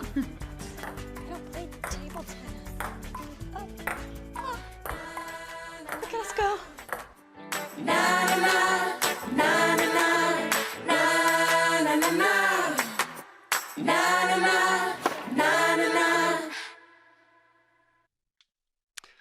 Well, welcome back to Centre Court. This has all gone a little bit bonkers in the third set. It's 3-2 to Stan Wawrinka, which in theory you would mean everybody's held serve all the way through the match. Not the case. As far as this set is concerned, Wawrinka at 2-all was serving and managed to hold his service game, and that was the first time it had happened all the way through the set. 4 breaks already. Del Potro serving 15-love up, trailing 2-3 in this third, but it has just been a little bit nuts. Wawrinka, lovely shot from left to right across the court, so it's 15-all now on the Del Potro serve. So we came out right at the start of the set. Remember, Del Potro having done really well to level, having lost the first set 3-6, he won the second set 6-3 and got an immediate break of serve. And really, neither player has settled into any kind of rhythm until Wawrinka held serve for 3-2. So it's still pretty tight between these two, but Del Potro, bearing in mind what a monster service game he's got, and we heard from Mark Philippoussis, who luckily joined us for an hour or so here on Centre Court in the booth. He was saying about just how impressive Del Potro's serve, and more precisely his first serve percentage was. Well, it's all gone a little bit nuts here, and it looks as though Wawrinka's got a little toehold here. He might be getting another break. Del Potro now 15-30 on his own serve. So it just doesn't seem as though these guys have really settled into a rhythm in this third set, although Wawrinka, is he beginning just potentially to turn the screw a little bit? Cameras are focusing in, real close-ups on the face of Del Potro, who has that trademark headband, launches another massive serve. That was 121 miles per hour. And he's having a little look. He's asking the umpire, are you sure? Yes, and we're going to yet another confirmation there. He's using the technology. That one was in. The umpire called it out. So Del Potro, eyes like fire, just glistening with intent. Remember, he hasn't been on the court against a top player. Well, he's done one major match against a top 10 player since November 2013. He's back to 30-all, and he would absolutely love to finally hold serve in this third set. Little wry smile on his face and on that of the umpires as well. It's been played out in a great spirit, this, as we were hearing from Mark. Del Potro, a popular guy when it comes to the locker room. Everyone, or nearly everybody, I'm sure, absolutely delighted to see him back to form and fitness after such a torrid time. Game point, 40-30. And Wawrinka, well, maybe ruining a slightly missed opportunity. Once again, I can't hear what the umpire's saying, but a little smile and a bit of an exchange between the umpire and Del Potro, who bounces the ball once again. This huge 6'6" Argentinian frame, the frame that took him to the US Open title in 2009 in what was only his 4th season as a pro. So 3-all, and at last Del Potro has held serve in this particular set. So a really strange one, this. Just over an hour and 34 minutes on the board now, as it's Wawrinka's turn to serve once again. Certainly with Del Potro 15-30 down, it looked like Wawrinka might have an opportunity for a break. Remember, Wawrinka's been broken twice in this set. Can Del Potro make it 3?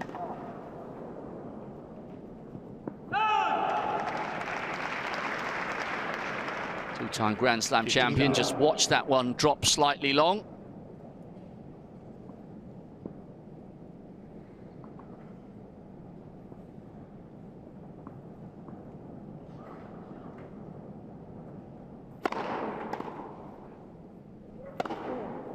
Oh, brilliant stuff from Wawrinka. Started off with a lovely first serve, 124 miles an hour. Just hearing the covers are coming off elsewhere at SW19, which is good news, especially for those hoping for a lie-in on Sunday morning.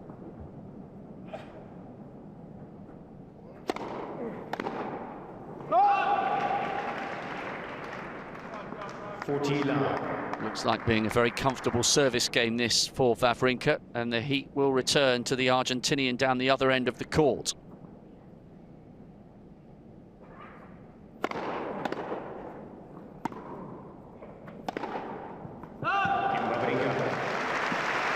Excellent stuff from Wawrinka. So 4-3, we are still sort of on serve, certainly in terms of the number of games on the board from each player. Del Potro just coming under a little bit of pressure.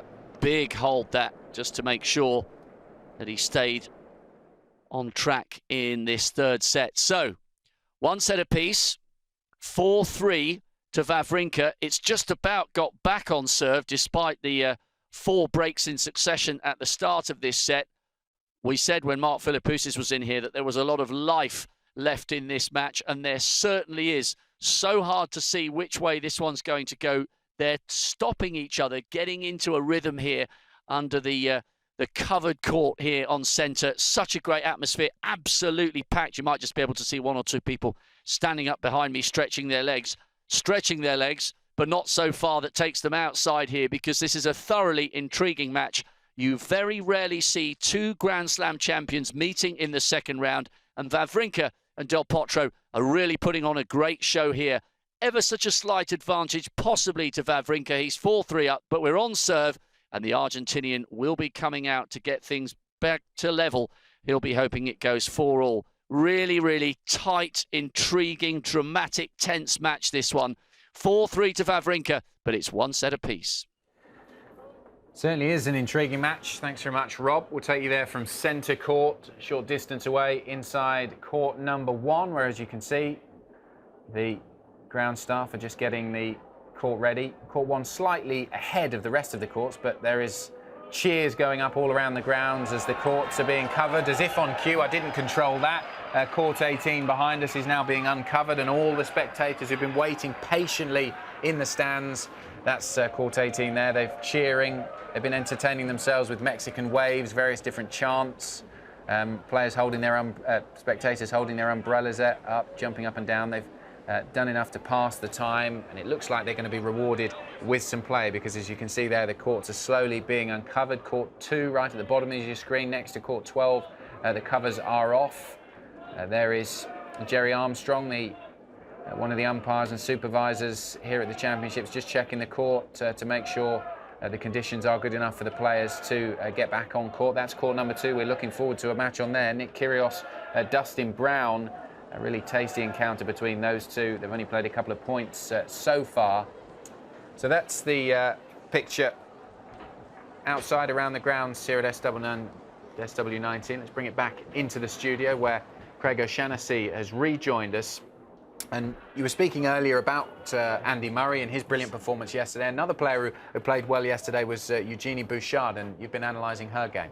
Yes, I'm very impressed with the first couple of rounds from Eugenie Bouchard, particularly last night against Johanna Konta. Both ladies were scorching the ball back and forth.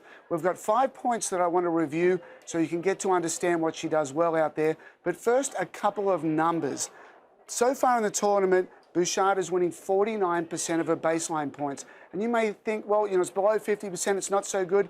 The average is 47%, and it's only changed 1 year here at the championships, basically in the last 12 years. So it's not such a bad number. When Andy Murray won the US Open a few years ago, he was at 50%. When Djokovic wins the Australian Open, he's at 54%. So it's not such a bad number. What I also like is the points at the net. So far in the first 2 rounds, Eugenie has come to the net 42 times, 127. That's a win percentage of 64. I like that she's getting in. I'm going to see a couple of points there as well. Typically, the net will deliver about a 66% win percentage. So, you know, you want to be at the back of the court. You've got to be back there at the start of the point, but finding your way to the net is always a good thing. Lastly, she's missing less. And when she was not winning a lot of matches and going through that tough run, she's currently 48 in the world, unseeded here. She was simply missing the court too much. In the first 2 rounds, only 13 forehand unforced errors and only 12 backhand unforced errors. So, you know, we're not missing the court as much. The offense is there. And in the next round, it's going to be a very hard-hitting match against Dominika Cibulkova. So let's see a few points here so we can preview the next round. We've got Johanna Konta serving, Eugenie returning, and just good defense, getting in the point. Now, a lot of these passing shots will go cross-court. We see the ball over here, but the big key here when I look at a picture like this is that Johanna Konta hasn't moved. She's stuck in the middle of the court. And when you come to the net, it's far better to go one way, and, you know, maybe you're going to get it wrong. In fact, quite often you'll get it wrong, or go the other way. It's at least 50-50. But a lot of these times, you've got to pick a side, and if you get beaten, well, it's just too good.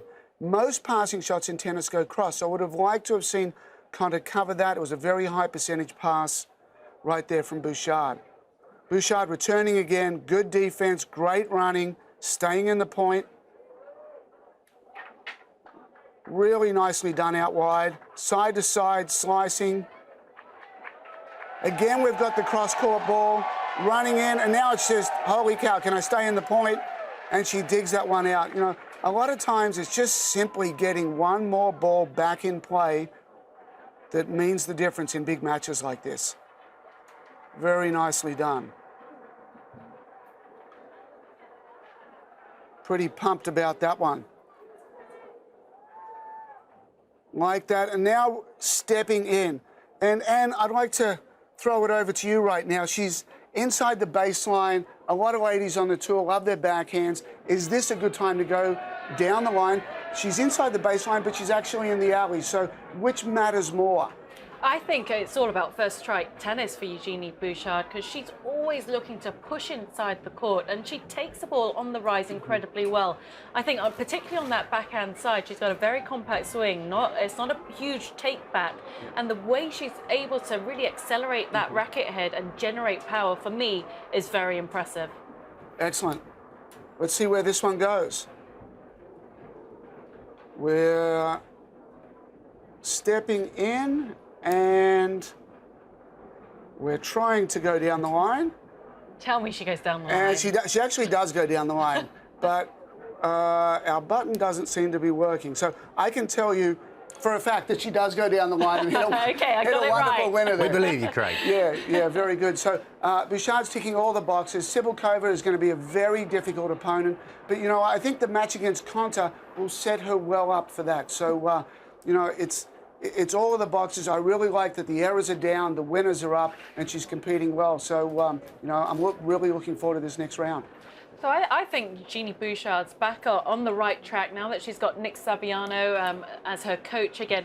But I remember 2 years ago on her way to the final here, on her return of serve, which was so impressive up until that final, she didn't take one return from behind the baseline. Every return to get to that final was taken on the baseline or inside the baseline, which I think is so impressive on a grass court. That's not an easy thing to do, because we know how the ball shoots off the grass and how difficult it is to really cut the angles off on this surface. And I just wonder whether she's back to, well, we're back to seeing those type of figures from her as well on the return of serve.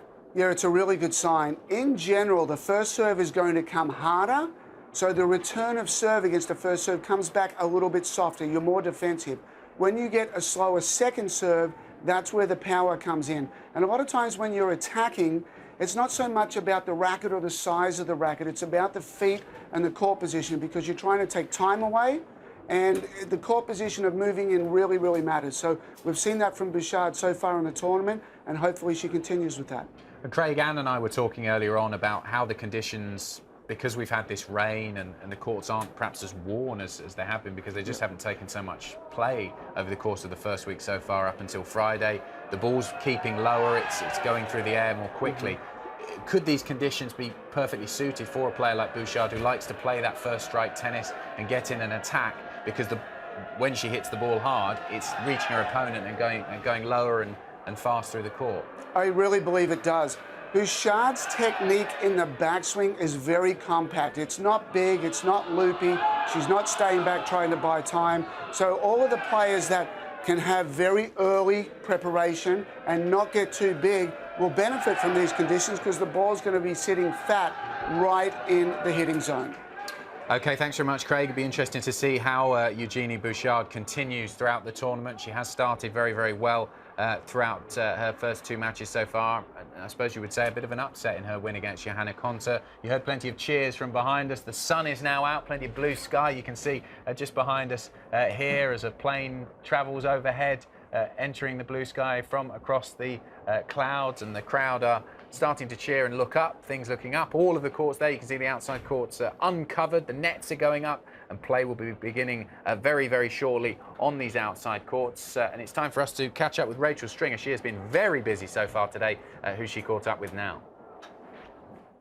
There's lots of fuss down at the HSBC fan zone because we have Richard Gasquet and Jeannie Bouchard just signing for some fans here. Just going to quickly have a few words with Jeannie. Hi, Jeannie, how are you feeling? I'm great, how are you? I'm great, thank you. Round 2 through successfully. You must be feeling pretty positive. Yeah, I'm happy with the way I played. It was a really tough match against Joe yesterday, but you know, in the third I raised my level, so I think I did a good job. Just talking about obviously representing of Joe, obviously representing GB, and lots of fans out there. How is that, you know, going against someone who's got so much support? Yeah, it's fun no matter what. Even if the crowd is all against me, it was a really fun atmosphere out there, and of course they were going to cheer for their local favorites. So it was fun no matter what, and I saw it as a challenge. And back with Saviano this time around, like back in 2014. How's things going? Good, really good. You know, we kind of continued as if we didn't miss a day. We haven't missed a beat, so it's been nice. And he knows me so well, so he knows exactly how he can help me.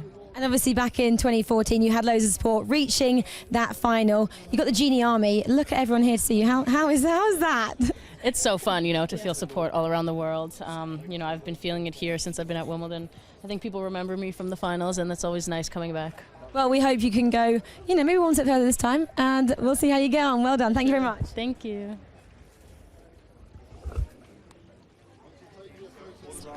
No, jump in.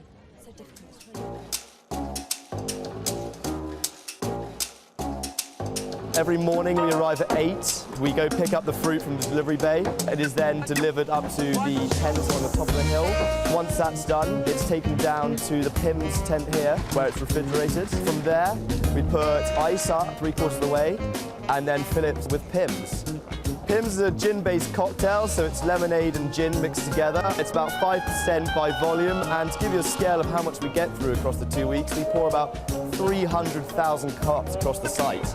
It's a Wimbledon tradition that you come here, buy a couple of PIMS, sit on Hemmen Hill, and watch the tennis all day whilst the sun's out. So if anyone wants PIMS, come find us on the right-hand side of Hemmen Hill, and we'll be happy to serve you. Anyone for PIMS?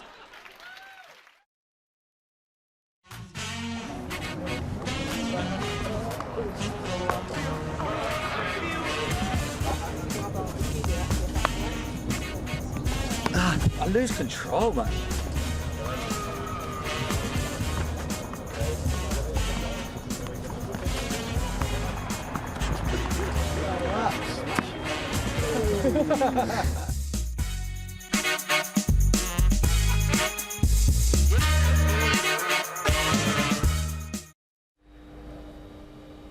Stan Wawrinka, Mark, has been making a steady climb through the world's rankings over the last few years. He has one huge weapon in his game, his single-handed backhand. Let's speak about that in a bit of detail. But first of all, how reassuring is it, and how much does it boost your confidence when you know that you have a part of your game as successful as Wawrinka's backhand is to him?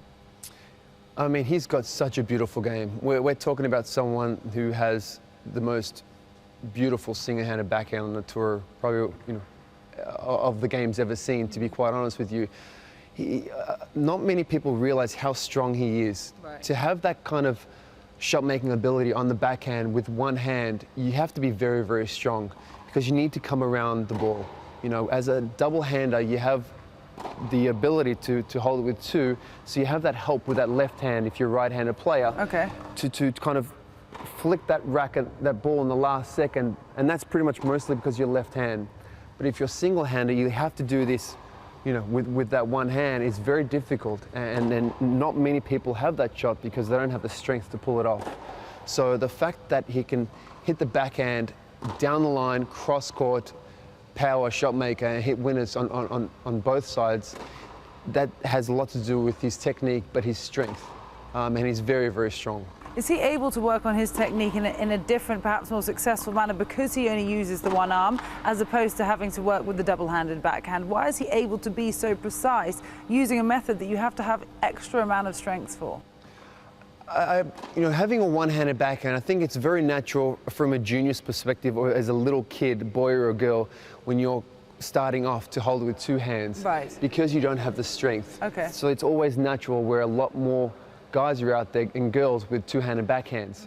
So to have a single-handed backhand is normally, you're going to get better a little bit later because you're going to get stronger as you get older. Yeah. So even though he's been so beautiful for so long, I just felt like in the last few years, maybe 5, 6 years, he's come to life because he's just gotten stronger and stronger.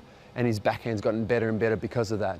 I mean, we're talking about a pure shot maker here. And not only, yes, we talk about his backhand because it's just so pretty, but his forehand's beautiful and his forehand's huge. That's another part of him where he can literally hit a shot from anywhere. So to have that game on both sides where you could just hit a shot, you know, hit a winner from everywhere, just definitely puts a lot of pressure on his opponents. We, of course, saw Stan win his second Grand Slam title at Roland Garros last year against Novak Djokovic in the final, which is no small task. What did he do in that match so well that made him the winner that day? He knew that he had to go out and play his game, and his game is hitting shots, going for winners. Like we said, you cannot sit and wait for Djokovic to miss because that wasn't going to happen. He needed to press, and he pressed non-stop. I mean, that backhand, and his forehand and his backhand were just on that day. He was hitting winners from everywhere, down the line and cross-court, and he put a lot of pressure on Djokovic. And when you have that strength and you're hitting winners, sometimes you just got to say too good, and Djokovic just said too good that day. There's nothing you can do. When you look at Stan's game, obviously he's from Switzerland, as is Roger Federer. He was in Roger's shadow for so many years, has really emerged out of it now. Are there some similarities that you can pick out between their two games?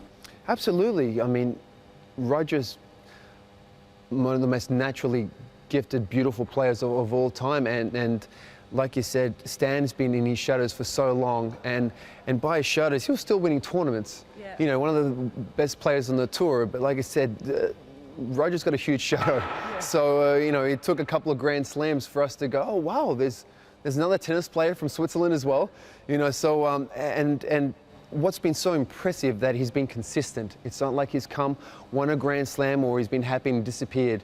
He stepped up, won another one last year, in the last 2 years, and now he's got 2 Master Series events, Monte Carlo. I mean, he's been incredibly impressive, where he's refused to kind of be that kind of one tournament, one Grand Slam guy, and says that I'm more, and I'm one of the guys to talk about. I'm part of the top 4, and now he is part of the top 4, and a guy that has the game to win Wimbledon. That's without a doubt. He certainly isn't a one-hit wonder or a one-win wonder, is he? Stan Wawrinka we could be talking about for many years to come. I'm delighted to say that we're taking you out to some live pictures of players on the outdoor courts. Yes, it's been a pretty frustrating day so far. Play was scheduled to start here on court number 2 in this highly anticipated match between the Australian Nick Kyrgios, the 15th seed in the men's singles draw, against the wild card Dustin Brown. But we all know Dustin Brown's potential here at Wimbledon. He knocked Rafa Nadal out of this championships last year. Nick Kyrgios did the same thing 2 years ago in 2014. Well, play was scheduled to start at 11 a.m. They didn't actually get out until closer to noon, when they managed to play 3 points. So the score currently stands 30-15 to Dustin Brown. It's the German serve, and they're in the very first game of the opening set. So it's been a very patient crowd. The time locally now is after 3 o'clock in the afternoon, but you can see from your pictures that the sun is well and truly out, hopefully here to stay, with the bad weather behind us today, and we can settle in to watch what is supposed to be Thomas Enquist with me back in the studio now. A fabulous match of magicians, you could call them, these two players, I think. Yes, big expectations on this match. Like I said, two unbelievable shot makers. Obviously, Nick Kyrgios, the big favorite. He is the better player of them, but he's very dangerous, Dustin Brown, and he's very flashy. He can come into parts of the match when he plays it really well. He has a good first serve. But this is a very, it would be, I would imagine, a very entertaining match. Yeah, I mean, look how packed those grandstands are. There's no doubt that everyone wanted a ticket to court number 2 today. It's a hot ticket, and actually following this match, 2-time Wimbledon champion Petra Kvitova is due to play her match against Ekaterina Makarova. Then it's Kuznetsov versus the number 5th seed from Japan, Kei Nishikori, and then 2 seeded ladies, Simona Halep and Kiki Bertens, up as the 4th match, if we do get that far, because there's quite a delay to play starting. But it's set to be a fabulous encounter between 2 Wimbledon favourites. This is also their very first meeting, which should make it even more interesting. Ladies and gentlemen, if you leave your seats, please make sure you take all your belongings with you. As we wait have a mobile phone with you, please make sure to switch off.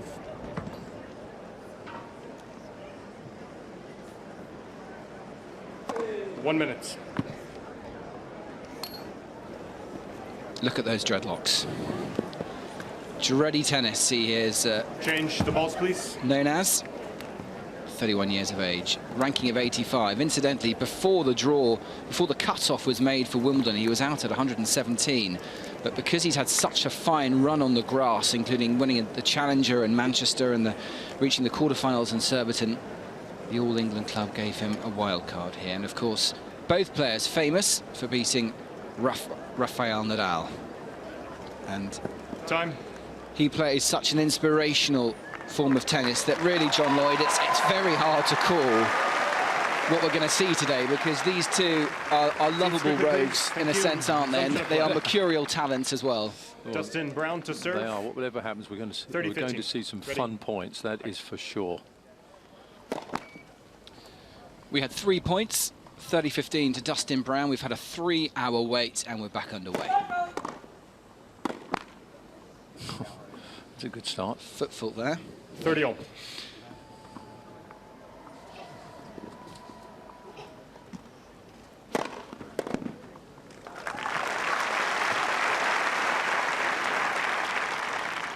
(40-30).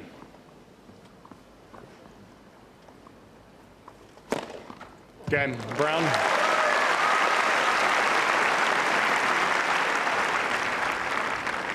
So it just took 2 points for Dustin BROWN to hold on to his opening game there. I'm delighted to be getting this match underway. Got some strapping on the back of his right arm there. Hope that he's okay, and just precaution. Now, this is the scene at court number 3, because all the players are back out. That's Benjamin Becker, the German, who is playing the seeded Thomas Berdych. They're just still knocking up in the early stages of this match. But Thomas, your namesake, Thomas Berdych, he's an incredibly talented player. Some would say surprising that he's not a Grand Slam champion yet.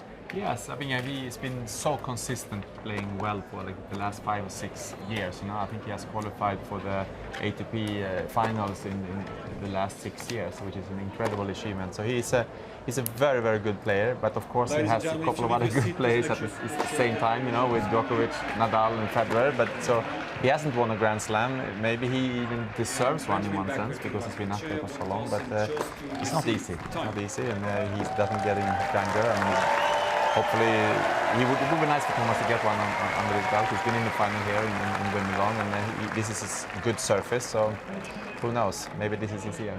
Yeah, he was in the final here back in 2010. He's actually currently playing his 52nd straight Grand Slam. That's quite a streak. Not as long as Feliciano Lopez, who currently does hold the longest streak. Well, these two have played each other before on 6 occasions, and Thomas Berdych leads their head-to-head 5-1. In fact, the only time that they've played here before was in 2010, when Thomas did make it all the way to the final. They played each other in the round of 64, and Thomas did manage to get through in straight sets. Well, let's see how this one begins as we join it with some commentary ready for the opening game on court number 3. Thomas Berdych to serve. First set. Ready? Play.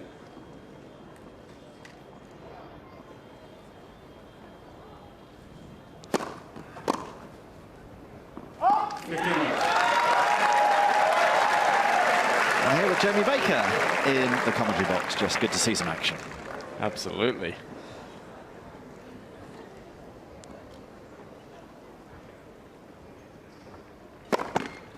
Red for serve.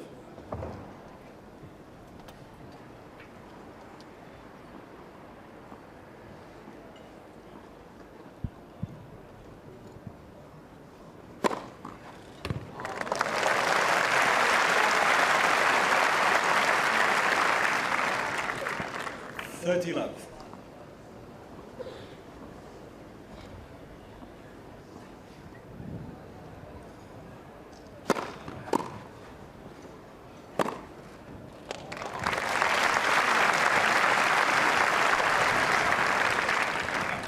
40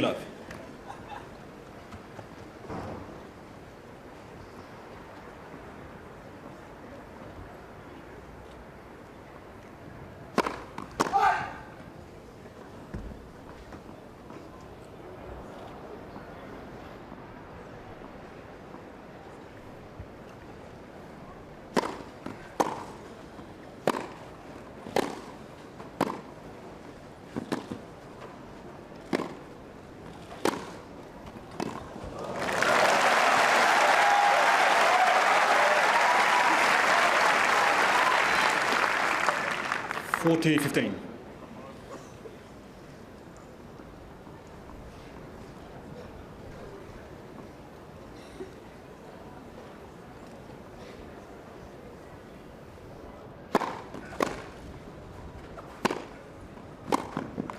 Yeah, in Burditch, first game.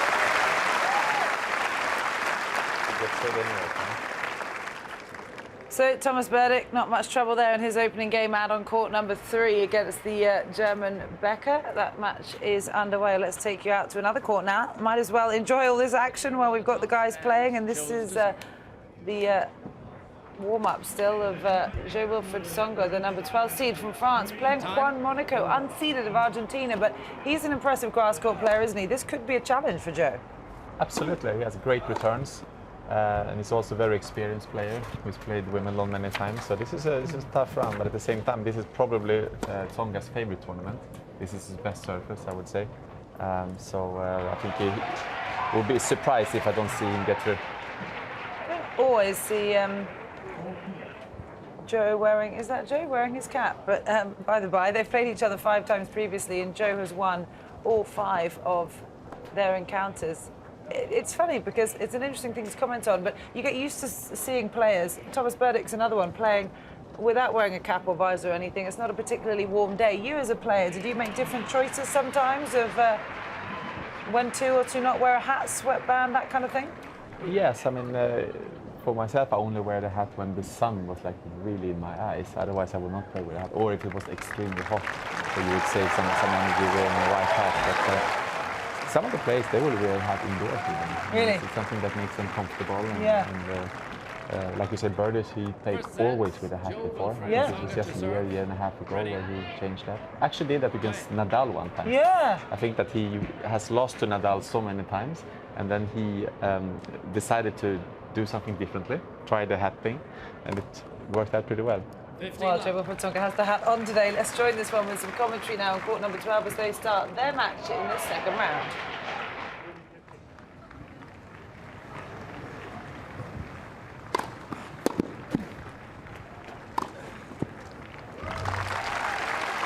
And that's Joe Tsonga's game in a nutshell. 30 love.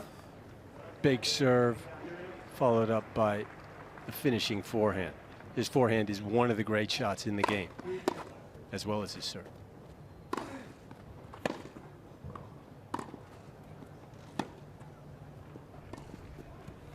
Oh, wonderful delicacy.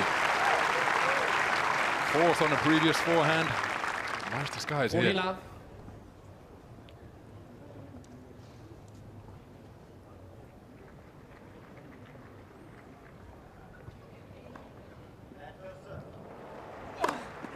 Game Tsonga.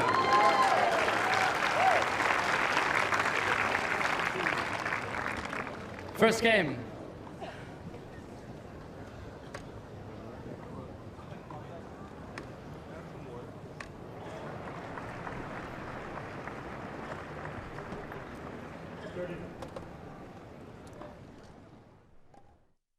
Welcome back to centre court.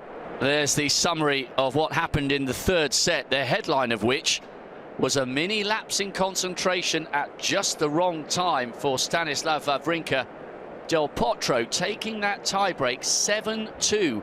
There was even a double fault in there from Wawrinka at a key moment of that tiebreak.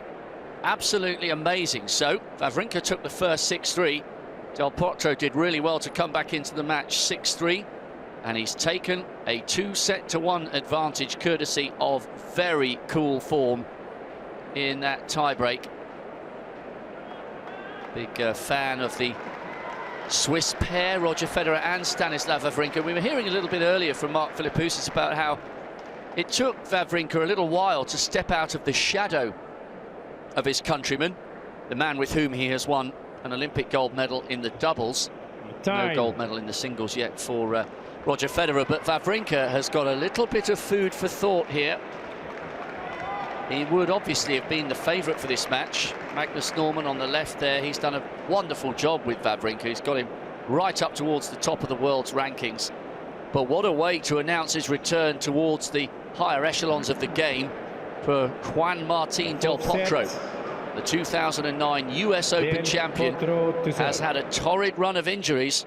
But what we're seeing here on centre court indicates that the Argentinian is slowly and surely coming back to top form. Start of the fourth, Del Potro leads 2-1.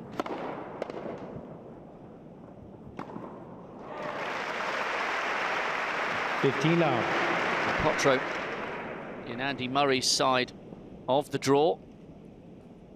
And he really is going to be a bogeyman if, and it is a big if, he can get past Wawrinka, the two-time Grand Slam champion.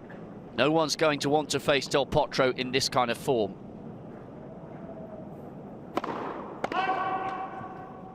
Second serve on this one. His first serve and his forehands have been absolutely immense in this match.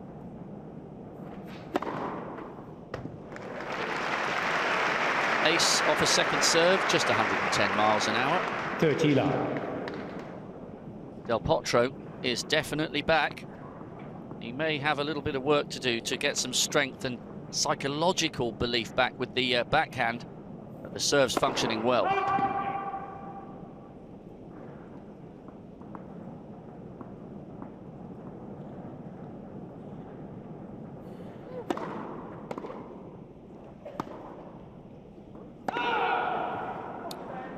Just a little indication there as to how things have gone with the backhand, but he really hasn't given Wawrinka too many chances in the last set and a half. He's been so strong with his serve and his forehand that the weaknesses on the backhand have not counted for too much.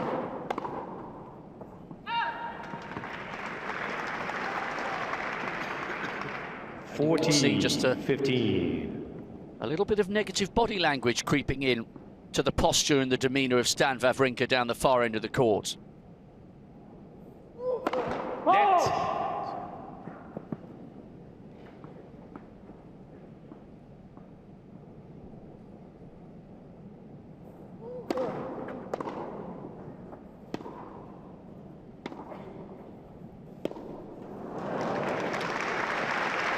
One just getting caught up around his feet. He is 6'6", so he was trying to dig that one out from a long way down.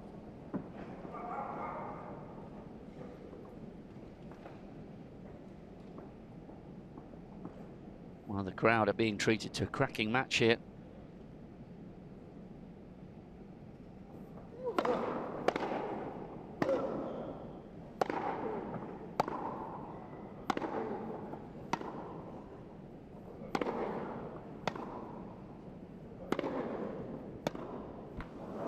Wawrinka is bossing these points when he keeps working to Del Potro's backhand. Flip side of that, of course, when Del Potro manages to get those feet moving quickly and unleashes a forehand, that's when he dominates the points. He's been pegged back to deuce in this opening game of the fourth set.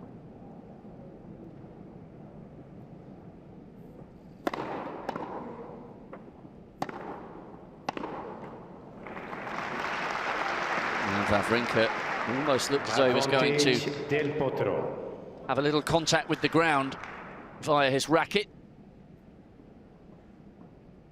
Advantage to the Argentinian. Important early hold this in the fourth set.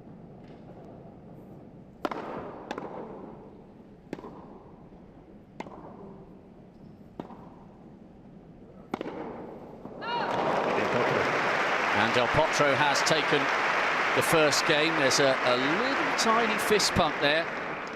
Wawrinka knows he's in a match and a half First here. game, fourth set. So, first blood in the fourth set to Del Potro. Wawrinka making him work quite hard for that service game. But I think many people, not just Wawrinka, will have woken up and taken notice of the fact that Del Potro is back to form here.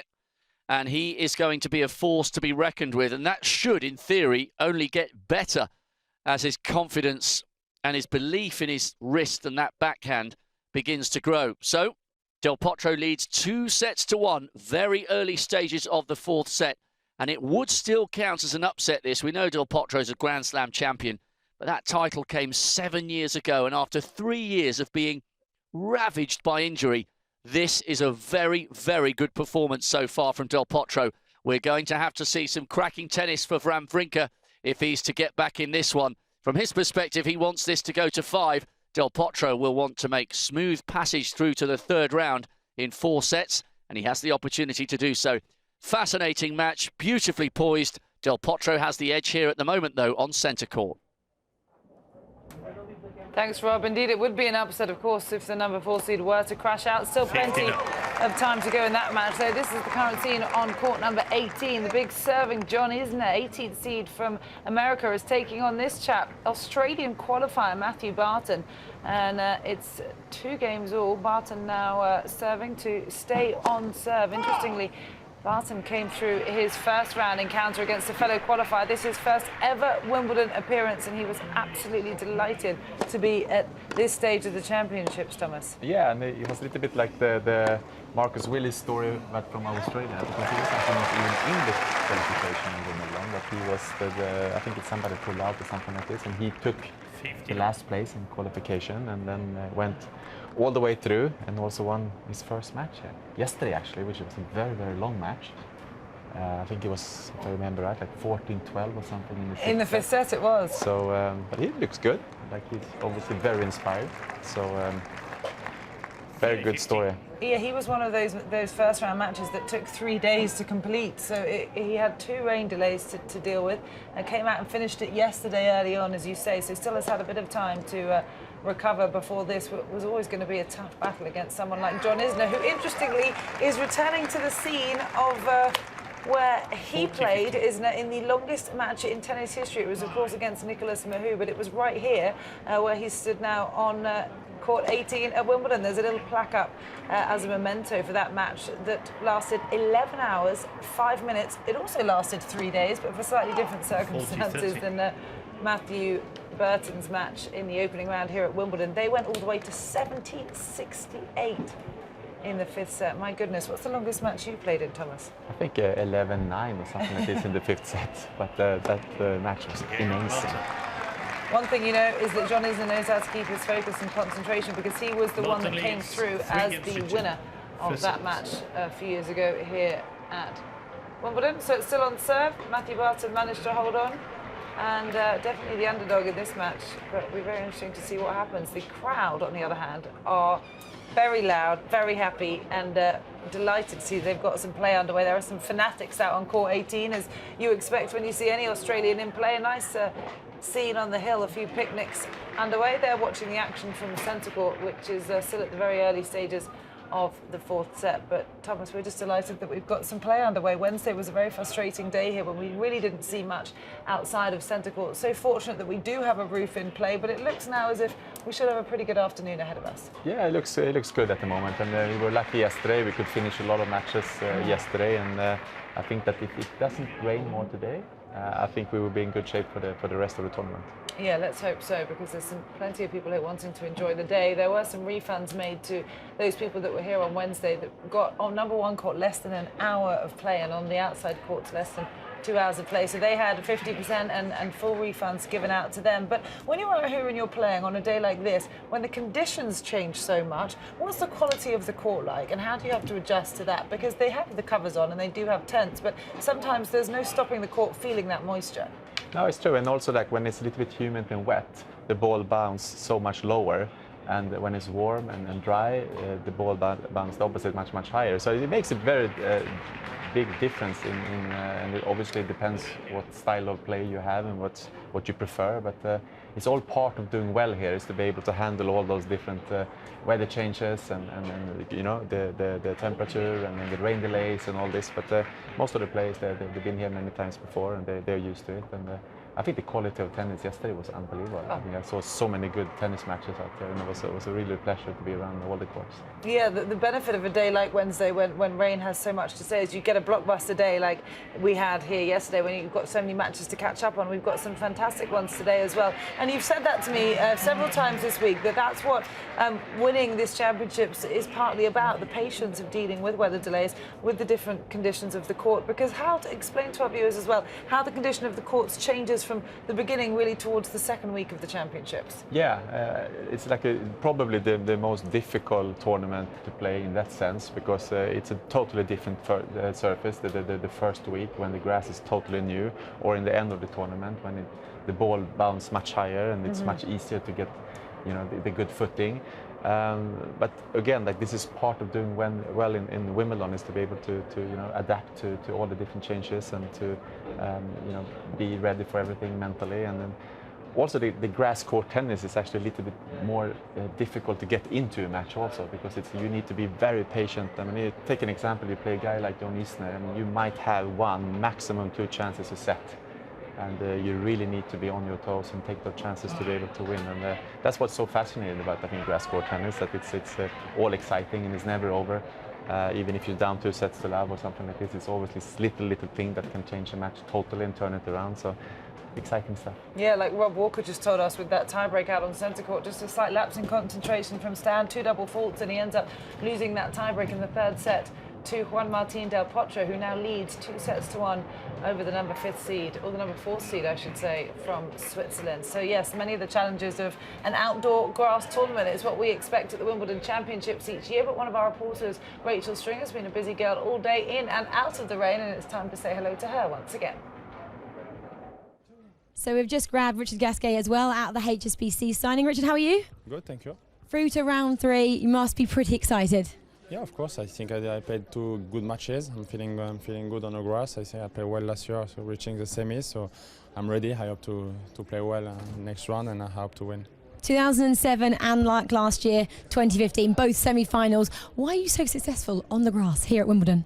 No, I like to play on grass. You know, it's just my game. I think it's a great court for me, and of course I like London. It's a nice tournament here, so one of the best in the world with Paris for Roland Garros. So that's why I hope to play well this year. You know, I have no injuries. I think I'm ready to play. So we will see. Ramos Vinolas in round 3. How are you feeling against him? Yeah, it will be a tough match. You know, he did quarters in Paris. He won two big matches here. I know him well. It's of course I know it will be a battle for me. And we just got to mention, the Brits are always chatting about the weather. Is it actually affecting you guys as players? It's always difficult, you know, but you're used to here in London, same in Paris, so it's not a big problem. It's the same for all the players. And how nice it is it just to come down here at the HSBC's fan zone and meet some of the fans? Yeah, it's very nice to do it. You know, they love tennis, they like tennis, so they are coming to have some autographs, so it's good to do it. It's normal. And selfies now. It's all about the selfies, isn't it? Yeah, some selfies. It's good. It's nice to be with them, to meet some of them. There are some French here, so I think it's a good thing. Well, Richard, thank you for talking to us, and good luck in round 3. Thank you. Thanks, Rachel. Well, plenty of people out on the hill enjoying the action on centre court, which is turning into quite a match between Del Potro and Wawrinka. But this is court number 1, and you can see Venus Williams took the first set 7-5 over the Russian Daria Kasatkina, who is also a seeded player. She's seeded 29, Venus 8. What's interesting about this match is it's between the oldest and youngest ladies left in the singles draw. Venus is the eldest here at Wimbledon this year at the age of 36. Daria, though, is 19 years of age, the youngest left in the draw, the only teenager, and she was less than 2 months old when Venus played her very first Wimbledon 19 years ago. Pretty incredible stuff. We'll join this one now, though, as they get off to the start of the second set on court number 1.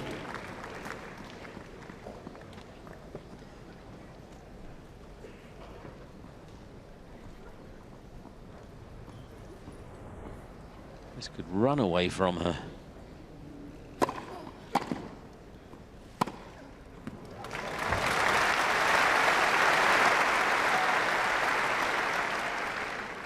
$15.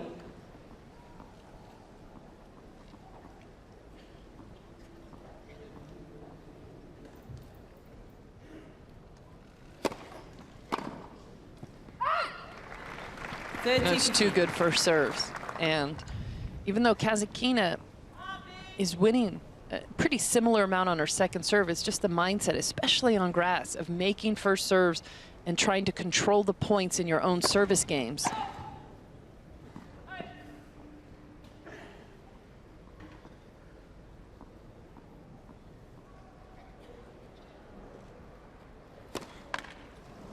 30 all.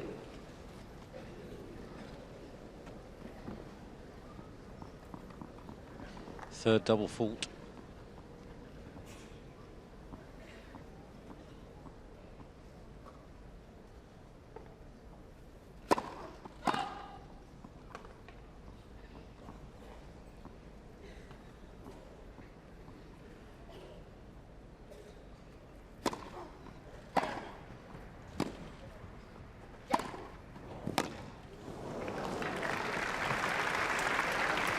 That kind of miss there from Kasatkina doesn't happen on other surfaces. You know, the grass really plays havoc with deep, hard ground strokes. Much harder to find your timing. The ball skids through the court.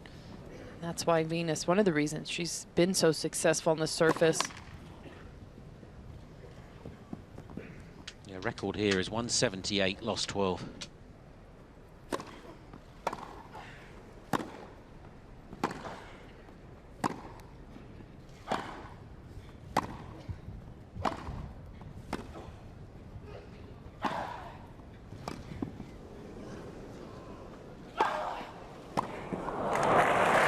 She's heading towards win. Game is Williams.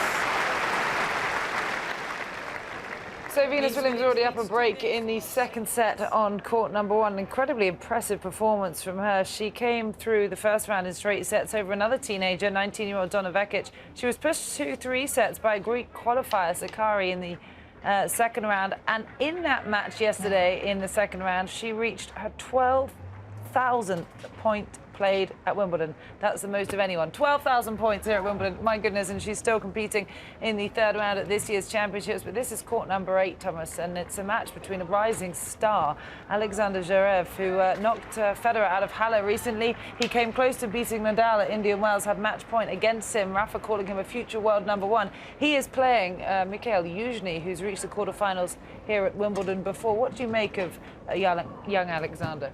This is a superstar in progress, I would say. Yeah? I mean, he has everything, actually. He has a great game, he has a great attitude. He has already, I mean, only 19 years old. Yes, established himself on the tour, and this is, if he stays healthy, this is a Grand Slam future winner for sure. Really? Yeah, because he has a really big game, and he has all the strokes already, and I don't see. Of course, it's not a guarantee, but I don't see how he could not be one of the absolute best players in the world for a very long time. When you look at people like him and Dominic Thiem, you've got to think that the ATP Tour is in a pretty good place in terms of rising stars. It is, and it's also nice that they are coming a few at the same time. Yeah. You know, this rivalry we had between Nadal and Federer and Djokovic and Murray, it's so good for the game, you know. And it's important that that will carry us on even after you know, the top 4 here would sooner or later, unfortunately, not play. So this is a very interesting time in tennis, and it's also sometimes interesting when they're breaking through. You know, when you see the new generation against the old generation. Yeah. Sort of. So I think it's a very exciting time, and I'm very excited about Alexander Zverev here because he's a fantastic player already. 15 all. Yeah, that's Alexander at the far end of the court with the longer hair and headband. Mikhail usually knows he's got his work cut out today. It was 4 years ago when Mikhail reached the quarterfinals here at Wimbledon. Taylor Fritz, another name you could add to that group of young talent rising. And as you say, when it's part of the older generation facing the new generation, who's more intimidated? Do the younger guys come in with less fear? I think it depends on the character, you know. But sometimes that you can see sometimes is that in the early stages of somebody's career, they dares a little bit more on the court. You know, they go for it a little bit more. Mm-hmm. They feel like they don't really have anything to lose. I mean, a good example is that Federer, the first time he beat Sampras on the center court here in, I think it was 2001 maybe. I mean, it was a different Roger maybe then than when you see him now with all the titles, and he plays the percentage a little bit more. When he was younger, he was more, maybe even more spectacular in a way because he took so much chance. 40-30. And when you beat someone like Roger Federer on grass, it's a huge confidence booster, particularly as one of the grass court really warm-up tournaments that people play coming into Wimbledon. And Alexander Zverev now serving to take this game out on court number 8. He's already up a break, 3-2 against the unseeded Russian Mikhail Yuzhny, but a familiar name and a familiar face to many of the crowd here at Wimbledon.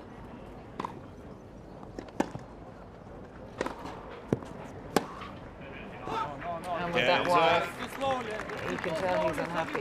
He thinks that Alexander's ball was long, perhaps. Leads 4 games to 2 for sets. Interesting queries out on court recently. We looked at Viktor Troitsky earlier, frustrated with calls by some of the linesmen or umpires, particularly if it's a court where Hawkeye isn't available, Thomas. You know, some players might find a disadvantage. Take a look at this. Yeah, and also I think a lot of players, they are so used to play with the Hawkeyes, you know, so it's... That was definitely out. They are so used to not be robbed anymore of a point, you know, because they can always go up and ask for the Hawkeye. But it's true that not all, even if most of the courts here has the Hawkeye, but not all of them, and that could be frustrating. Yeah, I can imagine. So, well, this is going to be exactly what we expected. Box office. It's a first set tiebreak between Nick Kyrgios and Dustin Brown. We'll join in now live with commentary on court 2. 1-0, Brown.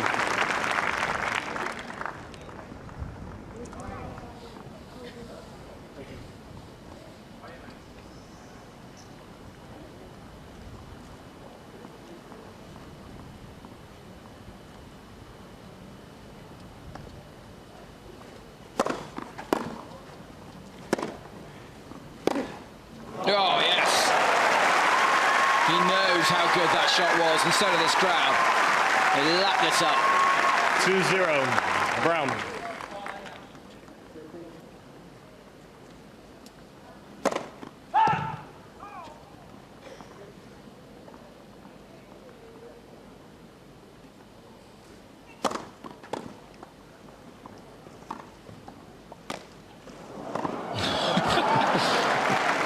I think that shot got the treatment it fully deserved. 2-1. He actually there, Dustin Brown, it just focused a bit, but look how close he was to the net there. Any sort of lob, and that was a winner.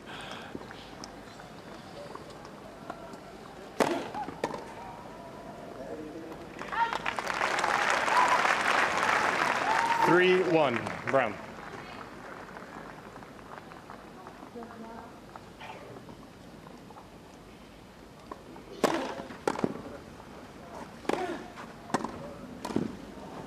Got it.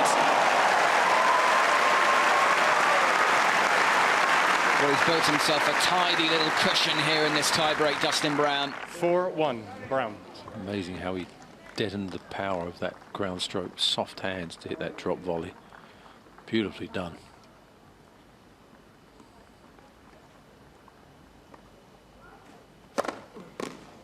Oh, take cover in the lower rows here of court 2. You need helmets and gloves for this kind of spectator sport.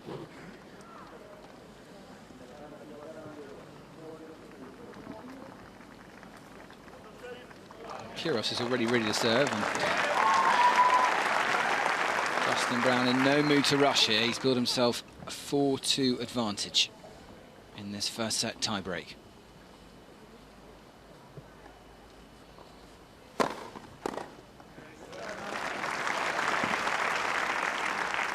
Four-3, Brown.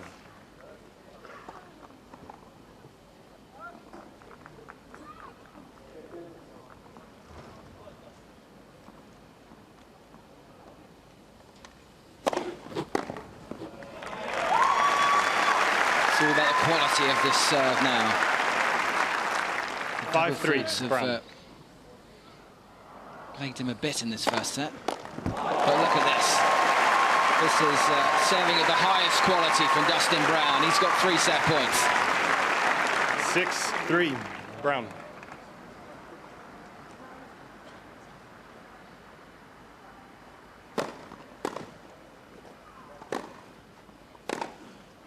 Oh, wow.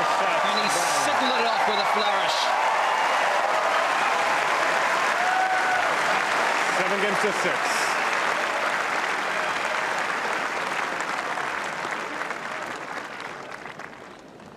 John, what do you make of that? I mean, that was an astonishing tie-break. It was an amazing tiebreaker. I mean, incredible pace on the serve, quick serving. There's no time to breathe. A couple of big ground strokes when it mattered. But the bottom line is in that set, Kyrgios had those 2 break points and he had that one golden chance on the forehand, didn't take it. And, you know, I mean, look at this first serve percentage there, 70% for both of them. I mean, they're immaculate on their serve. I mean, look at the percentages there. It's ridiculous. 9 unforced errors, so you expect that. And the winners, though, from Dustin Brown, I mean, that is unbelievable, 21-12. I mean, it was a brilliant set, but really it came down to that 1 point, and that was Kyrgios there, a little bit casual on the forehand approach shot. You may only get one chance against Dustin Brown if he's serving like this. Kyrgios had it and didn't take it, and he's lost the first set. That's what happens at this level. Thank you. Seats, please. You have Second to take set, those chances Kyrgios when you're to playing serve. against a big server. Thank you. Kyrgios is already ready. People haven't even sat down. He's ready to go.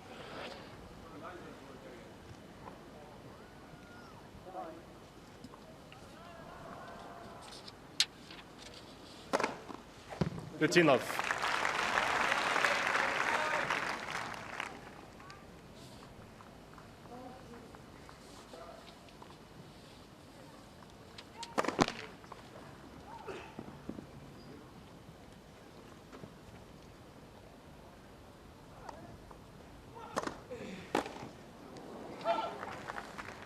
Thirty love.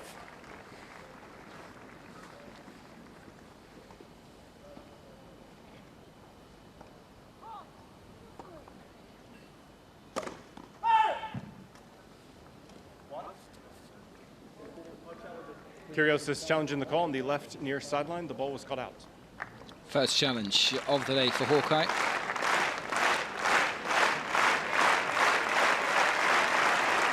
And that was worth it. 40 love.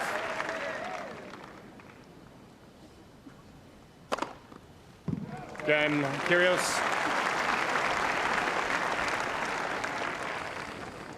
First game, second set.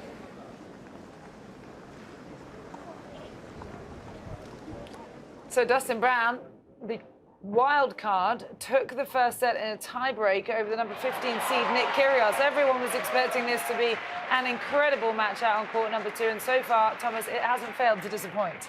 No, it's a great match. Both of the players are serving really well, and it was actually a very quick set. It was 7-6, but I think they played under 30 minutes, so not too many rallies yet. But I mean, they are two such exciting players. Yeah. You know? I mean, just to see that tiebreak from Dustin Brown. I mean, the drop shots and then the passing shot on the set point, and it's like it's exciting.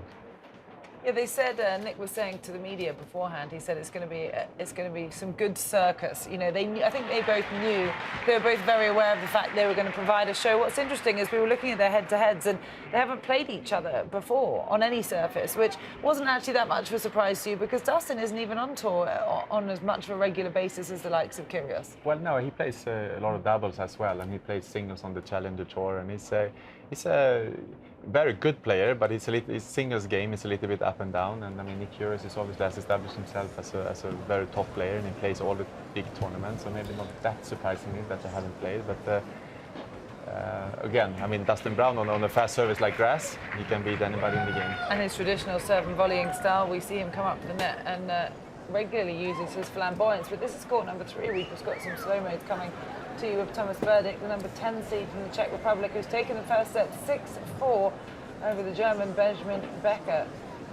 So they're entering the second set as everyone tries to make the most of this opportunity to play. A lot of these players, Thomas included, have been affected by some stop-start conditions over the first couple of days. In fact, it really depends which half of the draw you were in, because one half of the draw had a slightly smoother route through, and then those that were scheduled for Wednesday have had to, well, in fact, really the rain set in from the end of Tuesday, so some people had a good rest and some people were on court for up to 3 consecutive days. It can make a big difference depending on which camp you're in. Yeah, you can, and you lose a little bit of a rhythm if you rest 2 days as well. I mean, I think both in Wawrinka's and Del Potro's case, they actually played on Tuesday, and then they had 2 days off.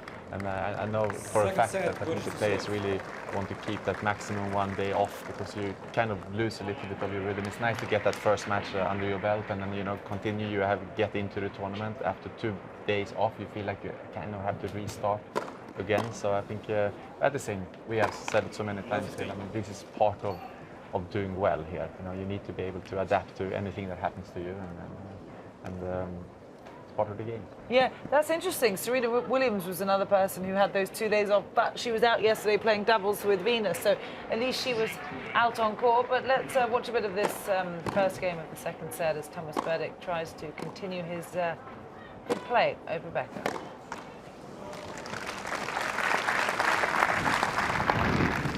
$15 all.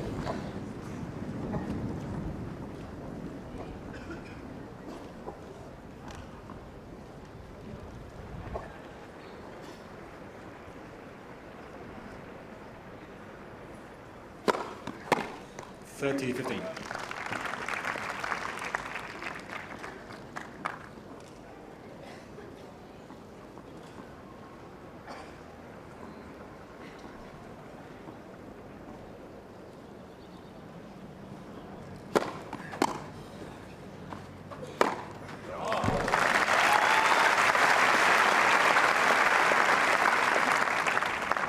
$40-15.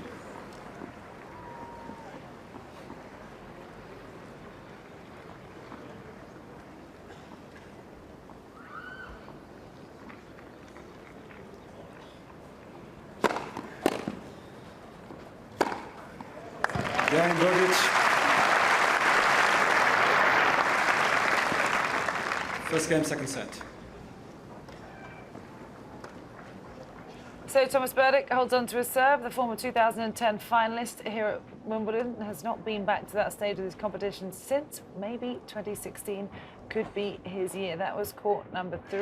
In court number 2, the Kyrgios Dustin BROWN match is on serve in the second set. Meanwhile, the Del Potro Wawrinka match is on serve in the fourth set as well. Some incredibly good tennis going on around the grounds now that we have got dry courts and some sunshine here in SW19. But let's say good afternoon again to Catherine Whitaker, our tennis insider, who's been scoping around social media for us. Presumably everyone's happy that they've now got some more matches to watch. Delighted with the weather, finally, today. It's been a trying day so far, but yet the sun is shining and everybody's delighted to see that.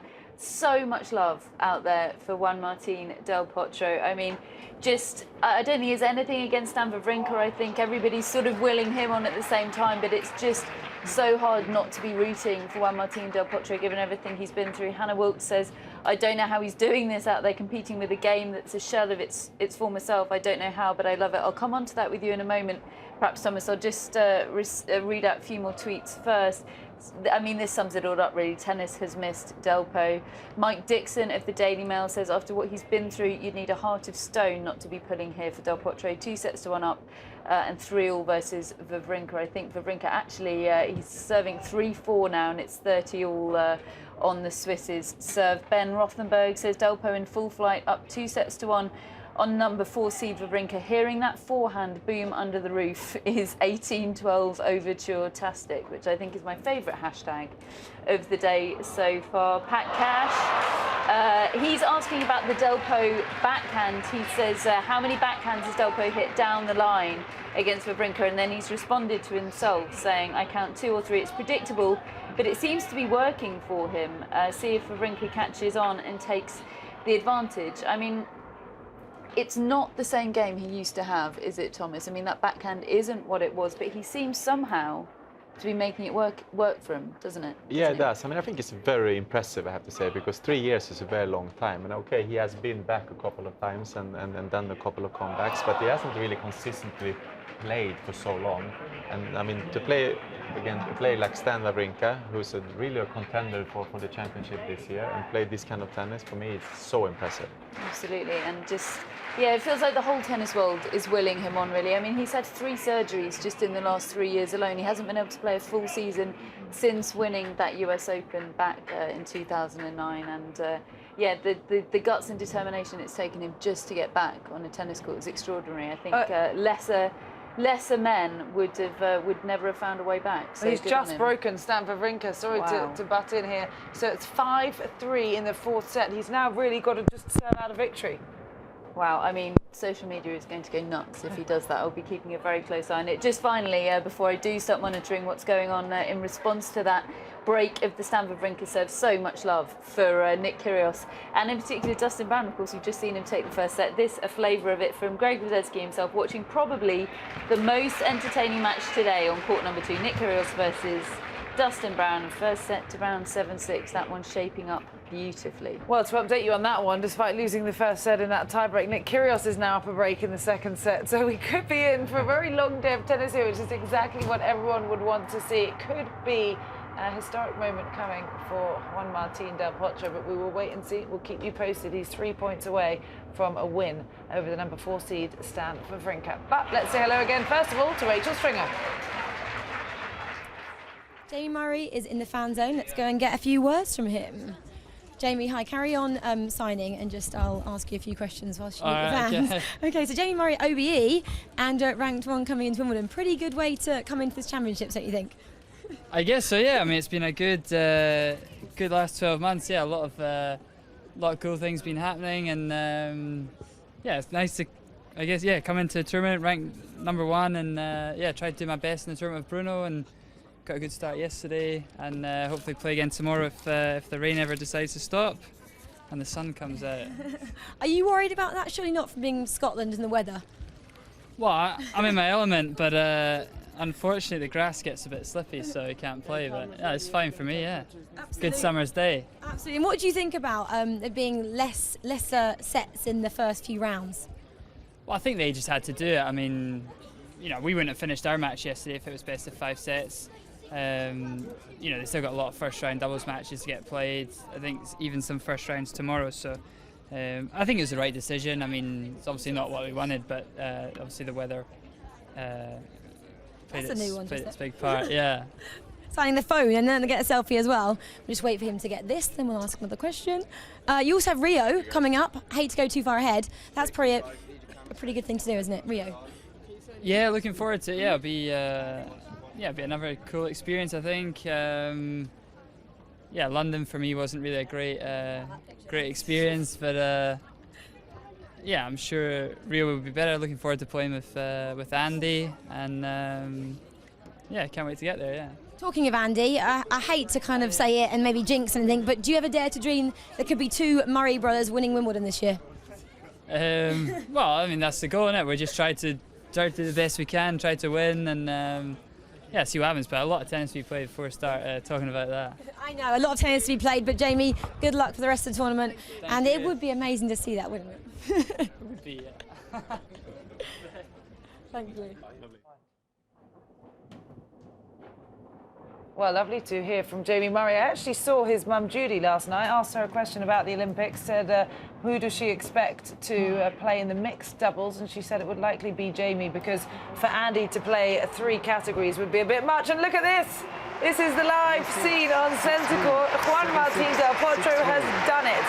In 4 sets, he has defeated the number 4 seed, the world number 5, Stan Wawrinka, in an incredible match that sees the comeback of the tall Argentinian. You can see in his own eyes, he just can't believe it. Thanking everyone for really coming along this journey with him. Rob mentioned it, 3 years, 3 wrist surgeries. He hasn't really played well here at Wimbledon since the semi-finals in 2013 when he took Novak Djokovic to 5 sets, unable to get the job done there. But really the heartwarming story of the day so far as we see the 2009 US Open champion return to winning ways over one of the best in the world, Thomas. Yes, this was a very impressive performance from Del Potro, and the way he moved was for me the most impressive. I've been keeping an eye on this match here, and it was a quality match, and Stan didn't play poorly at all, but Del Potro looked very, very sharp. Big first serves, hitting his forehand very aggressively, but the way he covered the court for me was very, very impressive. going to be very interesting to follow him the rest of the tournament. Yeah, this was in fact, as Stan makes us very disappointed, I'm sure, off the court, their 6th meeting, and it was Del Potro that led their head-to-head 3-2, so he did have a slight advantage over him in their previous meetings. It'll be tough to wipe the smile off this man's face. What an incredible Friday for him at the Wimbledon Championships as he marches through to the 3rd round of the men's singles draw here. They have previously played each other once at Wimbledon before. That was all the way back in 2008. Before this man was a Grand Slam champion. Wawrinka won in that occasion in straight sets. But that wasn't the story today. It was a 4-set victory for the man known as Delpo, who stops to sign and greet fans. Very unique hat there, a Wimbledon special. I imagine it's going to be a wonderful time for him now, who probably, though, will have to come back out and play tomorrow because that was only a 2nd round match. So he can't spend too long enjoying this one. He's got to refocus again straight away for the 3rd round, Thomas. Yeah, and it will be interesting to see also how his body, react to this. It's been a while since he had this kind of match, with not only the physical aspect of it, but also like playing on the center court against a quality player like Stan Wawrinka. And again, I'm very, very impressed, and I think that what a nice feeling for him also, because I'm sure with these 3 years that it's been so difficult for him with 3 surgeries, and I'm sure it's been a doubt there somewhere that this is really worth it. Should I really continue, put in all this effort and then get injured again? And I'm sure today that he has no regrets, and he has to be a fantastic feeling for him. Well, and he it's really well deserved it. I'm very happy for him. Yeah, he really does. And everyone, as Catherine told us on Twitter, was really pulling for him. And I have to say, it opens up the draw, Murray's side of the draw, because that's the highest seed we've lost in the men's side, the number 4 seed, Stan Wawrinka. And as I take a look at the draw, Delpo's next match in the 3rd round looks fairly appealing, either between the Frenchman Lucas Poole or the young American Donald Young. They're actually out on court at the moment, court number 17. So Camp Del Potro might be going to watch a little bit of that one ahead of the 3rd round. And the seeded Frenchman won the 1st set over Donald Young, a lovely young player from the United States. The Frenchman is also up a break in the 2nd set, so we'll keep you posted what happens there on court number 17 as the crowds pour out of centre court. They have been in there for a good 3 hours watching that match, and it will be Serena Williams that takes to centre court next. So turning into a lovely Friday here at Wimbledon, and undoubtedly, I think we may have already seen the story of the day.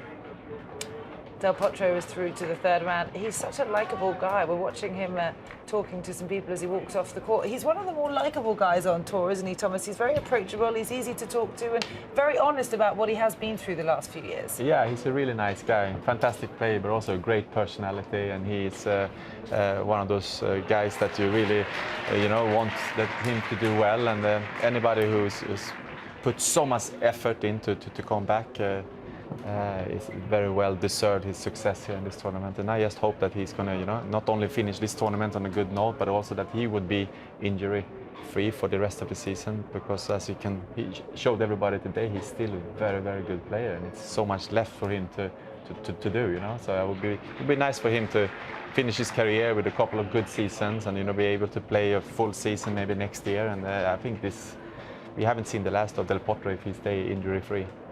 Yeah, well, that match is done. It's been some 3 hours, and we've got 2 more fantastic matches to come on centre court. Next up, Serena Williams takes on a fellow American. So in advance of her arriving on centre court, let's take a little closer look at her game with myself and Anne Kearthavon. Okay, down here alongside Anne to speak about the world number 1 and really the best player currently of her generation, of course, Serena Williams, and just about the strengths of her game that undeniably starts with the serve, Anne. It is the biggest weapon of her game. Why is it so good? Well, the serve is so good because she does have so much power, but not just on the serve, off the ground as well. And what makes the serve in particular so good, though, is the way her motion is. It's very smooth, her technique. Okay. It's very tough to teach such an easy take back transition. Exactly, and she's got such an easy throw. I mean, she seems to produce power effortlessly, but she's explosive with the legs and she's fast with the arm. Also, the other thing about Serena Williams' serve is her ball toss. Her ball toss is very consistent. It's the same ball toss whether she goes for the slice serve, the kick serve, or the flat serve. And off the deuce and the ad side, as the receiver, it's a very tough serve to read. So it's pretty hard to judge if you're the receiver trying to guess what serve it might be. If you are facing Serena Williams' serve then, as a lot of ladies will be in these next 2 weeks. What can you possibly try and do? Well, as the receiver, you've got to make sure you change your court position. Whenever you're up against a big server, it's important to give them a different look. Sometimes stand a little further behind the baseline, sometimes stand further wide. And you've got to find ways to just get into their mindset. Yeah, get them thinking and just perhaps try and get in their face a little bit as well, bouncing up and down, giving them a different look. You never know what you might be able to force from your opponent just by where you stand on the court. Maybe just distract their focus a little bit. We know that Serena All within Williams, the rules. Yeah, okay, good to know, because we know that she does tend to blow opponents off the court sometimes with her serving. If you are playing Serena though and you do get into more of a rally situation, is that where you stand most strength against someone of her power? Yeah, the longer you can get the point going for, the more chance you have of winning the point, unless you've got her on an off day. But what's important, whenever you're up against a powerful player, you have to look for ways to neutralise them. And also, off the return, you've got to give yourself big targets. And a lot of those targets, straight through the middle of the court, deep, get yourself into the point and then try and work something from there. Fundamentally, throughout her game, what makes her so powerful? Well, physically, she's in a different league to the other players. She's so strong, she's explosive with her movement and explosive with her power, the way she's able to accelerate and get her body weight behind every shot. That's how she produces power, but also it's about timing, and the same on her serve. When she's serving well, she's timing everything well. The ball toss is in the right place all the time, and she's getting up, and you've got to have good rhythm. That's the key to having a great serve as well. And so just to go back to the ball toss, you were talking about how Serena's is so consistent, it's tough to read what kind of a serve she's going to produce. How does that differ from some of the other girls on tour where you can read through their ball toss? As a returner, you can often read your opponent's serve by where they place their ball toss. If you're playing against a right-handed player and the ball toss is out further to the right, there's more chance that they'll be hitting the slice serve, so therefore they'll be coming around the outside of the ball. Or if the ball is further back behind their head, the chances are they're going to hit a kick serve, and that's the easiest way to wrap your racket around the back of the ball and produce topspin. With Serena, the ball toss is consistent. It's right up there, nicely in front, not too high as well, and she's able to hit the slice serve from that ball toss as well as the kick and the flat serve, and that's what makes it so tough to read and to play against her. And such a huge weapon in her game, so confusing. We know how fantastic Serena Williams is, and really best of luck to anyone that faces that serve this week.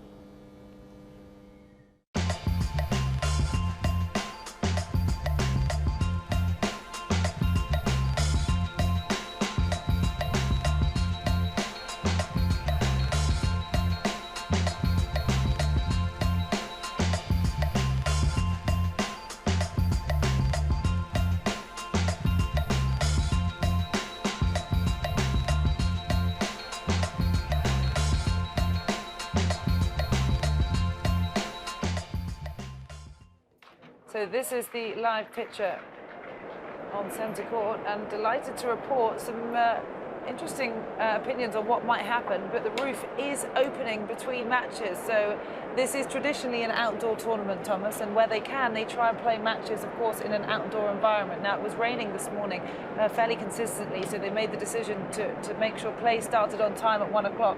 And once a match has started with the roof closed, it will continue in the same manner. They're trying, obviously, to get the rest of the matches played outside. So the roof is opening on centre court. That will take a little bit of time for the roof to open and then for the conditions to acclimatise before Serena Williams and Christina McHale come out to contest their second round match, one of the 16 second round matches that were still to be completed at the start of the day. And really, that's a positive sign for everyone to see the roof coming off. Very much so. I mean, it's great to have the roof, but like you said, it's still outdoor tournaments, and it should be played as much outdoor as possible. And actually, this way is quicker. You know, when you have to close the roof, it takes a little time, even when the roof is closed, because you need to take out the humidity. It's like a system that takes out the humidity to make it, you know, not slippery. But when you actually open the roof, I think it goes much quicker, because as soon as it's open, I think they can start. That's a very valid point. Yeah, it won't take as long. The fresh air will flow in, and they'll be ready to go. And when you look at this matchup, Serena's had a pretty easy path so far, and surprisingly straight sets in her first round encounter. This is only the second match, but it's against a fellow American. She's the world number 65. They've actually faced each other twice already this year. Serena won on both occasions, but in Miami, Christina did push Serena to 3 sets. So she's got a little bit of experience of playing her in this calendar year, which can only help coming into a match against the undisputed world number 1. For sure, the more you play the top players, the easier it is, the less difficult at least it is to play. So that's for sure it's an important experience to have. But for me, with Serena Williams, that she actually, her most difficult opponent is herself, I would say. I think that if she plays well, she still is the best player in the world. I think for her to just get this record out of the way, because I think we have seen in the last Grand Slams that she has played well, but she hasn't swinged as freely as she usually do, and she's been more nervous, I would say, and especially if you looked at the US Open and Australian Open, which I think that she was in a perfect position to win those 2 Grand Slams, but she was tumbling a little bit in the end, but for me, because she was a little bit too tight. I think in the French Open final, I think that Muguruza played really, really well. I think that was a good match. But again, for me, that Serena Williams is a big favorite here. I think that if she stays, healthy and she can keep her head straight, I think she will take her 22nd Grand Slam.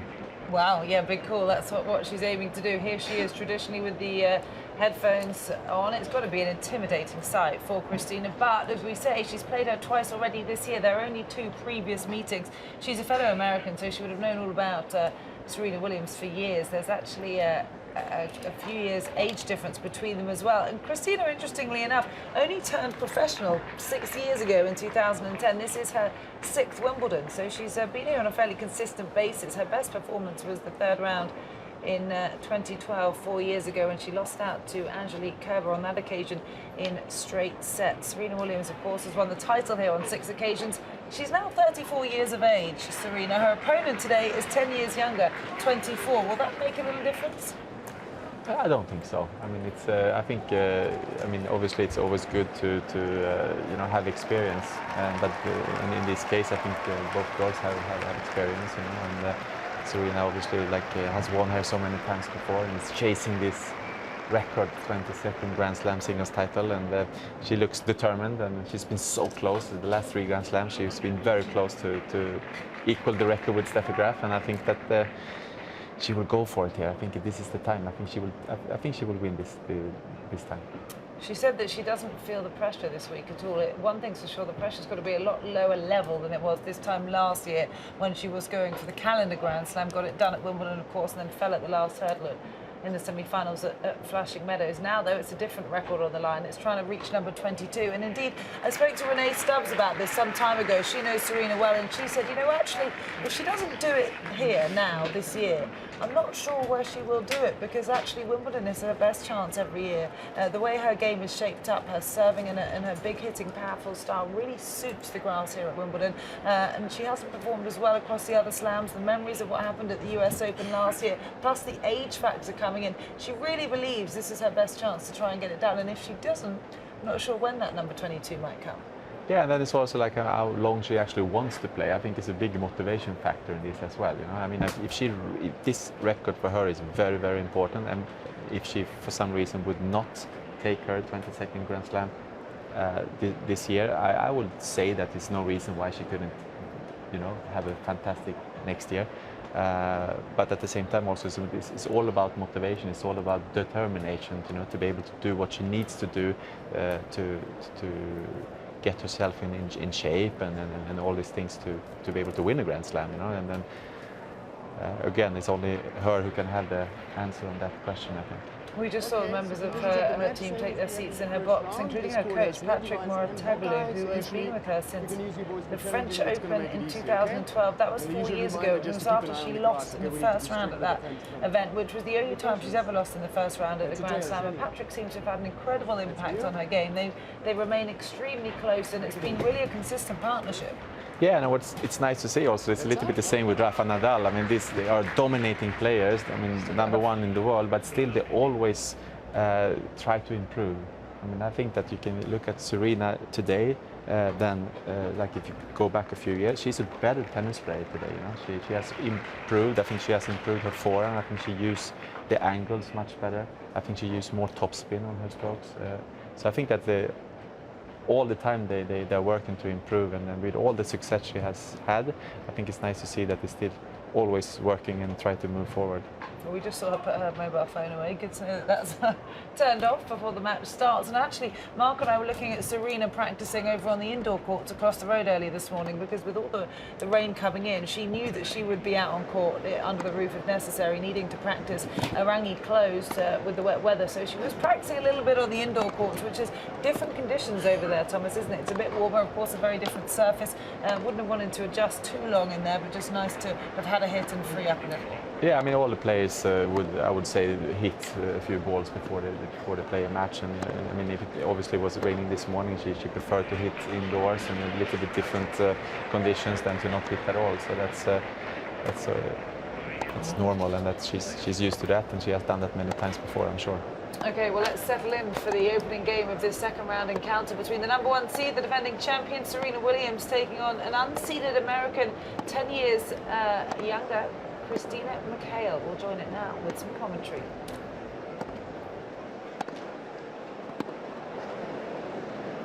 US Open, she never lost a set to Vinci. I think it was the pressure and the style of play that Vinci played contributed to the loss.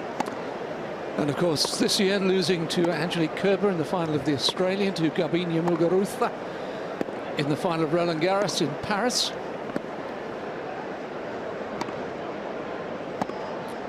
Patrick Mouratoglou on the left, turning round. There he is, Serena's coach, the Frenchman, and next to him is Robbie Poole, her hitting partner these days.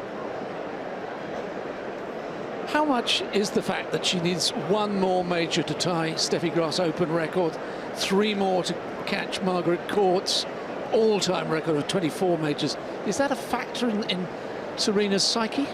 Well, she answered that in her press conference, and she said, I don't think about 22. I just think about winning the Australian Open or Roland Garros or Wimbledon. Just think about winning that title, and the rest will take care of herself. Now, I've just got to think, though, that in the back of her mind, 22 is looming. Do you believe her when she says that? Because we all know that all of us in our different ways sometimes say what we think we should say rather than what we actually feel deep down in our hearts. Right. That's exactly right. I think that it would be very critical for Serena and important for her to tie Steffi Graf and surpass her as well. She's playing for history now. And of course, today she faces her fellow American, Christina McHale, from the state of New Jersey, just across the Hudson River from New York.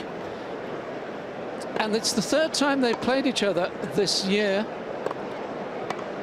And McHale's done reasonably well on both occasions. They first met in Miami back in March. 6-3, 5-7, 6-2. Serena won on that occasion. Then in May, they played on the clay courts of the Foro Italico in Rome. And it was 7-6, 6-1. And McHale was ahead in that first set and might very well have won that first set. Doesn't have the power of... On the right there is Jorge Tadero, her coach, in the front. She doesn't have the power. She's very consistent. She maximizes what she has.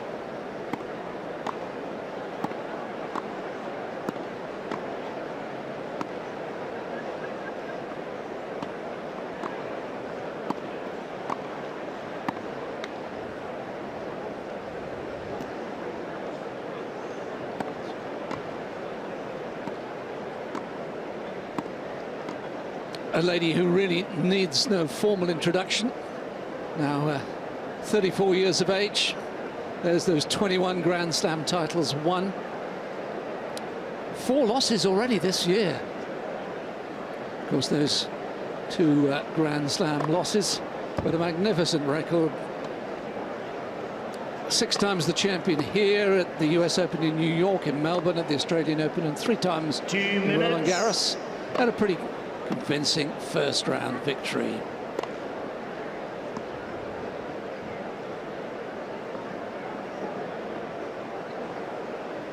Christina McHale. A winning record this year, 17 wins, 15 losses. That's pretty good. World ranking of 65, but this year her results would put her at 44 in the world. And you can see consistently reaching the third round the last 32 of majors, but hasn't been able to get any further. And beat the veteran Slovak Daniela Hantuchova in the first round.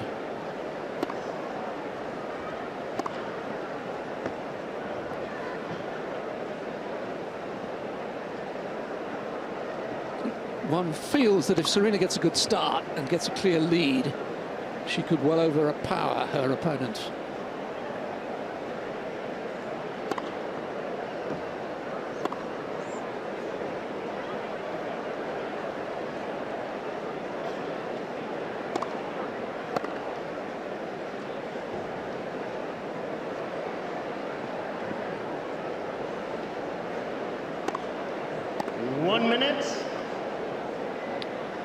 Remarkable to think that since leaving here as the champion last year, Serena has not added to that total of 21 majors, which puts her one behind Steffi Graf in terms of majors won, Grand Slams won in the Open era, which started in 1968, and 3 behind the all-time record of Margaret Smith Court, the great Australian, who of course won some of her titles in the amateur era, or the shamateur era as it really was.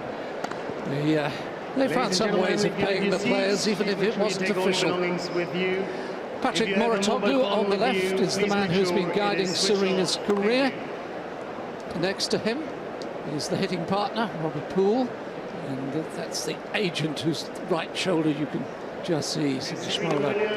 One big difference from the Del Potro and Wawrinka match: the roof has now been opened. As we were mentioning, had that good match in Miami. Their other record, their other match, was in Rome in May. And Christina McHale was leading in the first set, but couldn't put it away, lost the tiebreak, and then Serena rather ran away with the second set. Here's Christina McHale, 24 years of age, lives in the state of New Jersey, just across the Hudson River from New York. Ranked 65, but on this year's results would be 44 in the rankings. Felix Terralba from Spain is one of the full-time officials on the WTA Tour. Tracy, if Serena plays as Serena can, there's only one winner, but we've seen, particularly against Roberta Vinci in the semi-finals of the US Open last year, that sometimes she finds it difficult to produce her best tennis when it matters most. Yeah, sometimes the nerves take over. That was a dramatic moment when Serena lost to Roberta Vinci, who she'd never even lost a set before that match. I think it was a combination of the style of play from Vinci, who takes all the pace off, kept the ball very low, and Serena feeling the pressure of trying to complete the calendar year Grand Slam, and particularly with the 3 players that were still left in the draw. Looked like it was going to be a slam dunk.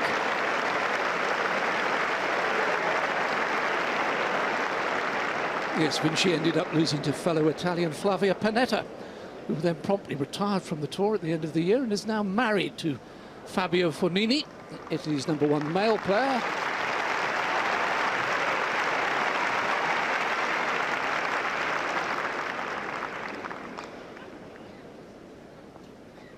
And it will be the defending champion to get this second round match underway. Amazing, here we are on Friday, still playing second round matches. Ready? Play.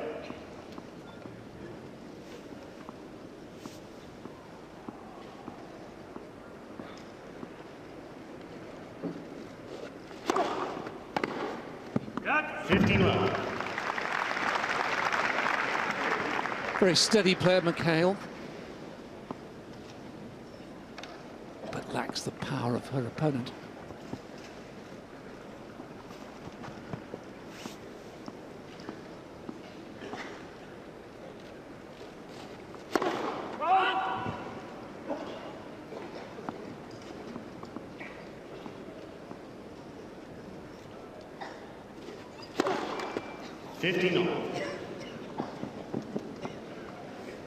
Christina McHale is a very good competitor. Consistent, has terrific demeanor out on court. Always will be looking for the forehand to try to dictate play.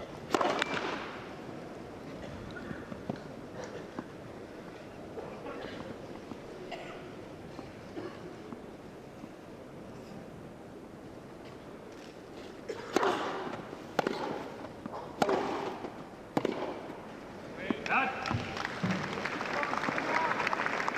30-15. Third time these two have played this year. Third surface.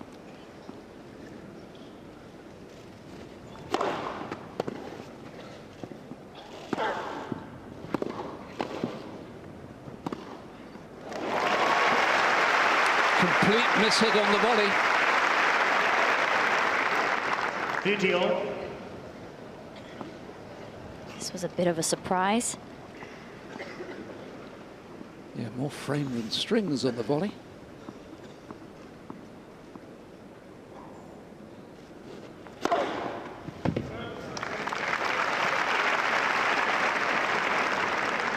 $40-13. 119 miles an hour for the first ace. Arms warmed up already.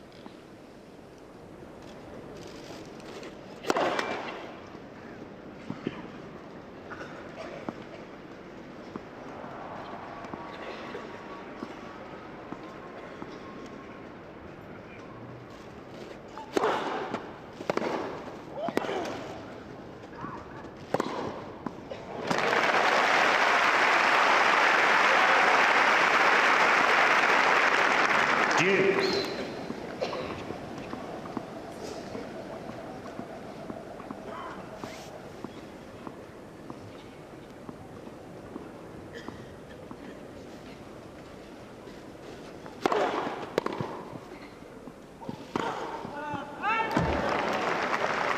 Advantage, Miss McHale.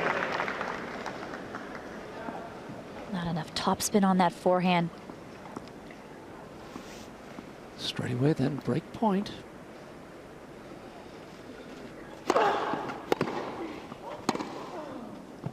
Game, Miss McHale.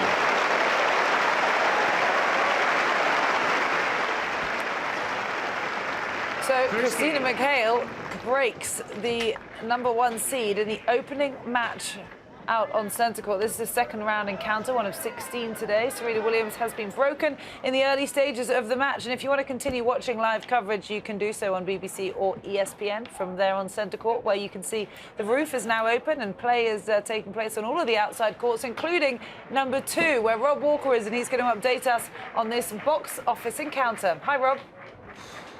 Hi, Cara. This is crazy. That's the only way to describe what we're seeing here. We were promised top quality drama and a thrilling encounter between Nick Kyrgios and Dustin Brown, and that is exactly what is being delivered. But it's so hard to predict. Jeff, just get down there. Dustin Brown down this end of the court. He took the first set on a tiebreak 7-6, lost the second 6-1, and he's absolutely stormed his way to the third set 6-2. And there's been some extraordinary body language from Nick Kyrgios, who's now down the far end of the court. Kyrgios has been talking to himself almost between every single point. At the very least, it looks as though the hugely talented Australian, who's the number 15 seed, who's been to the quarterfinals here 2 years ago and beat Rafael Nadal, at the very least, it looks as though he's losing his composure at key moments here. We've had absolutely everything. We've had drop shots, we've had hot dogs from Kyrgios moving into the net. He's been warned for his language and his behaviour. It certainly looked towards the end of the second set as though Dustin Brown had had his moment in the spotlight, having won the first on the tiebreak. Kyrgios was so dominant in the second set to take it 6-1. But honestly, that third set was absolutely extraordinary. Kyrgios was playing so fast. He was so upset with everyone. And it just seems as though we know all about how talented Kyrgios is. It was a wonderful run to the quarterfinals here 2 years ago. It was a great run to the quarterfinals of the Aussie last year. 30 on. There are these moments where he gets unbelievably frustrated with himself. It's almost as if this rage to win takes him down the wrong path in terms of his psychological preparation for each point. All credit to Dustin Brown. Great return there from Nick Kyrgios putting Brown under a little bit of pressure. 30-40. In fact, Kyrgios has break point here on the first game here by Dustin Brown. Brown with a great shot to take it back to deuce, but it's just absolutely extraordinary how much Kyrgios remonstrates with himself after every single point. Brown has played some brilliant strokes here, and let's not forget, Brown's here as a wild card, and he's had 2 amazing performances here at Wimbledon in previous years. He's knocked out Leighton Hewitt here in the second round, and he had that incredible victory over Rafael Nadal. Just turning round to see the cheer, and the cheer is because Dustin Brown has gone to advantage on his own serve at the very start of the 4th set, and there's no doubt that the Kyrgios antics are making the crowd want Dustin Brown to win this one. And you would have thought, that bearing in mind how entertaining the match is, that most neutrals would want this one to go to 5, which is what's required by Kyrgios if he's to get back in this one. Beautiful deft touches, Jeff. Just get back down there and just see the guys, the body language. Just watch Kyrgios there, wiping his face with the towel. He's going to come down this end of the court. And Kyrgios, well, just needs to compose himself here. He just seems to be so much negative body language at the beginning of every single point. Well, a really big hangover after every bad point. So, Jeff, just come back round here. So, amazing there. And then over here, Jo-Wilfried Tsonga. Looks as though he's got this one pretty much under control against Juan Monaco. He's taking the first 2, 6-1, 6-4. And he's about to take a 4-game-to-2 lead in the 3rd set. So Tsonga over on 12, making fairly short work of his opponent. He'll play the winner of John Isner against Matt Barton. Isner took the first set there in a tiebreak, but I think Barton, the young Australian, is doing really well over on court 18 to turn that into a really big match. But Tsonga, the 2-time Wimbledon semi-finalist, does indeed take a 4-game-to-2 lead. So it looks as though Tsonga's heading for a straight sets win. But honestly, this match is absolutely thrilling between Kyrgios and Brown. The range of shots being demonstrated by both is unbelievable. And listen to the crowd. Panrat, just see the reaction of the crowd to every single point. Kyrgios 15-30, and I'm absolutely certain that the negativity from the body language of Nick Kyrgios means that everybody here wants Brown to win this one. We were promised an unbelievably entertaining match, and that is exactly what we've got. Back to 30 all. Honestly, if you're anywhere near a television screen and you can watch this one live, tune in, because you shouldn't take your eyes off this if you've got a television screen for 1 single second. Nick Kyrgios, the number 15 seed, has got to produce some unbelievable tennis here to stay in this one. Otherwise, Dustin Brown will be into the 3rd round for the 3rd time. And I can't remember him being as entertaining as this. On the previous 2 occasions, he's made it into round 3. Court 2 is where it's at right now. Unbelievably entertaining. Kyrgios needs to get his temper under control, and he needs to do it very quickly. Thanks, Robert. Sounds like the same old story for Nick Kyrgios, whereas Dustin Brown, usually a pure example of cool, calm behaviour with some incredible brilliance out on the courts. We'll see what happens, and no doubt Rob will keep us updated. But welcome back into our studio on what is currently a sunny afternoon here at the All England Club. We're hoping that some dark clouds aren't looming too close, because it's been wonderful to get play underway. But Kyle Robinson with you alongside Thomas Enquist and Catherine Whitaker back with us again after we saw, let's be honest, an upset of Juan Martín del Potro knocking out the 4th seed Stanislav Wawrinka in 4 sets in the opening match on centre court. Catherine, it looks like he may have opened up that bottom half of the draw. Yeah, absolutely. Well, of course, Kyrgios and Dustin Brown also in that bottom half of the draw, but they're closer to Andy Murray's segment right at the bottom there. The winner of that one, Kyrgios and Dustin Brown, would be a potential 4th round opponent for Andy Murray. But as you say, it's actually the segment just above that, still the bottom half, but sort of the top quarter of the bottom half that I wanted to have a little look at, because as we see, Del Potro taking out the 4th seed Stan Wawrinka in 4 sets. Amazing stuff from him earlier, and this is how his segment of the draw is now looking. His 3rd round opponent, that match almost certainly will be tomorrow, because of course he's one of the players that has been set behind by the rain. His 3rd round match will be against either Luca Pouille or Donald Young, both talented players, but Del Potro is certainly the favourite going into that match, whoever it will be against. Looking just at the moment like it's probably going to be Luca Pouille, as he leads by a set and 5-3 over the American. Then a 4th round opponent, if Del Potro did make it through there, would be one of Roberto Roberto Bautista Agut and Bernard Tomic. Again, both very good players, both seeded players, but Bautista Agut, certainly grass not his most favoured surface. And Bernard Tomic, again, very handy, a semi-finalist at Queen's last week, but probably, a quarter-finalist rather, excuse me, but probably Del Potro the favourite going into that one as well. So if you're picking him potentially to make a quarter-final, let's have a look at who his quarter-final might be against. Well, we've got Jiří Veselý and João Sousa.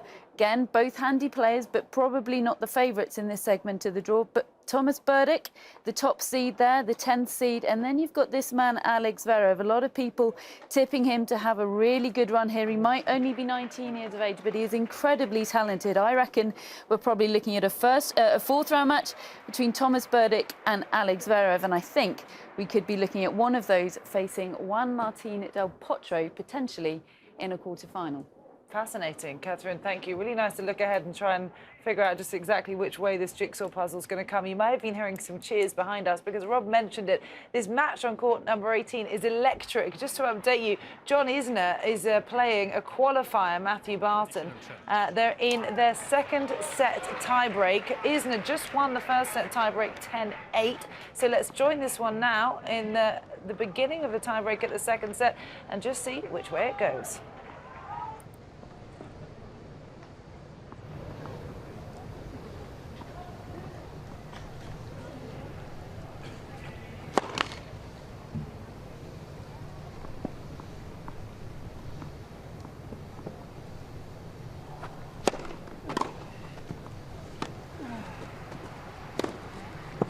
Always missed it. 1-0, Isner. Well, could have had a mini break right off the bat there. That was a pretty regulation short forehand, Chris. It was, but at least he was going for it. I sort of feel they're better mistakes if you're going for your shots than if you pull out. But it could cost him.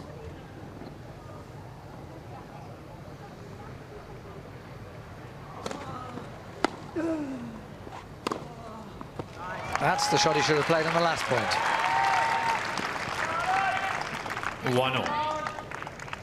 Yeah, well, I guess it's one thing to do it on your opponent's serve, but another to do it on your own in a tiebreaker.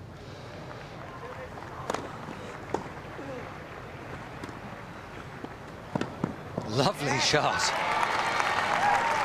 Well, mid-stroke, 2-1. he decided to change from the two-handed backhand to the one-handed slice cross court, keep the ball low and away from Isner.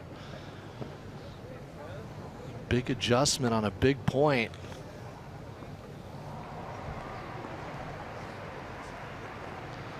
And while he didn't play with enough conviction in that first tiebreaker, lost at 10-8, Barton set for the challenge. Can Isner fight him off? Or serve him off? 2-0.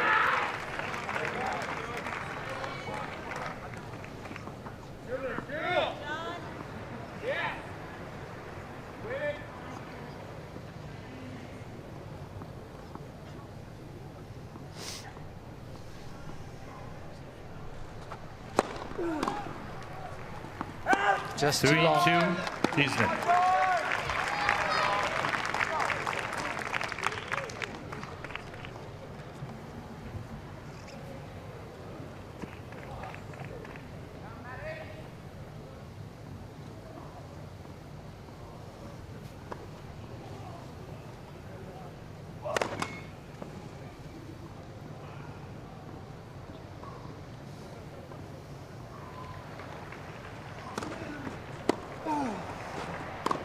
Oh dear.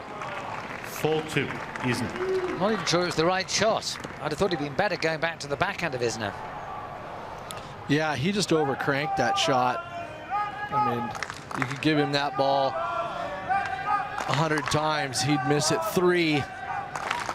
But that one is going to cost him. Needs all the support he can get from his countryfolk. Little champagne and Wimbledon. Not really a surprise, is it, Chris? Well, goes with the territory, doesn't it? 4:30 in the afternoon. leave it to the Aussies to skip tea time, Chris. Go straight to the champagne. Go straight to the sundowner.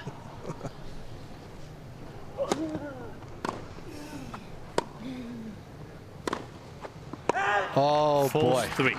Isner. John will be upset at himself for that. That was an easy ball. And that's where it comes back to what you were alluding to earlier in this set, Chris, is Isner really feels like his forehand is a weapon, and there he was so off balance trying to get to his forehand weapon, where you just a nice solid backhand cross court probably would have kept him in the point to get a forehand. But he's in the position where 3 decent serves, and he'll have a 2 sets lead. 4-3. Oh, good eye by Isner.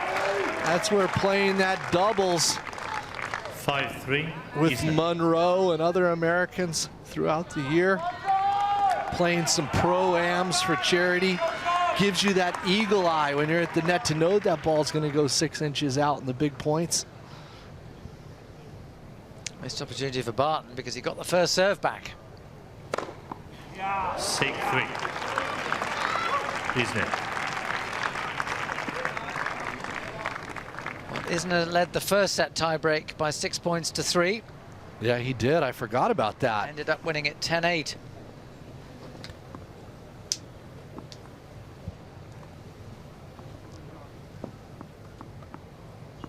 Set points for Isner. First 2 on the Barton serve.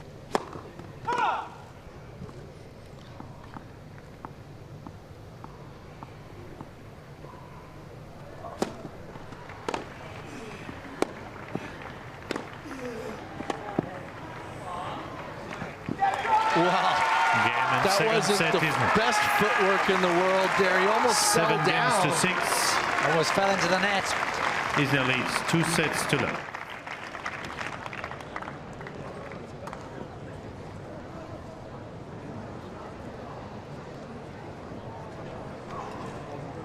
Well, it's fair to say that we always expect plenty of tie breaks when John Isner's playing. We've had 2 already, 7-6, 7-6 behind us, behind our studio. First 2 sets have gone to John Isner. Now, this is a match that's just finished out on court number 12, and a great performance by Jo-Wilfried Tsonga. Really a potential banana skin, a tricky match for him. Juan Monaco, we know how good he can be, a former top 10 player, but Jo-Wilfried Tsonga has dismissed him very, very comfortably. 6-1, 6-4, 6-3 in less than an hour and a half on court. So the number 12 seed, Jo-Wilfried Tsonga, is now through to the 3rd round. An entertaining match. The crowd always love watching him. And he produced some of his best tennis today against the Argentine opponent. And he is through to the 3rd round, as we said. He will play actually the winner of John Isner versus Matthew Barton in that 3rd round. So Isner versus Tsonga, and could be a really entertaining 3rd round encounter. Plenty of big hitting in that one. Big hitting, yes, that's for sure. Big serving from Isner and big off the ground from Tsonga. And Tsonga, always a crowd favourite. Certainly. Now let's take you to court number 3, and a match point on that one. And another comfortable win for Thomas Berdych. He was playing Benjamin Becker. No relation, of course, to Boris Becker. Berdych using some of his best grass court tennis to take it in straight sets, winning that final set 6-2. And we were saying earlier how the low bouncing, fast conditions, because of all the moisture and rain that's been around, may help someone like Berdych, who's got such powerful, heavy ground strokes. And he takes his place in the 3rd round, 6-4, 6-1, 6-2 over Benjamin Becker. And Benjamin Becker, again, a pretty decent grass court player, so that's a good performance from Berdych, who is, of course, on the hunt for his first Grand Slam title. He has been to the final here at Wimbledon, previously losing to Rafael Nadal that year. That's his best performance at a Grand Slam, so he's hoping to go one better and win the Wimbledon title. We'll just let you know who he's playing in the next round. He's through to the 3rd round thanks to his 2nd round victory, and he will play the winner of Alexander Zverev, the German number 24 seed, who so much is hoped of him. 6-3, 6-4, 6-2. He won in his 1st round match, and he's playing Mikhail Yuzny in the 2nd round. So Berdych awaiting the winner of that match. And Zverev, certainly a player who's one of the most promising players on the ATP Tour. And some of the pictures coming into us from around the ground. Still plenty of grey skies overhead, but we haven't actually had any rain falling on SW19 for quite some time. Cara and Thomas clearly slightly good luck when it comes to the weather, because when Anne and I were last in the studio, we barely saw a ball hit apart from on centre court, but they seem to keep the rain away. So hopefully it does stay away, and you can see play continuing on plenty of the outside courts.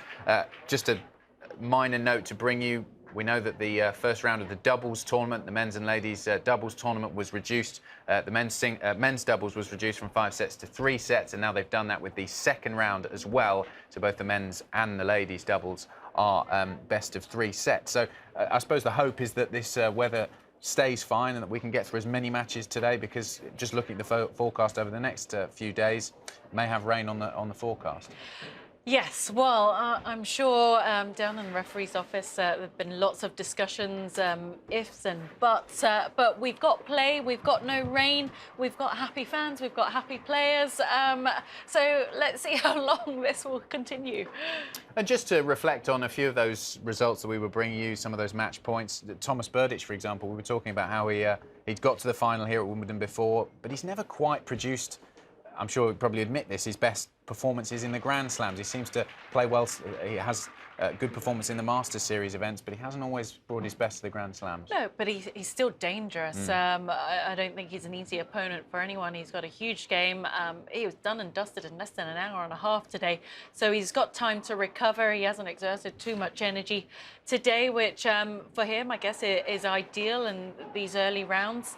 And, you know, it's unfortunate. I'm not sure whether we'll ever see Thomas Berdych win a Grand Slam. He's in a very tough, well, amongst a tough generation, really, of players, where we see the likes of Murray, Djokovic, Federer and Nadal, the big four, doing so well. It's not like he's a bad player. He's just really part of tennis in this current era that has some, well, possibly 2 of the greatest of all-time players in Djokovic and Federer as part of it. Certainly, we'll see how he gets on throughout the tournament. Another interesting line, I suppose, concerning John Isner, who's playing just behind us. 7-6, 7-6, the first 2 sets in that one. John Isner, another player, who hasn't perhaps brought his best tennis to Wimbledon. We've seen him produce some great performances at the Grand Slams. Other than Wimbledon, if you look back at his record, it's noticeably worse than the rest of the surfaces. For a player with such a big serve, I mean, a lot of people say it's the best serve ever in the game that comes down from such height, so difficult to return. Why aren't his results so good on grass, do you think? It's a good question. I mean, I don't. He's almost more famed at Wimbledon for that epic match against Nicolas Mahut than any real results. Yeah, well, maybe he plays too many long matches in the early rounds. By the time he gets to the 3rd or 4th round, physically he's had enough. But you know, he's still a dangerous player. But if he gets stuck up against someone who returns very well, or that, I don't know, what do you see outside of his game, other than his serve, that can really hurt opponents? Certainly, and some of the ladies' singles matches taking place around the grounds. Venus Williams, Daria Kasatkina, a match that started while we were last on air a little while ago. First set going to Venus 7-5. It has been such a close match. Kasatkina taking the second set 6-4, and they're locked at 4-all, I can see, in the 3rd set. Now just gone to 5-4, actually. Yeah, Kasatkina was actually a break-up in that final set. So we're one game away from it, if you're a Final Venus sets. Williams fan, but she has been made to work very, very hard by Kasatkina. That was what you were predicting, really, because I remember we were talking at the early stages of the first set in this one, and you were saying it was going to be a close match. So Yeah, well I'm predicted. not surprised by this scoreline whatsoever. Daria Kasatkina is a rising star in the women's game, just 19 years of age, and I'm really excited about her future, because I think we'll be talking a lot about her in the years to come. She'll definitely be one of the future stars, or if not, a rising star in her own right. Renee Stubbs has joined us, in fact, in the studio. Renee, thanks for coming in to speak to us here at Live at Wimbledon, as you have done over the last few days. It's been a really interesting one. Anne and I have been focusing on this match on court number 1, Venus Williams against Daria Kasatkina. Can you see why Kasatkina is causing Venus so many troubles? Saying is up and coming, and so many of these players now, when they step into these types of situations, they rise to these occasions. And I think also Venus not having the same sort of results as she's had over the past, you actually you're actually not afraid anymore, and that's what the difference is with these youngsters now. Well, she's produced a brilliant performance so far. Can she keep it going? She's serving 5-4 down in the third set. We can join commentary.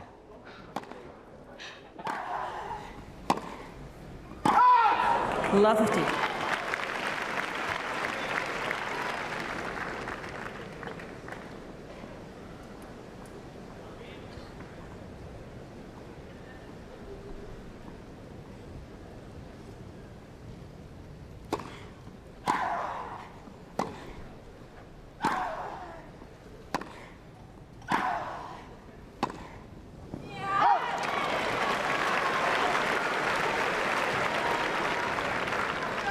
Love 13.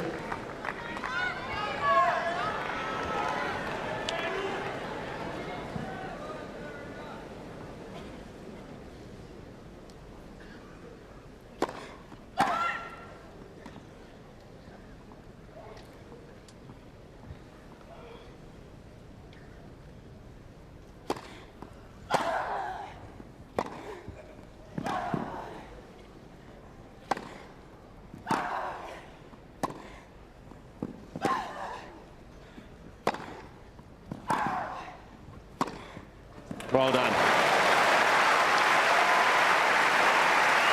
That's good hitting from Kasatkina. Venus had a second serve right 15-13 in her strike zone with the forehand and played it a little safe. We're not used to seeing that from Venus. Kasatkina was then able to take control of that point. It's some big forehands in this crucial moment.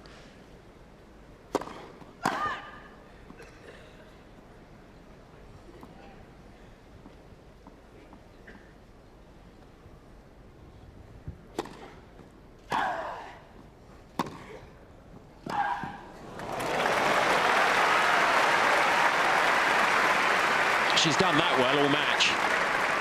30. That wrong footer into the Williams backhand.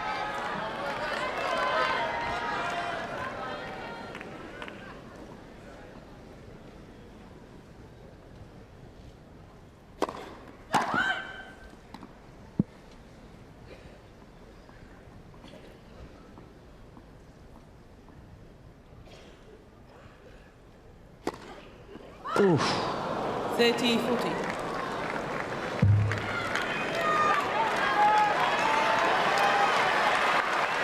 Fifth double fault sets up match point for Venus Williams.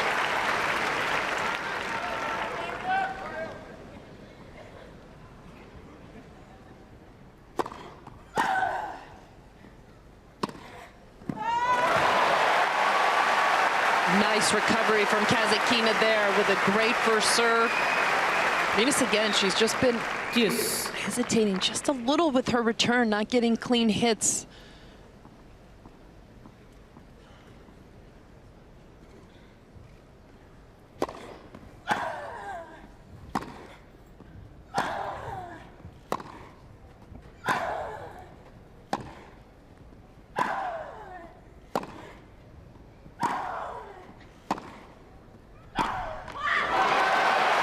Didn't move, didn't bend her legs at all there, Venus. Advantage, Miss Kasatkina.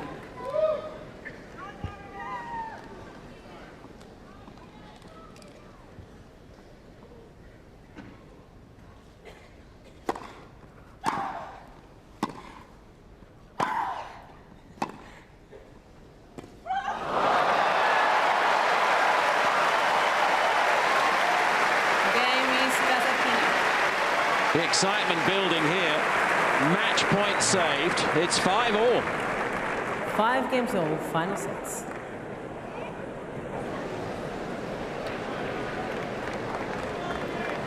So Kasatkina having to work very, very hard. She's withstood that match point. Plenty of pressure on her. 5-all in the third set. So that's the picture at the #1 court. Venus having taken the first set 7-5, 6-4 the second set to Kasatkina, 5-all in the third. Renee, for a player of her age, she's only 19 years of age, she's already shown plenty of maturity to even take Venus Williams to 3 sets. Can she keep it going to claim that third set, do you think? Well, absolutely, because by just looking at the way Venus was struggling there physically, you can tell that she's laboured a little bit, especially with that leg. And also, the nice thing for Kasatkina right at the end there was she wasn't trying to overplay. She actually, nice, good first serve, not really trying to hit the lines. So that's a maturity in itself, is to not go for too much in the biggest of occasions. And that's what a lot of young players do when they feel like it's towards the end of a match. They have to really finish off a great champion. And sometimes you have to still make them beat you. And that was really what she did very well in that last game.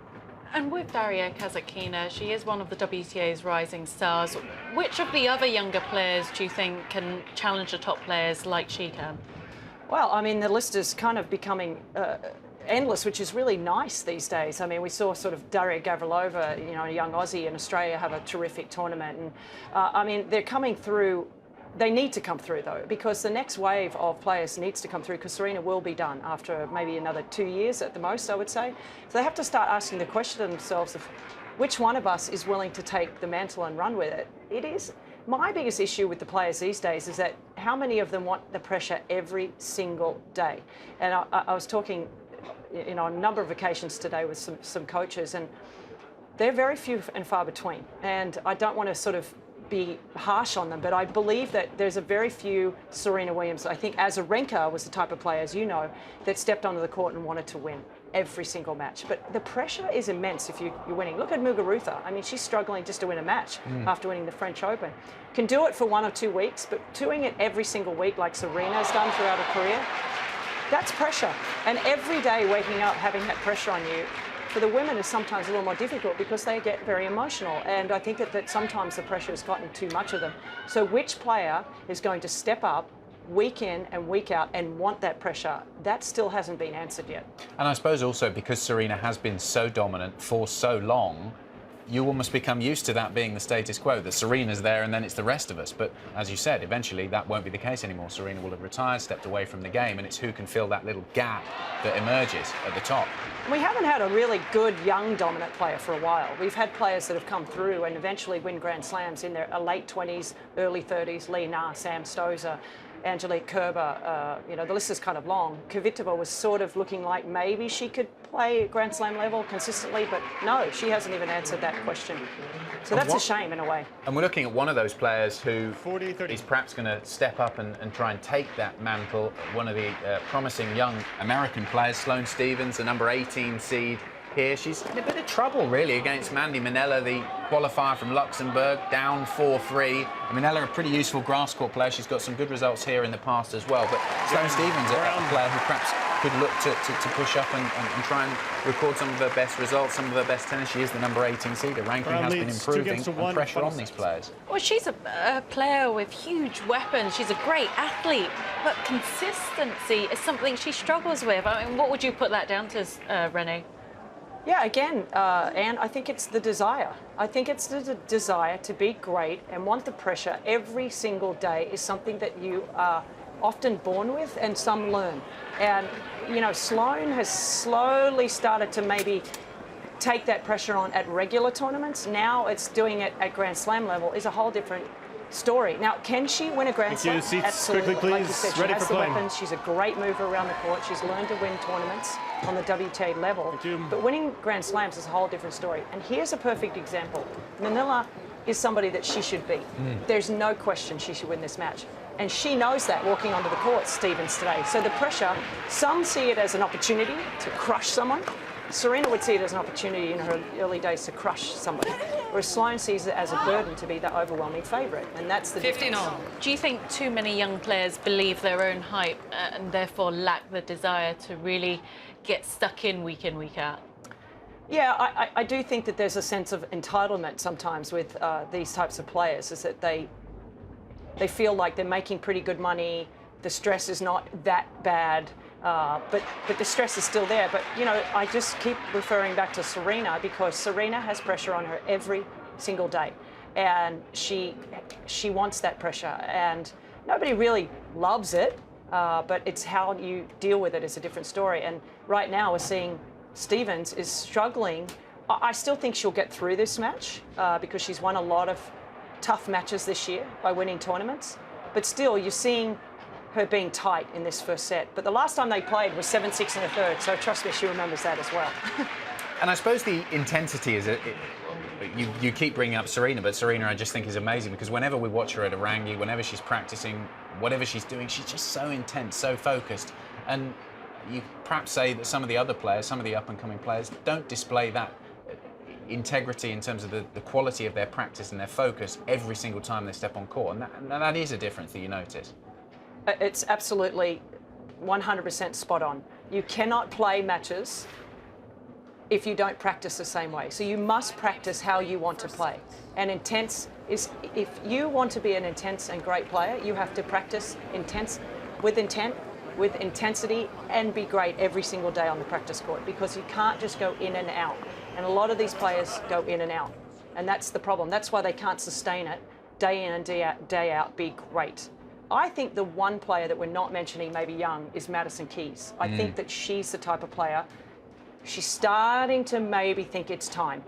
And she has the game. She's such a good player. And we actually had her in the studio, didn't we, a couple of days ago, and she was saying that she just slowly, she's learned to become more and more focused. We've seen it at Orangi. She's been so focused, and that's showing in her results. Now, these are pictures coming into us from court number 3. Really an interesting one. Tara Moore, the only Brit left in the ladies singles draw, a wild card. It was a good first round performance from her, a battling win in the first round, and she's up against Svetlana Kuznetsova, the number 13 seed. A fearsome opponent out on court number 3, and it's Kuznetsova who started the match very, very well with a break.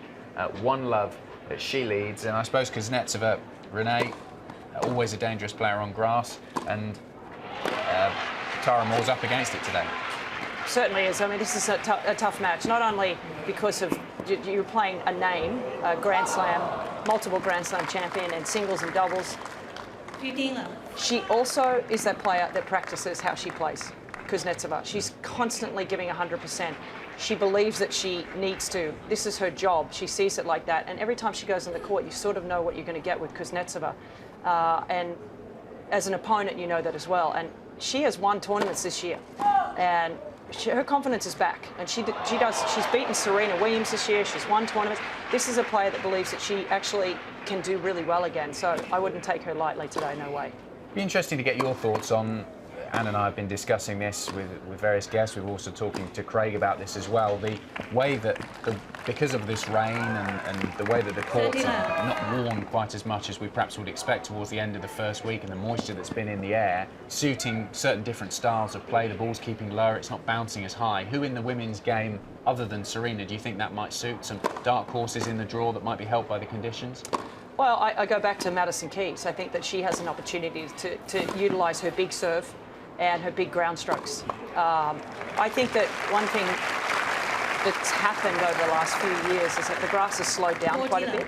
So you're seeing more longer baseline rallies, but it's still grass, meaning that the ball dies on grass depending on where it's hit. So you have to use the grass still. And so it's players that flatten out the ball and really try and step in and be aggressive. We're seeing Sibylkova playing very well this tournament. Those types of players are going to have a good tournament. You need to have the grass help you and not play too much from the back of the court. So your pick as an outsider, Madison Keys. So if Serena wasn't to win, let's bring Serena out of the equation. Saying Madison Keys is sort of one to watch as perhaps the next on the line to win a Grand Slam title? Yeah, I think she is. I think she'll be the youngest one we've had for a while as well, other than Muguruza, who's come through at an early age in the 20s. She's similar to Muguruza in the way that she possesses huge weapons. It's just a matter of mentally being able to do it. Muguruza is a little bit more mature as far as composure is concerned. And we saw that so beautifully displayed in the finals of the French. But she was disappointing yesterday, though. Yeah, that's just what I don't understand. Now, I'm not practicing next to her or watching her practice every day, but I wonder how her practices are. Because to me... a lot of mistakes in that match. There was so many unforced errors. It was crazy. But it's just the way she lost. Here's the problem with Muguruza. There's no plan B. It's like Kvitova. When it's working, it's working. And when it's not, she can't just go back to rolling the ball in because she's not a good enough defender of the ball. You know, Serena can have a bad day, but she moves so well around the court. Venus Williams still moves so well around the court at 35 plus. Muguruza's not a great mover, and so she has to be on the attack. all the time. And if she's not hitting winners, then you have to hit a few more balls back in the court, and that's not where she's comfortable. But I mean, after that loss yesterday, she said she was feeling tired, wasn't feeling great. But she's had a number of weeks since her French Open win. She's only played one tournament coming into Wimbledon. I mean, do you buy that? Well, I mean, I'm not going to go against what she says if she says she's tired, but at the same time, you've got to have people around you that get you going for a Wimbledon. I mean, yes, it's a French Open. Yes, we've seen it. We've seen a number of players win Grand Slams and struggle for 6 months after that because they are not used to all the attention. But that's where the people around you need to refocus you on what your job is. And her job should have been to defend her finals points here. That should have been her only thought process. And when she got through that match against Georgie, I actually thought, okay, she's going to be okay. And so I was very surprised by not only the loss, but how she lost that match yesterday. And Tara Moore, a player you I'm sure know quite a lot about. She's carrying the flag for British tennis here in terms of the ladies singles. Tell us about the strides that she's made in her game, because some questions were asked perhaps earlier on in her career, but she's really answered some of those this week. Well, she's had a fantastic grass court season. She's had some big wins over the last couple of weeks for her. But, you know, I'd like to see how she performs after Wimbledon's all over. Can she maintain the type of level she's been able to show us over the last few weeks?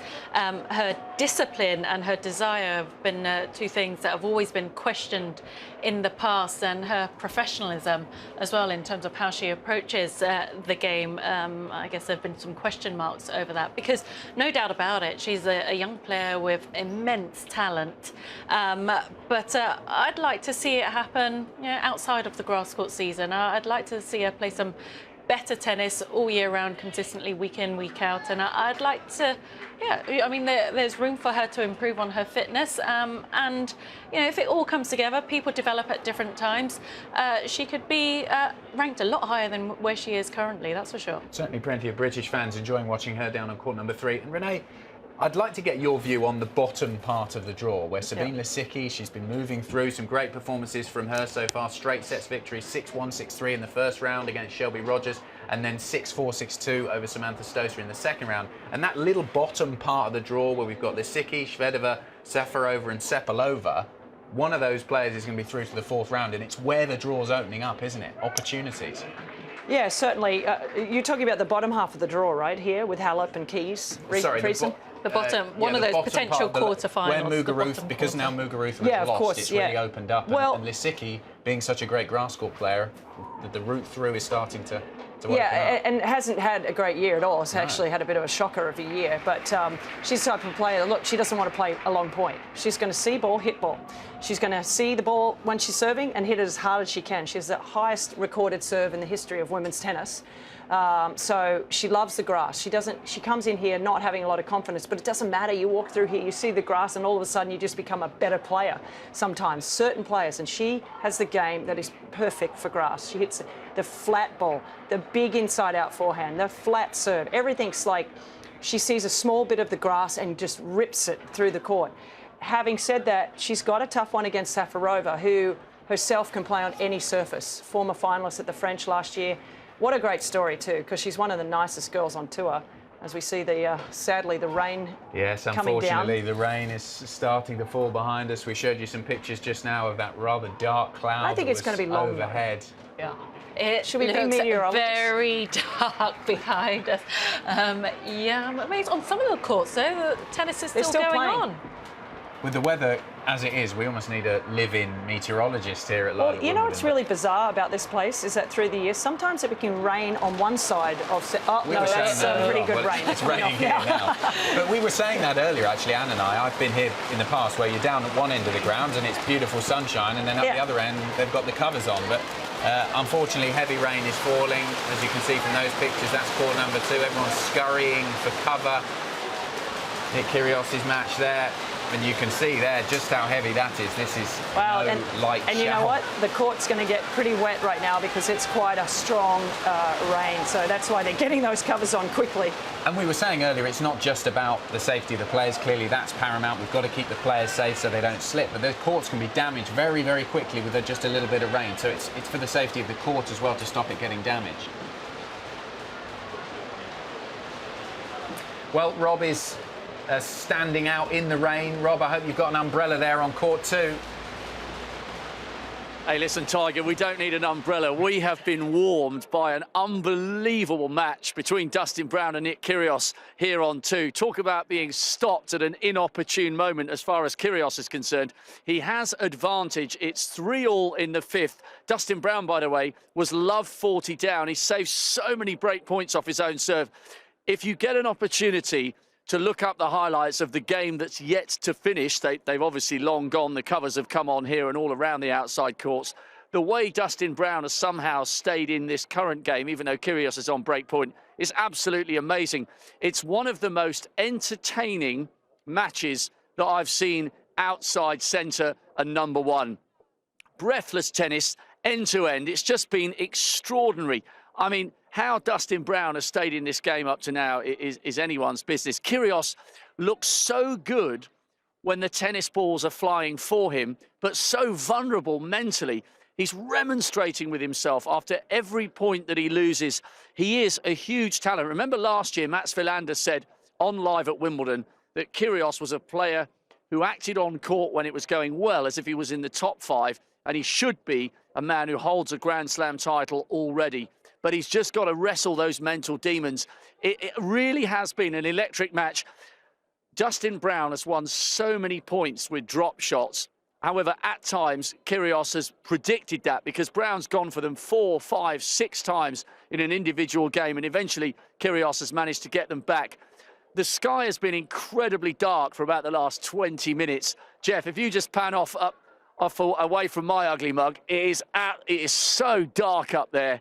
But we're hoping that it does pass by relatively quickly. We had Cilic waiting to start against Latko just over on 12. But they had done a knock-up. I think they'd got 1 game into that match. But, yeah, really, really good drama here. I mean, they've been playing just under 2 hours, and it's just been played at the most breathless pace. And it's the range of shots and the huge emotion here on court 2 that has made the match so utterly absorbing. But at the point they were called off, it did look as though Kyrgios... Craig, come on up here. At the point at which they were called off, it did look as though Kyrgios had the upper hand. Now we've got Oshan, the man, just hot-footing his way up into the box. He's going to show his dexterity here. All those Pilates sessions. Steady, mate, that position's making my eyes water. Come round here, Craig. Okay, you may be aware O'Shaughnessy has been giving us all the statistics ahead of all the matches on centre, and he's been in the court and the camp of Dustin Brown. Craig, I've been waxing lyrical about this match. Reassure them that I'm not going mad. That is one of the most entertaining matches I have seen here, and you must have been living every ball. How many drop shots has he produced in that match, Dustin? 7,418. I counted every one. You know, a thrilling match. I mean, being on Dustin's side here and helping him with this, you know, there's so many little things, and I'll go through a couple here. For Dustin, there's too many serves in the net. You know, I'm seeing that again and again, and that's caused by a low toss. You know, and he's probably aware of it, and he's probably trying to fix it, but he needs to get that toss up. That's a really big thing to get that first serving. Nick's doing a fantastic job of blocking the return and making Dustin play, and Nick's doing an unbelievable job of making Dustin hit below the height of the net. So, you know, really good job there. Dustin's going to the drop shot after the serve way too much. And Nick knows it's coming. Nick's hitting the return. He's blocking and he's running forward. You know, that's an ideal shot to hit on the second ball, not so much the first. So I'd like to see, you know, get that, if it is low, get it deep down the middle and then go for touch on the second one. So those are a couple of things that I just keep going through my mind again and again as we're going on here.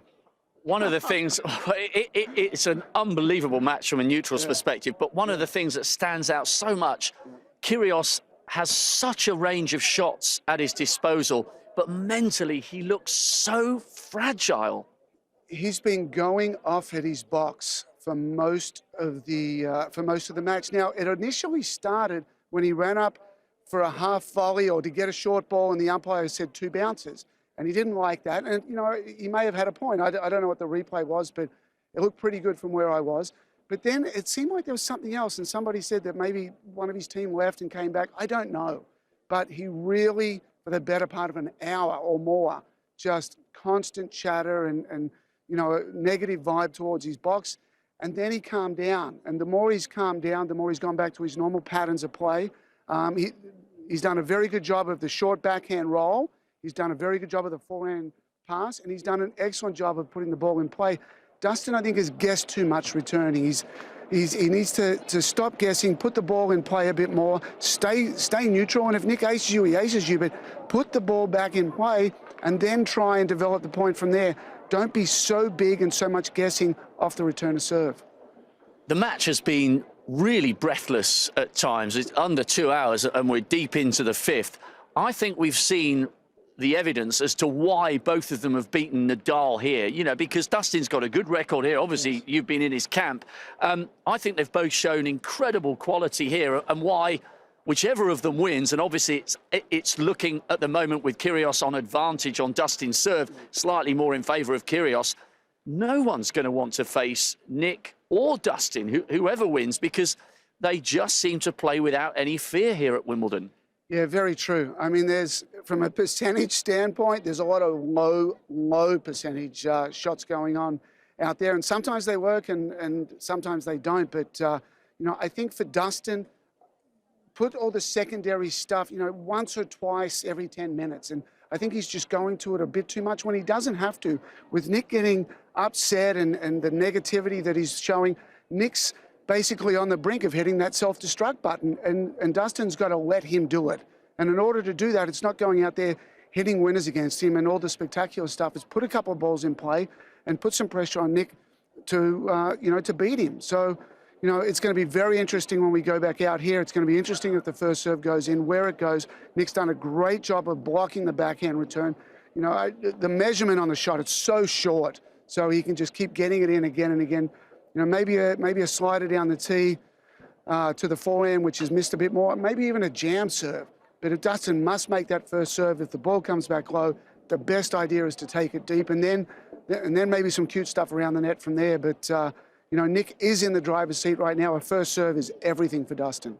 Just give us an indication from the perspective of someone who's got such intimate access to these camps. In these rain delays, especially when you're deep into a fifth set, rather different in the case of Cilic, where there's only one game on the board and they both go back in and just sort of continue stretching. But when you're so deep into a fifth set, what are the two players doing?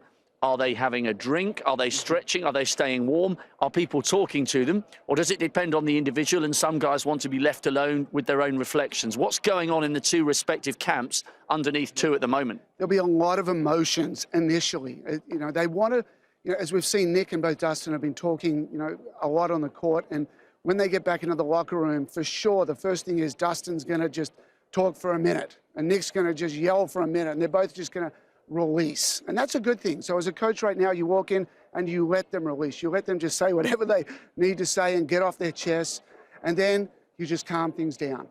And you let them get over that hump, and you just talk about, okay, you know, there's potentially 5 points left. So, you know, you just calm it down. And with Dustin, you know, the message is on this very first point, pick your spot. You know, and he said a few times, like he's doing this, like the wind is blowing the ball around, but pick your spot, go for the first serve. Maybe a forehand jam may be a great idea, so you're not going near a line.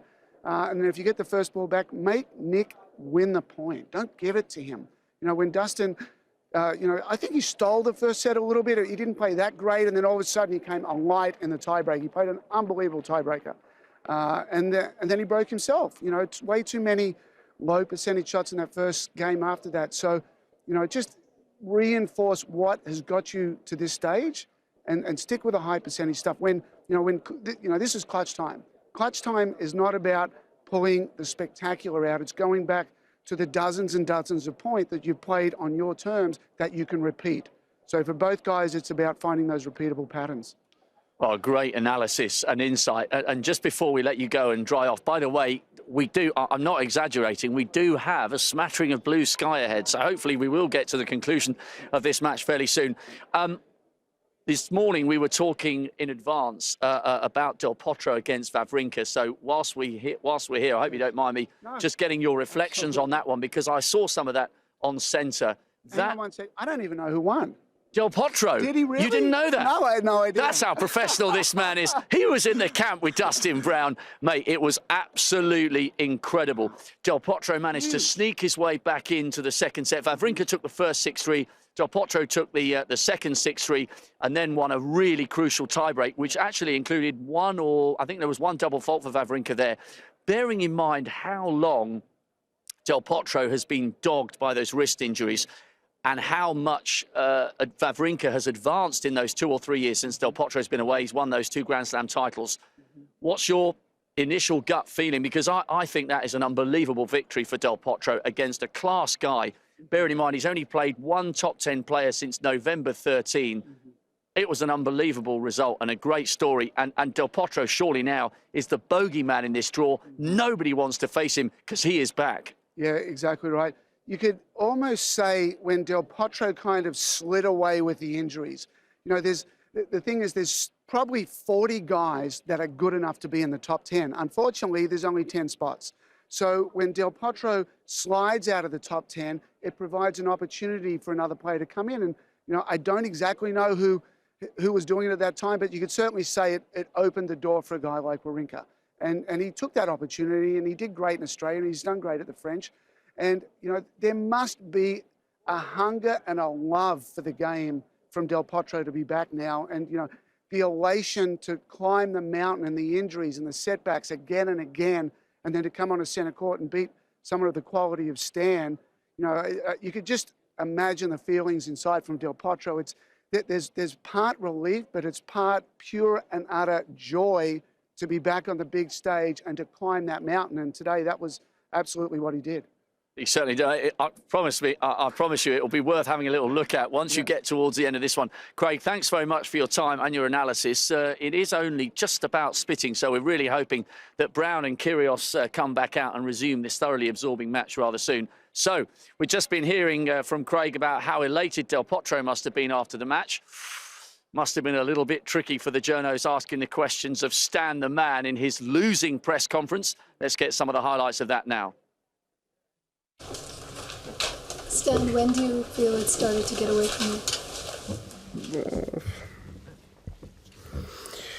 Well, I think in the second set, when I start to be a little bit play a little bit between on my service game, I got broken. I basically give him the game with missing a few easy shots, making double fault, and yeah, then wasn't easy. He was in front with a break. He was always serving big, serving good, and I start to play a little bit too much between, not playing completely free, not playing aggressive enough, and he didn't find a way to come back in the match. Stan, what are your thoughts about Juan Martín Del Potro's comeback from his injuries and where he is in his game right now? Yeah, it's as we all say, it's great for the tennis to see him back. He's a great guy, a really good player, big champion. You can see already played few matches this year. He beat some good guys. Today he was playing really good. I think he was serving really well. His forehand is there.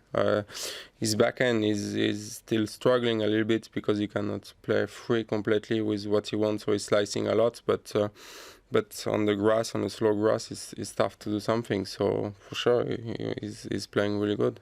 What were your biggest questions about his game before today, and what were the answers to those questions?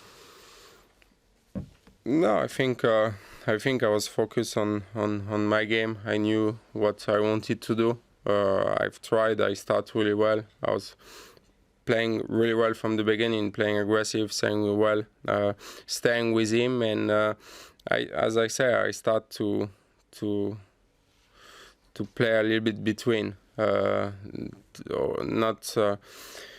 When I wanted to play aggressive, I was still hesitating a little bit. I was a little bit slow to go to the net. When I wanted to put the ball in, I wasn't clear with what I was doing. So just to be between, give him so much time to do what he wants. And I start to do mistake. I start to think a little bit too much what to do, and that's make the whole difference.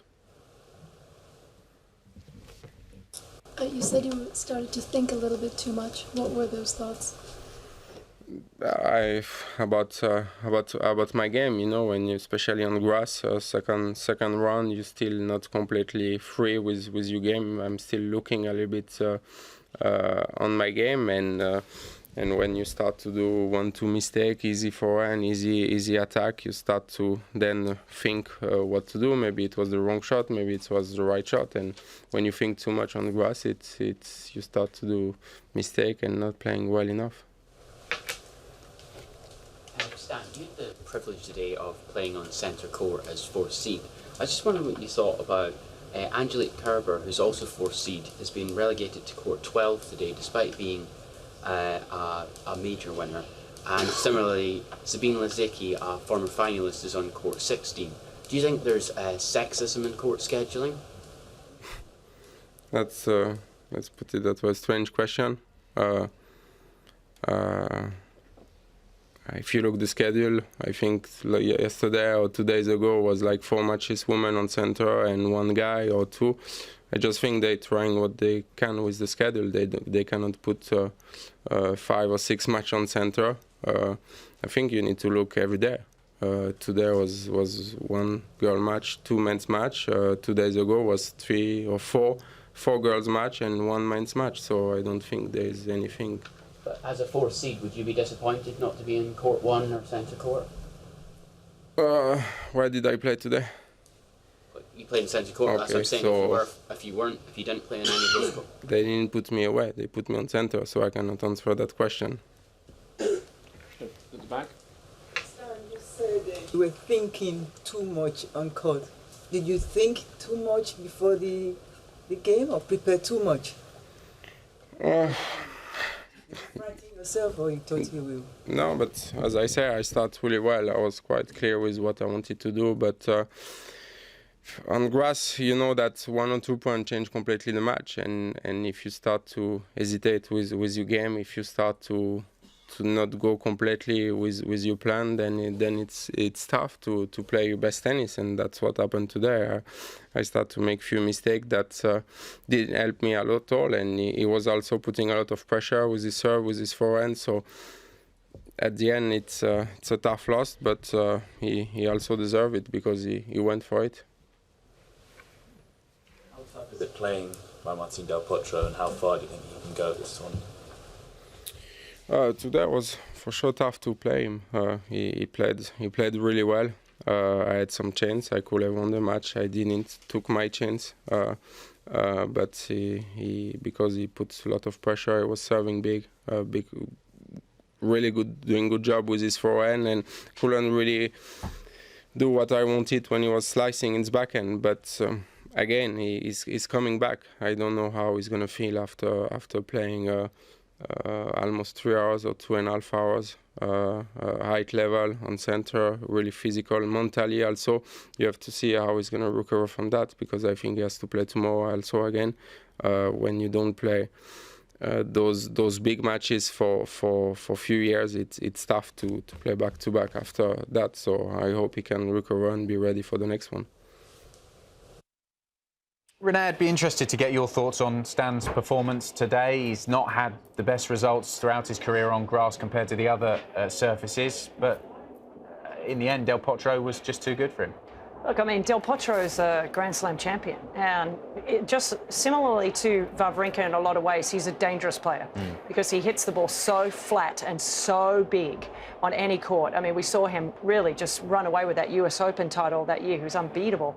And then, of course, all those disastrous injuries to his wrist, and you know, that's the worst injury you can have as a tennis player, is to the wrist. Because if you can't hit the ball, then there's no point in walking on the court. He's still struggling with the two-hander, but as you said, on grass, which is really smart from Stan, he articulated it really well. The slice is still tough to do anything with, and then he still has the forehand. The forehand is there and the serve is there. So, I mean, I don't think Stan's going to be that upset about losing this match. I mean, he's going to be upset, but he knows that he lost to a class player, and it's really nice to see that overall, big picture for Stan there was, it's really nice to see Del Potro back. And that's just a double respect from both players, and he's going to be dangerous. But over the years, why hasn't Stan Wawrinka done as well here as he has done at the other slams. Is it something about the grass, or? I think that, yeah, he needs more time to set up. He needs more time to particularly hit that one-handed, beautiful backhand.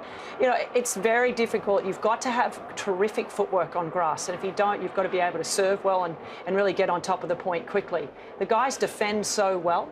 So if they get one more ball back on grass, then it forces him to come up with something a little bit more special. He has this grip on his forehand. It's pretty extreme. I just don't think he moves as well as some of the other guys on this particular surface. And unless you're somebody like a Del Potro, you really have to take your chances. You mentioned Lisicki as your sort of dangerous floater on the ladies' side. Would you have him as the dangerous floater, the unseeded floater in the draw on the men's side, do you think? He can cause so much damage with his ground strokes. For sure, and I'll never forget the match that Del Potro played against Federer here in the Olympics. If you all remember, it was like 17-15 or something like that in the third. It was quite incredible. So he's dangerous on any surface. There's no doubt about that. I think he was the bronze medalist that year. He beat Djokovic in the bronze medal playoff. So he's really liked. He's well respected. He's a terrific player, and he has the weapons. And yeah, there's no question. Nobody wants to see him in a draw. Similar to when Wawrinka's seeing the ball really well on any other surface. I'm sure both of you had to deal with coming back from injuries in your career, perhaps maybe not as quite as serious or lengthy as Del Potro's had to withstand. But what is it like for a player's perspective coming back after so many injuries? You must feel at some point that you may never get back on the court or back to your best. Yeah, or for someone like Del Potro, he's had 3 operations on his wrist, which has been terrible. But I know how tough it's been because I've had surgery on both my knees, and each time I was out for 7 months. So mentally as well as physically, it's hard to come back. You know, and to feel confident and to trust your body that it's going to hold up once you're out there on the match court. Training is very different to being out there on the match court. When you're out on the match court, you've got nerves that come into play as well, and that adds a different type of stress on your body.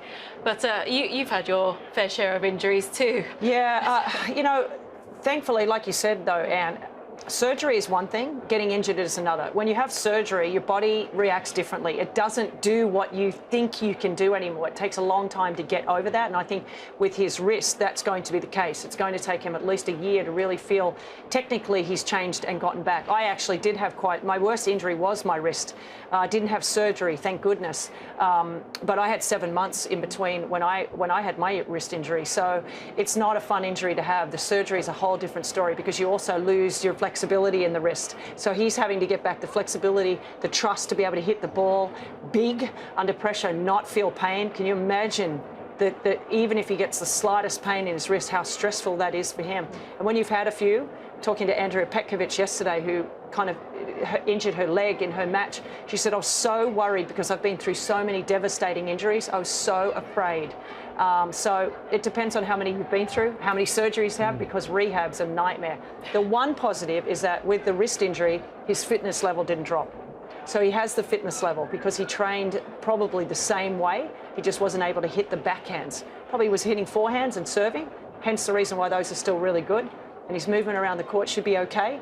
It's just hitting the two-handed backhand. So interesting to hear the way you say that almost an injury affects you just as much physically as it does mentally, because it makes you doubt your body and as an athlete. Well, no, your body is actually telling you no, I can't. Your brain's saying go, and then your body says, well, no, actually, I can't physically. I'm not there yet because the muscles around whatever the injury is not working correctly.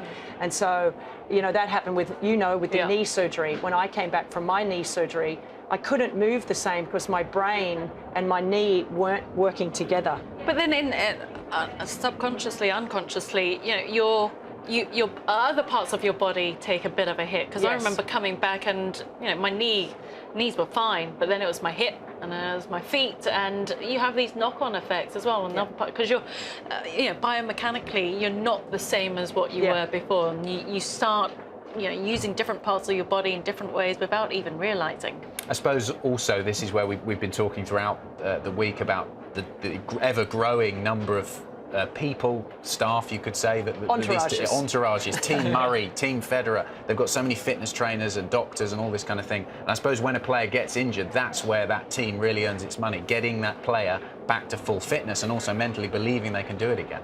Yeah, absolutely. I mean, that's why everyone's got a nutritionalist or, you know, a physio massage person.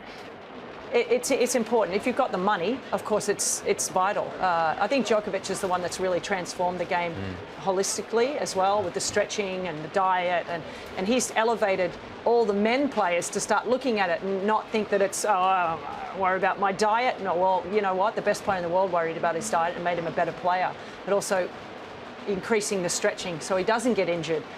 Like a lot of players, especially men in the hips area, they tend to have the sort of hip and groin problem. So it'll be interesting to see now where the game goes for the guys in that respect. And sadly, we've got a little bit more rain falling. Even more rain falling, as you can see from those pictures. The covers are on, the umbrellas are going up. That's, I think, court number 2, right down at the very south end of the grounds. And also the covers are being inflated, which means the break between play has to be even longer, but no problems inside centre court. That's what the roof's for. Serena Williams on court up against Christina McHale, a really promising American player. Renee, what can you tell us about Christina McHale? Can she trouble Serena today? Yeah, I'm really happy for Christina because she was that player that came out and had a pretty good first season and a half, and everyone was starting to think that she could be the next American, and then she really had a tough couple of years. So I think the expectation and the pressure on her was pretty immense, and she's a really quiet young lady. And I think... Well, she had glandular fever, didn't she? And she got glandular fever, and so she was dealing with injuries and health issues. And now, all of a sudden, in the last 12 months, she is starting to be very consistently good. And we're seeing it today that she's not overawed by somebody that there's no doubt she's looked up to her whole career. She has a very good forehand, good mover, does everything very well. Now, this is their third meeting this year, and you know, Serena Williams has won their 2 previous ones this year, but they've been close matches. In Miami earlier this year, actually went all the way to 3 sets. So there's something about Christina McHale's game that troubles Serena. Yeah, I think she hits the ball quite flat, and then on the forehand she can change it up with a bit of spin. So, you know, the bottom line is the pressure is on Serena in this match because another American, she's supposed to win. You never want to lose your mantle to anyone, let alone another American. And I think that's why she struggles. And Christina's a terrific mover around the court and really does pressure you. When the ball's short, she goes for it. And I'm looking forward to this because if Christina can manage to get another set like she did in Miami, massive pressure on Serena's shoulders here at Wimbledon this year. I'm sure you can hear the heavy rain battering down on the roof here of our studio at Live at Wimbledon. It really is coming down very, very, very heavily. That's the scene on Henman Hill. The umbrellas are up, rain max going on, hats and covers everywhere, sending people scurrying for cover. It looks like we're not going to be seeing too much play anytime soon. Renee, we really appreciate your time up here. It was really interesting hearing your insights on various different topics. We really appreciate your time, so thanks for coming in here at Live at Wimbledon. Anytime, anytime. Anne and I went over a few things this morning on the practice court, so she's ready. I'm ready for the thanks ladies' to Coach Renee. Happy to come back. My hot dog's improved. Okay, well, just as long as you're not eating them, that's the main thing. Sportsman's diet. Anyway, thank you very much, Renee, for coming in. With the rain and all of the bad weather conditions, it's a busy day, as we know, for Neil Stubley, the groundsman here at Wimbledon, and we've been catching up with him to see what he does to prepare these courts so brilliantly for the championships.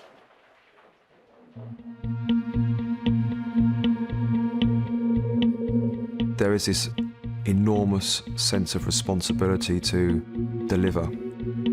It's been so successful the 142 years prior to me arriving. You just don't want anything to go wrong on your shift. 4 weeks out from the tournament, I probably have 2 hours sleep. As soon as I wake up, my mind is completely racing. I used to think that as a negative, but if I'm not waking up, thinking about the championships, wanting it to be perfect, then it's time for me to move on. Grass is a living organism. By the time we get around to the championships, it comes under so much stress. It's on the threshold of living or dying, and that's the balancing act that we do. I see myself as more of a custodian of the court, and it's almost like a snapshot of time. You're given a period of the championships to manage and then pass on. There's nothing else out there that compares to a tennis court at the All England Club. We always think we can do better. As long as we keep thinking that, then I think we'll keep on improving. Robinsons to give you a real taste of Wimbledon. The weather isn't very nice today, so we're off to find out what people do when it rains. Afternoon tea, maybe some strawberries.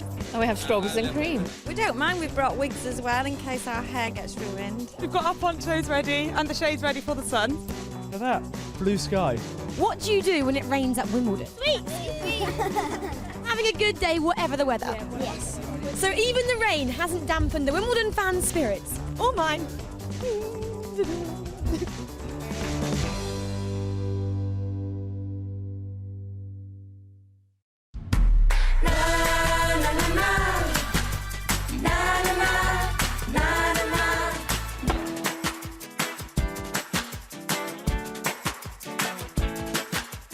English summer is here.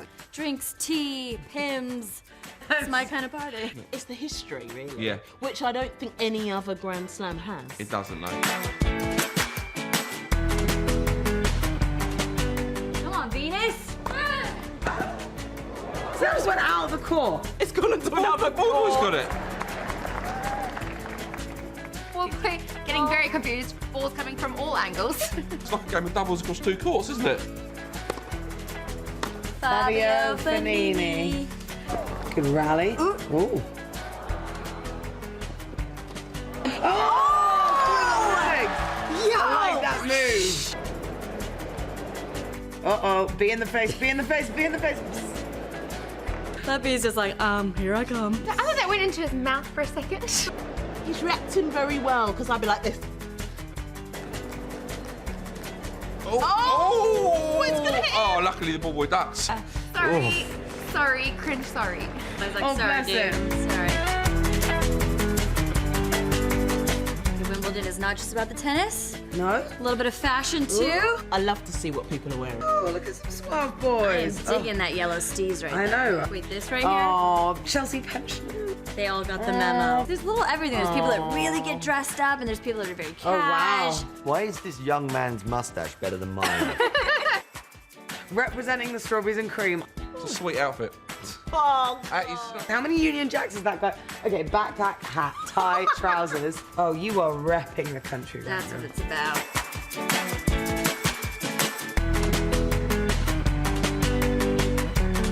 All right, Zoe versus Tom. Come on, girl power. Girl power. Oh, come on, girl. Come on, Zoe. Wow, they're... Oh, yes! Go, Zoe. So, We're gonna go have a little rally? should we do a little match? Yeah, a little match. All right, Okay, go. see what you got, girl.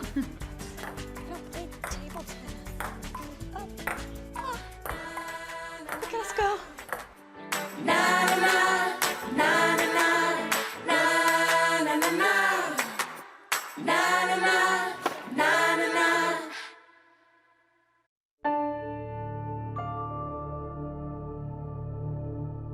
The first week of the championships, elation and dejection in equal measure.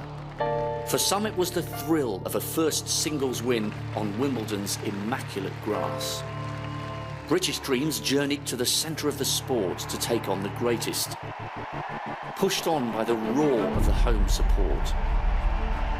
For the #1 homegrown hero, it seemed almost routine, sealing victory with fine-tuned efficiency. For those who step on any court here, the hallowed turf of SW19 is a thrill unrivaled in the sport. The anticipation of week 2 has already begun.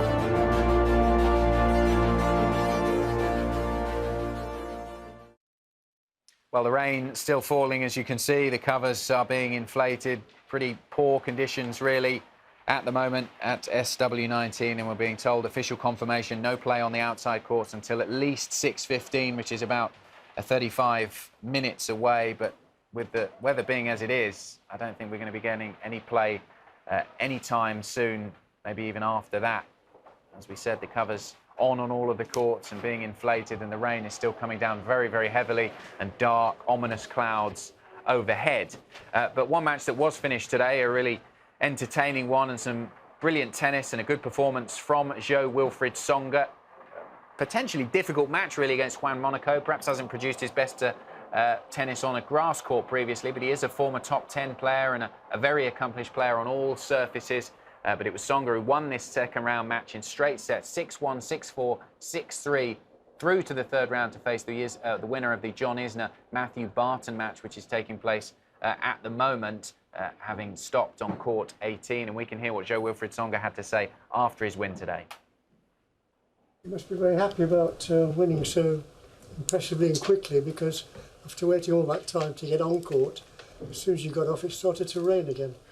Yeah, especially because it's now today I'm waiting for my match. So yeah, I'm really happy the way it goes today, because it's better to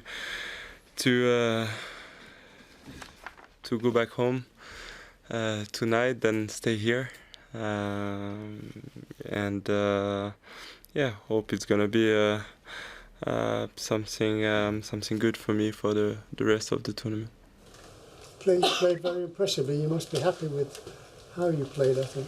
Yeah, today I played pretty good tennis. It was a lot better than my first round, so I'm really happy, and hope I will continue on this way. Why do you think you can play so well against him on any surface? It's 6 wins in a row now, isn't it? Sorry, why? Why do you think you can play so well against him on any surface? You beat him on hard and clay also. I don't know, maybe because my game fit perfectly with his game. Yeah, I don't know what to say. Can you speak briefly about what you like about grass that most French players don't? What I like, or I will say the rallies are short. I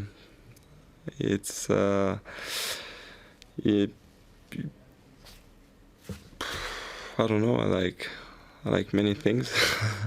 Like I don't know what to say. 2 semi-finals. Yeah, but I played also semi-final in other tournaments. So for me, it's I would not say it's my best surface, because I played well also on hard and clay and other surface. So for me, it's still tennis, and anyway, I'm really happy when I play good tennis. Good win for Jo-Wilfried Tsonga. Well, we always say there's some hardy souls, Wimbledon fans, here when the rain come down. It's about as hardy as you come there. I think that was court number 3, cowering underneath their umbrellas and raincoats. Still coming down quite heavily, some dark clouds overhead, the umbrellas. If you forgot yours, wasn't the day to forget your umbrella or your raincoat. Spectators there on Henman Hill. It always amazes me, though, and the number of spectators that do stay. It doesn't matter what the forecast is. They could be told that there's going to be rain for the entire day. They will see some tennis. Hardy souls here in Britain. They will, and they will stay. They will sit on that hill. As long as they've got their brollies, they'll sit and cheer and watch all the action from centre court. And I mean, I'm just looking behind us here at the queue for the ticket resales. I mean, I just think someone needs to go around with some warm drinks and offer it to these people, because they are showing so much dedication by standing there in line so patiently. They will be there come rain or shine until sunset, I'm sure. Now, time to hear from... We've heard from Stan Wawrinka after his loss to Juan Martín del Potro. 3-6, 6-3, 7-6, 6-3 to Del Potro on centre court, the first match on centre. And now it's time to hear from the victor, Del Potro himself. Congratulations on your win. You always say that next year you will be very dangerous, given some time, but you look pretty dangerous today. Well, thank you. But I'm still know my present. I would like to be 100% for the next season. As you can see, my backhand is not 100% yet, but because now I'm playing too much slices. But on this surface, that is a great game to do it, because the grass help to me a little bit when I hit slices or when I came to the net. But I know how far I am from my high high level, and I've been working hard to be 100% on next season. What were your emotions at the moment you won, and from that moment until you left the court?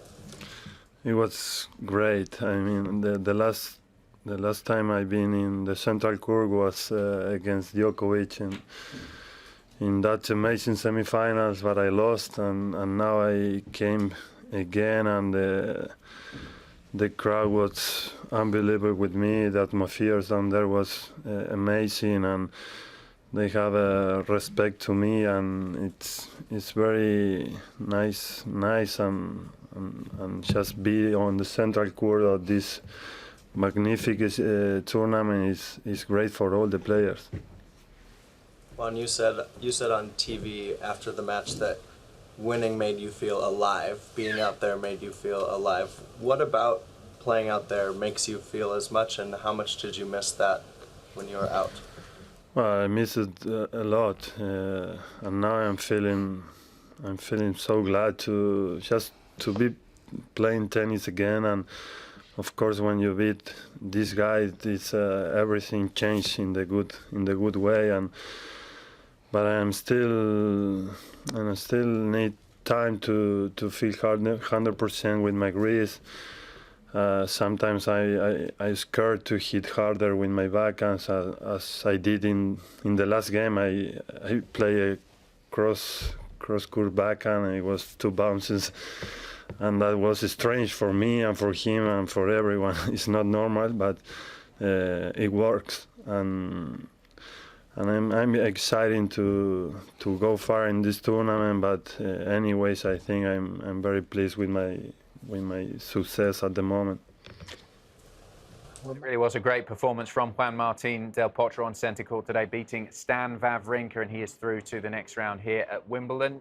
If you have just joined us here at Live at Wimbledon, that is the picture, unfortunately. No play on the outside courts because of the heavy rain we've been having. It is getting a little bit lighter, so plenty of the spectators sticking around to perhaps see some play later in the day. We'll have no play for at least another half an hour. Officials are telling us until 6:15 local time. And joining us here in the studio after her win today, Anastasia Pavlyuchenkova. Anastasia, thanks for joining us.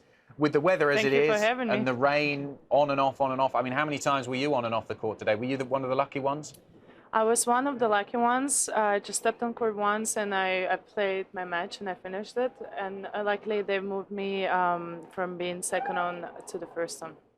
How difficult is it for I mean, we've been saying this for the last few days when we've had rain. Just how difficult is it from a player's perspective to deal with the weather like this? Because if it's going to rain all day, and you know it's going to rain all day, I suppose it's easy. You know you're not going to play your match. But with it as it is, the great British summer, on, off, on, off, on, off, it's very difficult. Yes, it is very difficult. But, you know, I'm actually been, I think, working on it a little bit, and I'm proud of the way I've dealt with it. Actually, on Tuesday, it was my first round match, and I had to step on court and then played 2 sets, and then we were delayed, suspended to the next day. And then on Wednesday, twice or 3 times, we were trying to finish the match, obviously playing 3 games and then walking off and, you know, back on. And so I've been managing sleeping in between in the locker rooms and the gym because I was very busy everywhere. So I was basically just taking towels and laying on the ground. Do you speak to your coach much in between all these rain delays, or do you just like chilling out in the locker room?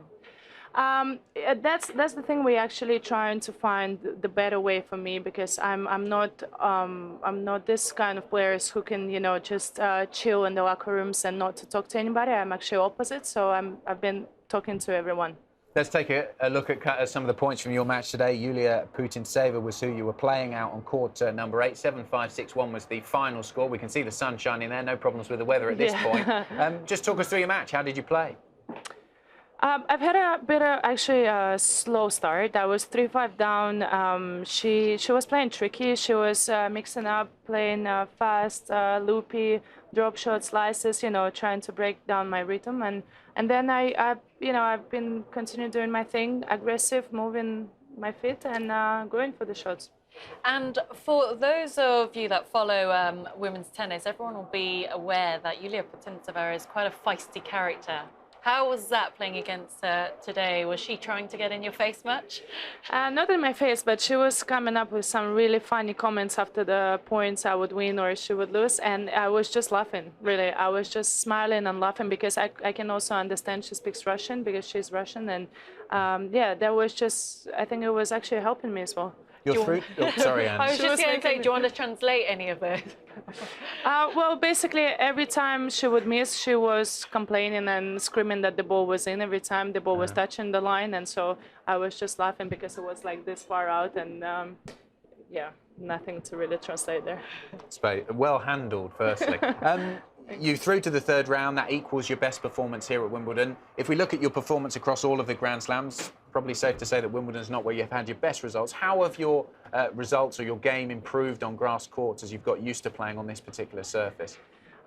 Well, you know, I don't know if I'm supposed to say this, but grass definitely not one of my favorite surfaces on tour. And also, I've had a great career in juniors, been #1, and never did well here at Wimbledon. But you know, of course, I don't think about it, and I take year by year, and just been working really hard and working on everything, trying to be consistent and aggressive, of course, and just lots of work. And hopefully, it's starting to maybe pay off a little bit here. So yeah, just playing every match, trying to enjoy out there as well. Well, we've been running a little Ask Anastasia hashtag on Twitter. We've had some questions come in. This one from Jadine Petra. She says, what's your most memorable title win? It can be in the juniors as well, doesn't have to be your senior career.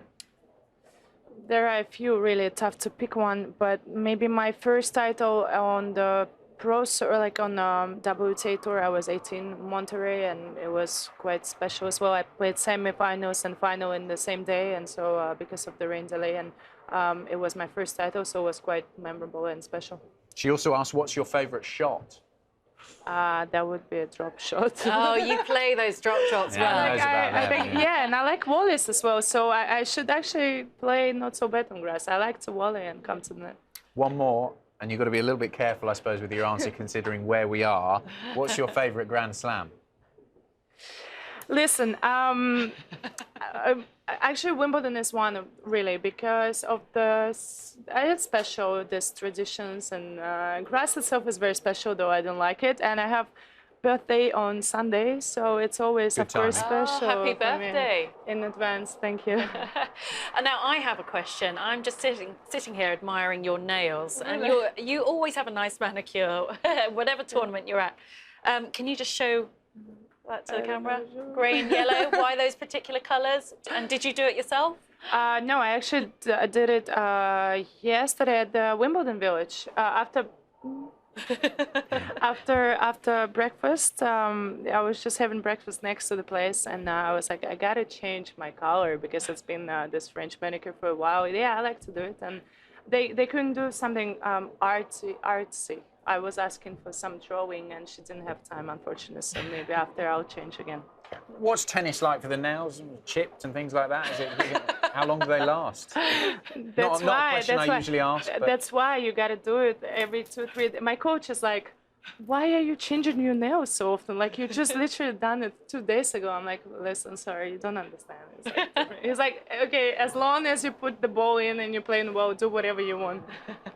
And just looking ahead to your next match, the match before that, we haven't decided who's you're going to play yet, but looking at either of the two opponents, have you played either of them before who you might be playing? Yes, I did. I played actually Timia Basinski in Brisbane this year. I've had a nice win. I beat her in 2 sets, playing well, but it was a while ago, and it was different tournament, different everything. So she's definitely one of the top players and tough one, consistent fighter. So I gotta bring the best out there. And yeah, again, Niculescu is very tricky on grass because she slices in forehand and backhand. This usually tennis is not easy, but we'll see who's gonna win. Okay, Anastasia, thanks so much for coming to join us. I know it's been difficult today with the weather, but congratulations on getting through to the next round. Enjoy your birthday on Sunday. Happy birthday for that. Thank you. Okay, Thanks you. for having me. Let's move on now. We can hear from Thomas Berdych. A great performance from him today. Straight sets victory through to the third round, 6-4, 6-1, 6-2. He was a victor against Benjamin Becker out there, dodging on and off through the rain, but he's been speaking to the press conference there. I think it was very good today. I was very controlling the game from almost the first points of the match, and then able to dictate the game, played the way that I want to. So really, there was a lot of positives from today. When you have a tournament like this where the rounds are played different days and things like that, at what stage do you start thinking, now I'm really into the tournament, now I'm sort of, is it always the second week when you start thinking of bigger things, or are you just trying to get to that point?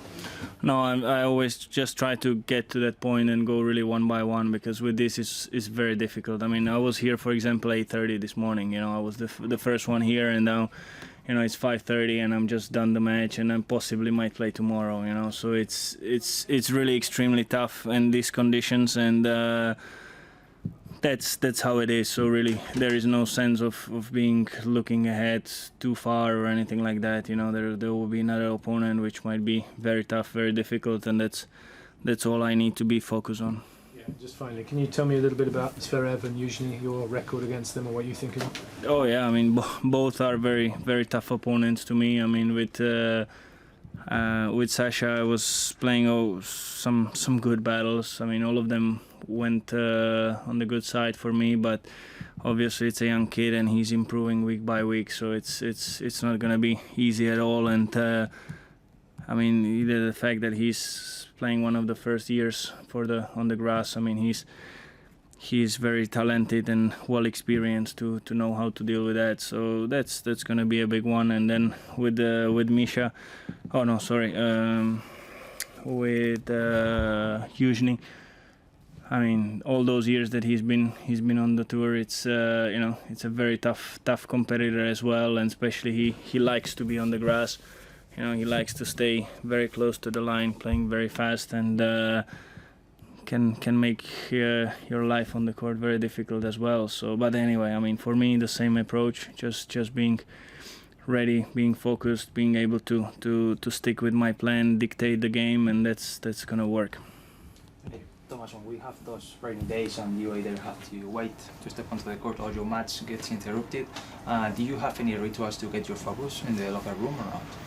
Oh no, I'm just trying to find some quiet place, which is a big challenge, in these conditions. But no, I have to say that it's very good here. So you can really find your spot, and that's it. Just try to relax, especially your eyes, the mental part as well, because it can be very long and quite difficult to keep your focus, because that's something what people doesn't see. They just see that when you come and step on the court, and so they probably have had some good time, being here with the friends, and that's something different, which is like backside of the tennis.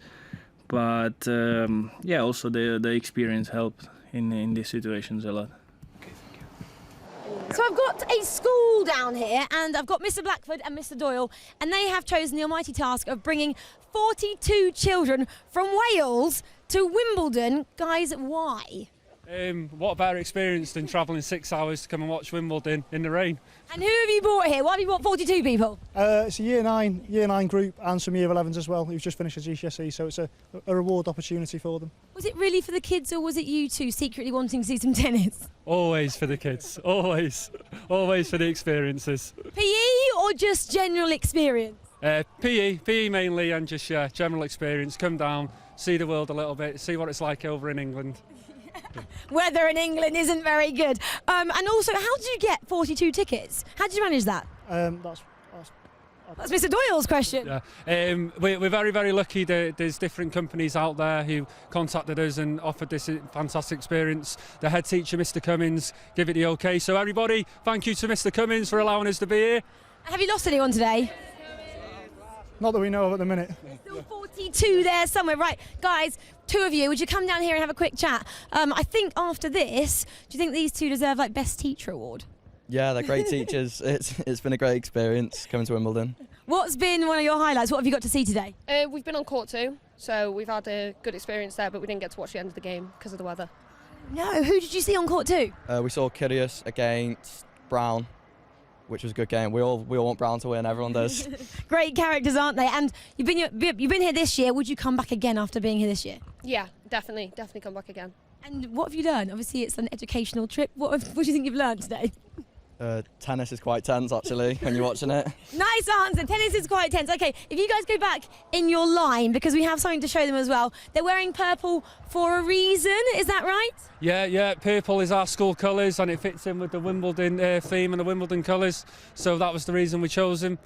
And they also spell out something. If we do a little bit of magic, maybe we can show them exactly what it spells. Mr. Doyle can just tell them what it spells as well. Mr. Doyle, when they all pop up, what does it spell out here? Hashtag Emrys Apuan at Wimbledon. Line 1. Tennis. Line 2. Championships. 2016. Line 4. Woohoo! Well done, guys!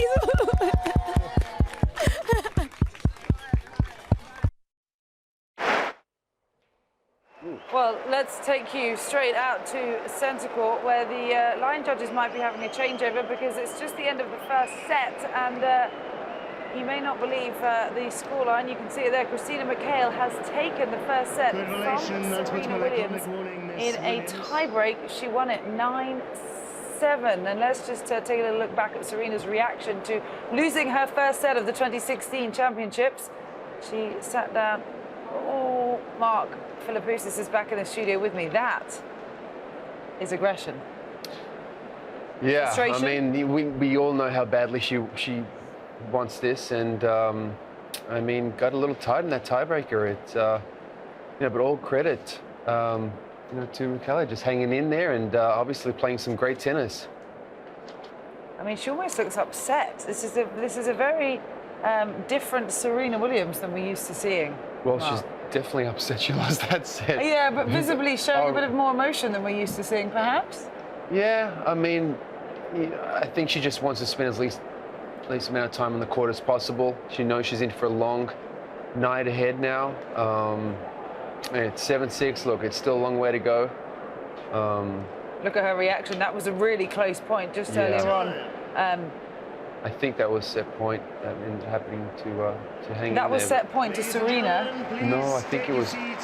It was? Yeah, that was Okay, I set wasn't point sorry. Serena slightly earlier on in the set, and you can see McHale's ball was called in by the closest of margins, which meant the set carried on, ended up in a tiebreak, and then Christina's come through and won the tiebreak. So that is how close she came to taking that first set. But let's join this one now with some live commentary as they kick off set number 2.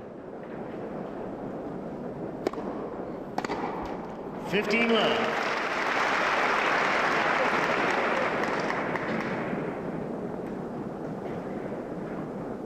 So how will Serena rebound here, and can McHale sustain it?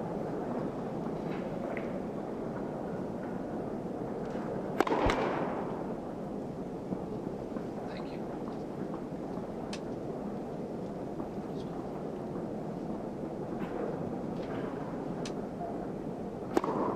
Fault. 15 all. Second double.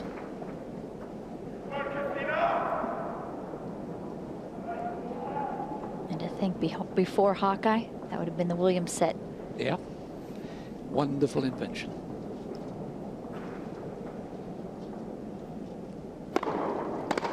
No! 30-15. Just glad it wasn't around when I was umpiring, Tracy. It would have shown up my deficiencies.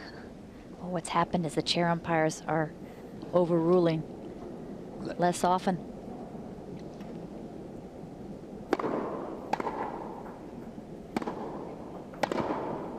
Ah! 40-15.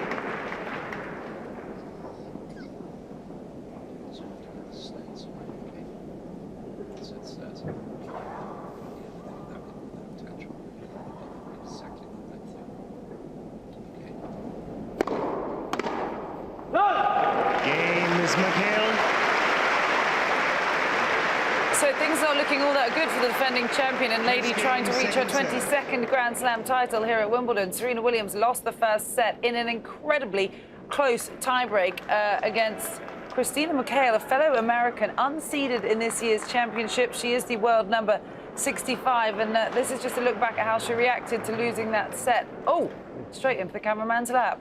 Well, that's a nice memento for him. Yeah, He seems nice pretty little happy present. with that one. He deserves that one. Well, you can continue watching that match on BBC or ESPN, depending on whereabouts in the world you were joining us from. But real drama unfolding here at the All England Club. The rest of the story, as you can see, is a quiet one. The covers, well, were on all of the courts until just moments ago. This is happening on court number 17. There is some sun in the air. Meanwhile, there's a lot of drama on this court, number 1. You can see the covers are off and the court is dressed. You won't believe the stage of this match where play was suspended. It's match point to Venus Williams in the third set. It's 7-6, 40-30 on Daria Kasatkina's serve. So Venus trying to just win one more point to win that 8-6 in the third set. Some real drama on this Friday afternoon. We don't even have to mention court number 2. You know how drastic that's been all afternoon with Nick Kyrgios and Dustin BROWN. In fact, this is the live picture at that court number 2 now. They're starting to undress it as well. And just to update you there, it's 2 sets all between the 15th seeded Australian and the wild card from Germany, and 3 all in the 5th set. We've still got some incredible tennis to come on this Friday afternoon here at the All England Club, and we're delighted that we can bring as much of it to you as possible. Welcome into our Live at Wimbledon studio. Cara Robinson with you alongside a former finalist here at the Wimbledon Championships, Mark Philippoussis. Mark, it could have been another one of those days. Of course, we had a very frustrating day here on Wednesday, less than 2 hours play on all of the outside courts. But here, it got off to a slow start. We have had some good tennis under our belts. Another interruption, but sun seems to be sneaking through for this afternoon. There's been some huge storylines already.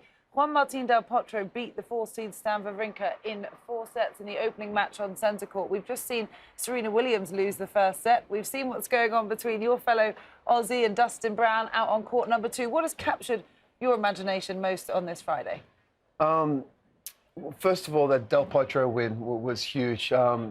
Seeing his reaction meant so much to him. As he said, last time he was on that court, it was the semi-finals against Djokovic, and to come back and play Wawrinka, number 5 seed, to be the top 10 player in the world, he hasn't for years, meant so much to him. And he looked good. I mean, it's very exciting to see and great for tennis to have him back. Yeah, well, these are live pictures over on court number 1. Venus Williams stretching, trying to warm up again, pumping herself up to get back out there and try and win this match, which sits in the balance at match point. You should have seen the look on her face when play was suspended of sheer disbelief that she could be pulled off the court at that stage of the match. But quite frankly, the rain started pouring down, and there's no choice as to what you can do. So a frustrating time to walk off court, but she's got to recompose herself, Mark, get out there and try and get the job done.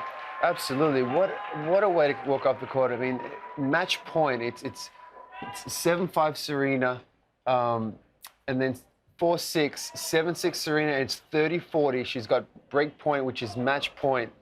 I mean, how tough would it is for both of them to come out and you know, no slow starting on this one. It's 1 point, it's all over. It could be, or they could end up being another hour. Who knows? Yeah. So Venus on court number 1, Serena on centre court. You might have noticed that earlier on in Serena's match, her box was looking fairly quiet for a Williams player box. Well, that's because most of them were on court number 1, watching Venus, who began her match earlier. And actually, this duel on court 1 is fascinating because it's between the eldest and youngest players left in the ladies' half of the draw. Venus is 36 years of age, and well, her opponent was just 2 months old when she played in her first Wimbledon some 17 years ago. She's still a teenager, is Daria Kasatkina.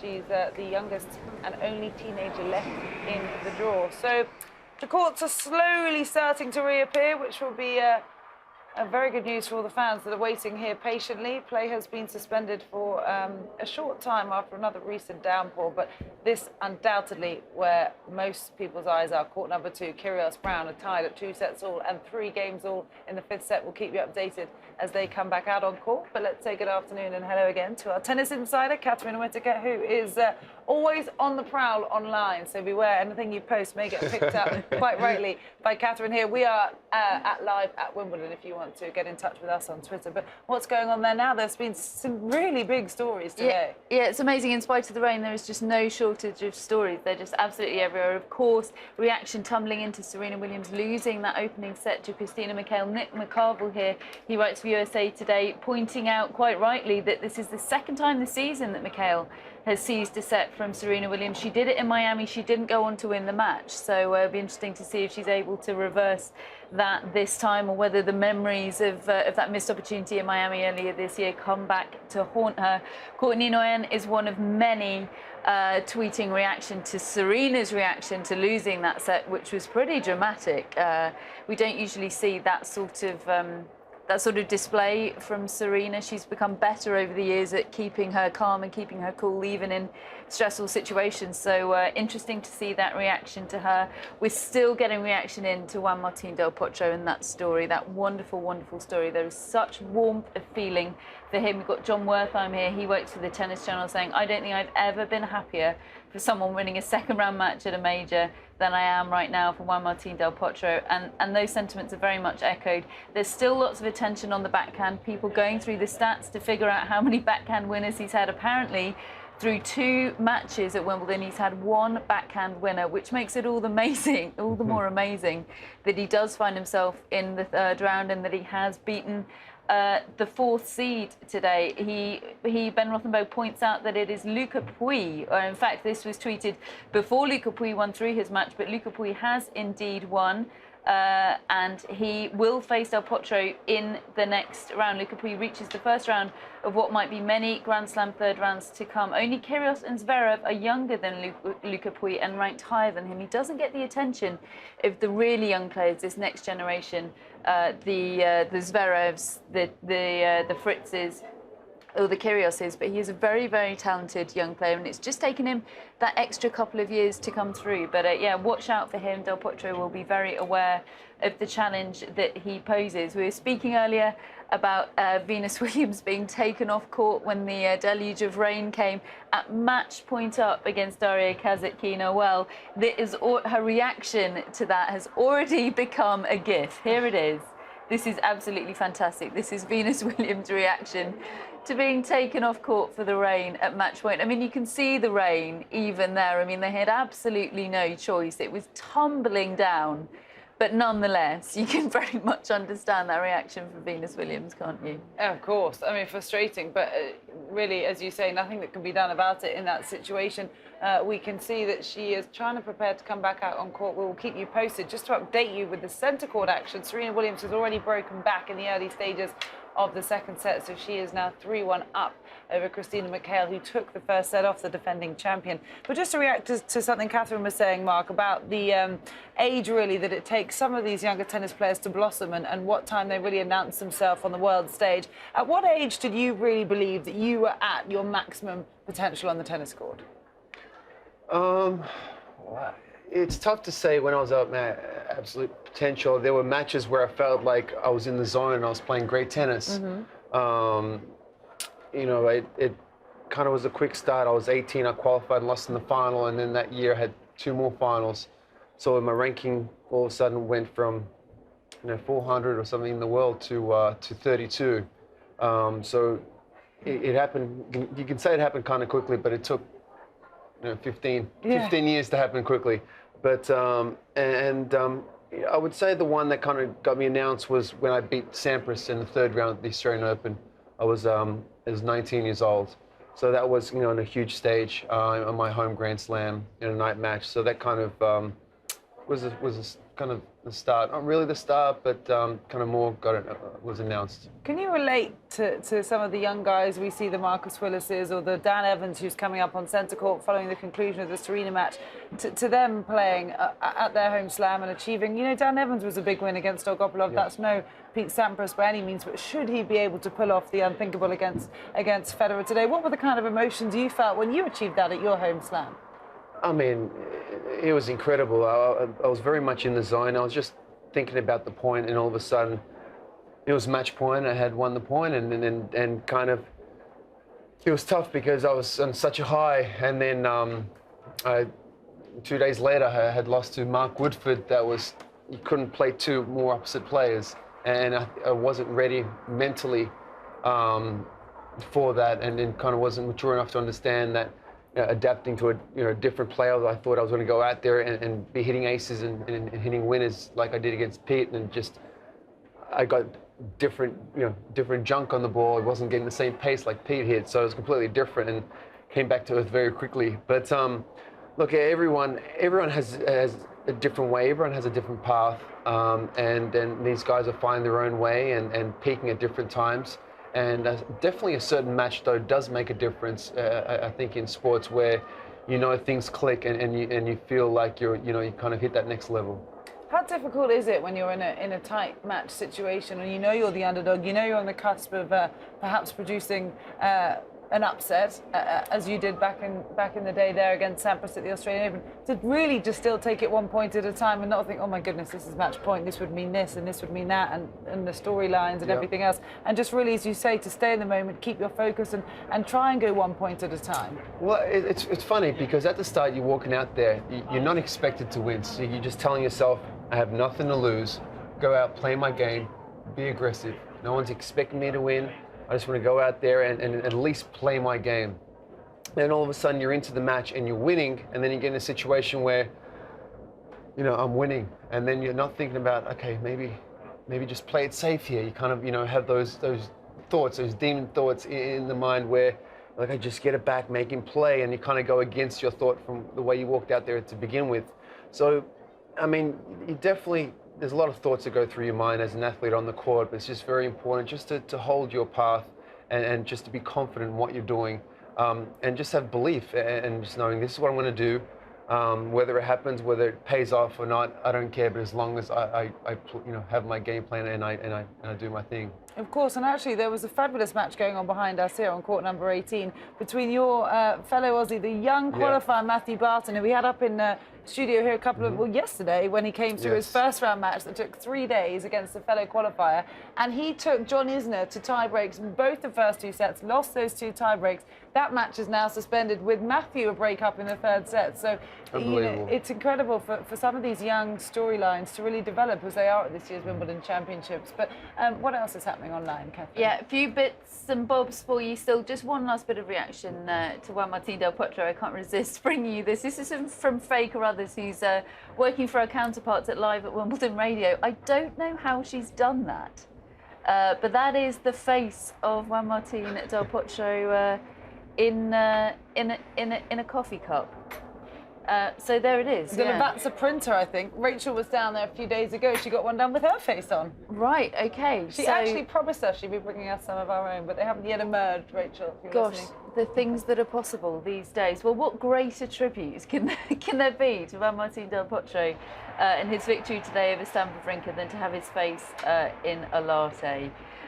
We talked about Venus becoming gift-worthy today. We've also got Serena doing the very same thing. Here is that reaction to losing the first set, throwing her racket, being caught by a cameraman and swiftly returned to her. Was it returned? I assume so. I don't think he'd get away with keeping it for his private collection. I don't think she wants that racket back, do you? I think she's quite happy for that. Never wants to see it again. I mean, she got a little lucky there. She got a little lucky that the umpire wasn't paying attention. It was behind him, and the fact that the linesman was walking past, and a few seconds later she was definitely a fortunate situation. Very lucky. There was a very similar thing actually at the French Open in the semi-finals when Novak Djokovic tossed his racket completely innocently, just a reaction, no intent in it at all, but it came about a centimetre from hitting a line judge. And we've seen past incidences where if there is an adverse consequence, if it does hit a line judge or a ball boy, then the umpire has no choice but to default the play, even if there's no intent in the action at all. It happened to Tim Henman here in 1995. He tossed a ball quite innocently. It hit a ball boy, and he was I don't know if it was defaulted. Quite innocently. He certainly didn't intend to hit anyone. Of course he did not intend to hit anyone, but let me tell you, there wasn't, he gave that one a swing, and it was just very, very unlucky with the timing, but he gave it a swing. Have you ever had any unfortunate circumstances like that? Because we see it in various sports, and it must feel awful as an athlete if it's the last thing you obviously expected. No, I mean, I'm no angel on the court, but if there was some anger, it was normally the ground that got it with the racket. So it stayed away from any human being, that's for sure. But yeah, a couple of years ago, do you remember the one with Kyrgios, where he was unlucky as well. He went to bounce it on the ground, and it bounced up and went over the back of the fence straight into the crowd and just missed someone in the face. Yeah, this was a couple of years ago. So it can happen, but he was very fortunate as well. It is. There have been some fabulous shots, as I catch over the paper. There have been some fabulous shots on court today against him. You know, we've all seen him put off some amazing tweeners. And Dustin BROWN put off a fabulous tween, a little drop shot, which is quite funny to see that kind of play performed against Kyrgios, who we're so used to seeing being so flamboyant on the court. Let's just quickly update you on one extra thing. We told you Venus Williams was coming back out with match point just to seal the deal in her third round encounter out on court number 1 against the 29th seed from Russia. Well, she hasn't been able to get the job done. It's now 7-all in the third set, so that continues. Meanwhile, Serena Williams looks like she's going to cruise to the end of this second set, 5-1 up with a couple of breaks. So can you imagine if Venus doesn't go on to win that match, having been match point up before the rain? It will be extraordinary stuff. In fact, the man waiting to come on court after Venus Williams, he'll be desperate for someone, whether it be Venus or Daria Kasatkina, to get the job done, is Novak Djokovic, and here he is warming up for his match against Sam Querrey. So much talked about his flexibility. I mean, this is just extraordinary. This is him being sort of stretched out of all. I mean, look at that. Who's posted this video? Actually, it was Marion Bartley that posted this. I mean, you've got to have pretty special access to be there in the stretching area. I mean, this might be something you've seen, Mark, in the competitors area, but he is just extraordinarily flexible. And we've mentioned this before on the coverage, but that interview that Novak Djokovic did, which was in the Times magazine over the weekend, it was actually with Djokovic and his wife Elena, and she was asked if there was one word that you could use to sum up Novak and sum up your life together, what would it be? And she said stretching. She said every single moment that he's not playing tennis or playing with their son or doing something, you know, practical, he is stretching. Wow. Yeah, he is incredibly flexible on court. Interesting, your reaction, I can fully understand, to learning that Marion Bartoli posted that video. She got herself in a little bit of trouble, I think it's fair to say, at the French Open, perhaps revealing to the media that Serena was getting a certain part of her body worked on before the final, and now perhaps revealing a little too much. Sorry about that giggle. It was an automatic thing. It was a reflex. But you're right. I do remember that. You've got to understand when players are in their area, whether it might be the locker room or that is the warm-up area across from the gym, that's your time. You know, you're doing your thing. You're getting ready. And anyone with a pass down there is either a player or a coach. No one else can go down there. So for me, it's a touchy subject because I feel like lines can be crossed. I mean, she is playing, I think, in the Invitational, the women's event next week, and I know she's also media as well. But there's certain times where I believe a private, not that anything really private is happening there, but I'm just saying certain areas where you know that you're going to go and prepare for your match with your team, and you got nothing to worry about as far as what you're doing is getting out to the public or anyone knowing what you're doing. So for me, that's a bit of a grey area. Yeah, it wasn't great, but whatever. I don't think you're alone. I wasn't surprised to hear where it came from, put it that way. Yeah, You know? unfortunately so. Well, we'll have to wait and see. Hopefully he doesn't take too much offence to his stretching routine being put out to the public. Don't get me wrong, she's a great girl, but I'm just saying. No, of course, and it's fully understandable. I totally understand that point of view, and I don't think you're alone in believing that. Some things have to be sacred, don't they, Mark? Some things have to be sacred. On the subject of Novak Djokovic, just one last thing. I updated you earlier on the fact that he's auctioning off the kit in which he won the French Open title. Well, I don't know whether I've put the fatal curse on it, but there have been no further bids since I brought you the news that this kit is being auctioned off. I'm reliably informed that it is completely authentic. This is the kit that Novak Djokovic wore to make history in Paris to win the career Grand Slam. All proceeds go to charity. It's still on a pretty handsome sum at the moment, £8,100, 60 bids, but it hasn't gone up much in the last few hours. So if you do fancy bagging yourself a little bit of tennis history and you've got a few £1,000s to spare. Where do you go to bid? A very well-known auction site. Okay, good to know. Good to know. So you can find it if you need it out there. Well, listen, it's been a very busy day for court coverers, for line judges, for chair umpires, and for ball boys and ball girls, as it is every day here at the Wimbledon Championships. And before this year's event began, Catherine caught up with some of the ball boys and ball girls that are working here at Wimbledon this year. Well, there are many vital cogs in the Wimbledon machine, but none more so than the team of ball boys and ball girls that play a vital role in each and every one of the matches played at the championships here in Wimbledon. And the woman responsible for making sure they're as well drilled and well trained as they are is Sarah Goldson. Sarah, what we're witnessing here is the very last practice, very last training session for this team. But there's a very long process that goes into getting them to this point. Could you talk me through that process? Yeah, so everyone you see here today has been training either for 1 year, because they've done it previously, or the people who are new this year have been training since February, so once a week for 2.5 hours. Wow, that's quite a lot of training, isn't it? And it's a very, very precise set of skills that they develop, isn't it? Yeah, we spend a long time initially looking at the feeding and the rolling, because obviously they're doing that a lot on court. And then we look at the set pieces, so ball changes, tie breaks, and those are the things we'll be really looking at today. And for some of these boys and girls, it will be their very first year, and some of them will have done it for quite a few years. What's the maximum number of years that they can do this for? Well, we don't set a number in terms of maximums, but we have had some people who've been BBGs for 5 years. Clearly that's an outstanding achievement, but they're only as good as their last performance, so they have to earn their place every year. Well, exactly. Are they constantly being assessed? Because obviously some will be out on court 17, court 18, and some will get the privilege of ball boying on centre court. I mean, for myself and my team of staff, for us, every court at Wimbledon is really important. So clearly, aspiring to get on centre court is fantastic, but they're assessed regardless of what court they're on, and we're looking for a very high standard. And in total, how big is the team of ball girls and ball boys at the championships this year? We have a total of just over 250, so they make up 42 teams with 6 in each team. Well, you and they do a fantastic job, so well done.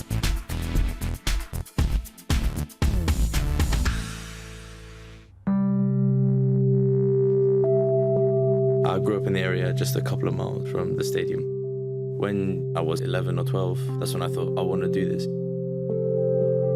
It's one of the hardest things I've ever done because they want the best. They tell you on the actual day, congratulations guys, you're going to be ball boy in the men's final. It's different to like a regular centre court match. You know it's the final, you know it's like the 2 best in the world. You go to some back entrance and you wait in like a little tunnel. And that's when I would say I got the most nervous. When that door opens, we just sprint onto court. The whole sort of stadium lights up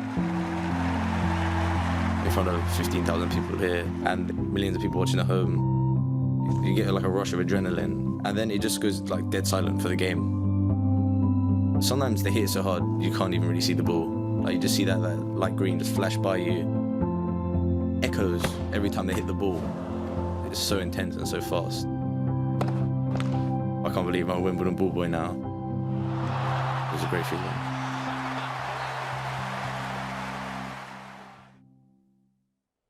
Well, we can update you that Serena Williams has taken the second set in pretty convincing fashion, 6-2 over Christina McHale, who took the first set off the #1 seed in a tiebreak. When you take a look at the second set summary here, Mark, it was a pretty one-sided affair, unlike the first set, which Serena, as we saw, was extremely frustrated to lose.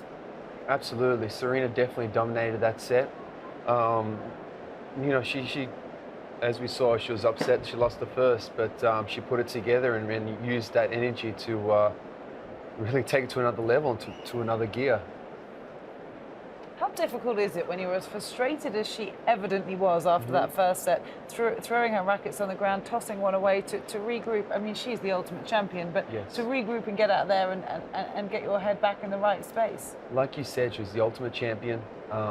She wants it badly, and she's here to win. For her, she's not happy with a quarterfinal, a semi-final, or a final. You know, the only way she's going to be happy is walking away with the trophy, and that's all she cares about. I think if anyone questions whether or not Serena Williams wants this 22nd Grand Slam, all they need to do is look at that reaction to her when she lost that first set. It's a very enthusiastic crowd who've managed to see quite a lot of tennis today, because the first match of the day between Wawrinka and Del Potro, which Del Potro, the underdog, went on to win, began and completed with the roof on. Now this match began with the roof off because it was a pretty good sunshine when the men finished, and so they began the match with the roof off. We then had a rain shower, so there was a slight break in play in the later stages of the first set for the roof to come on, and we all know it takes a while for the conditions inside centre court to acclimatise once the roof is on.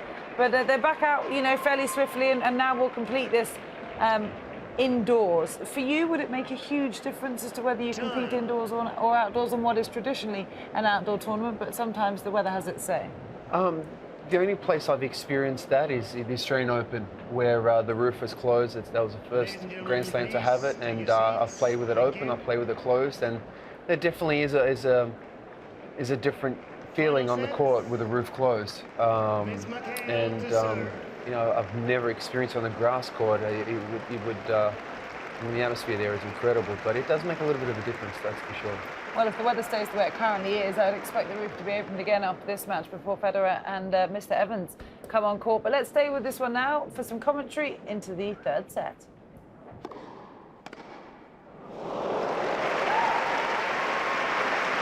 A statement of intent. Love 15. 92 miles an hour on that return of serve.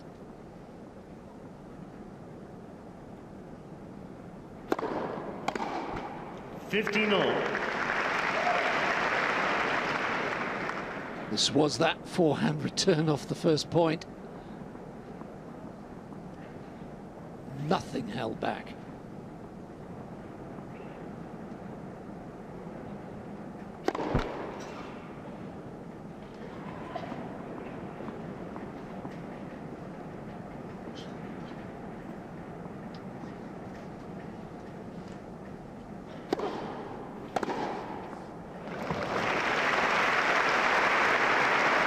McHale, there's not a lot of rhythm to this match in the second set, but Serena continues to punish the second serve. McHale winning only 31%.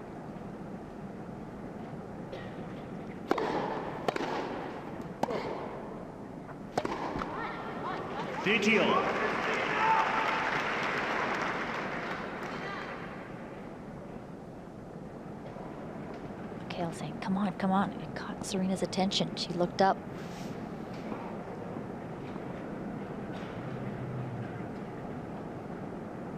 And again. 14-13. Very positive body language being sent out.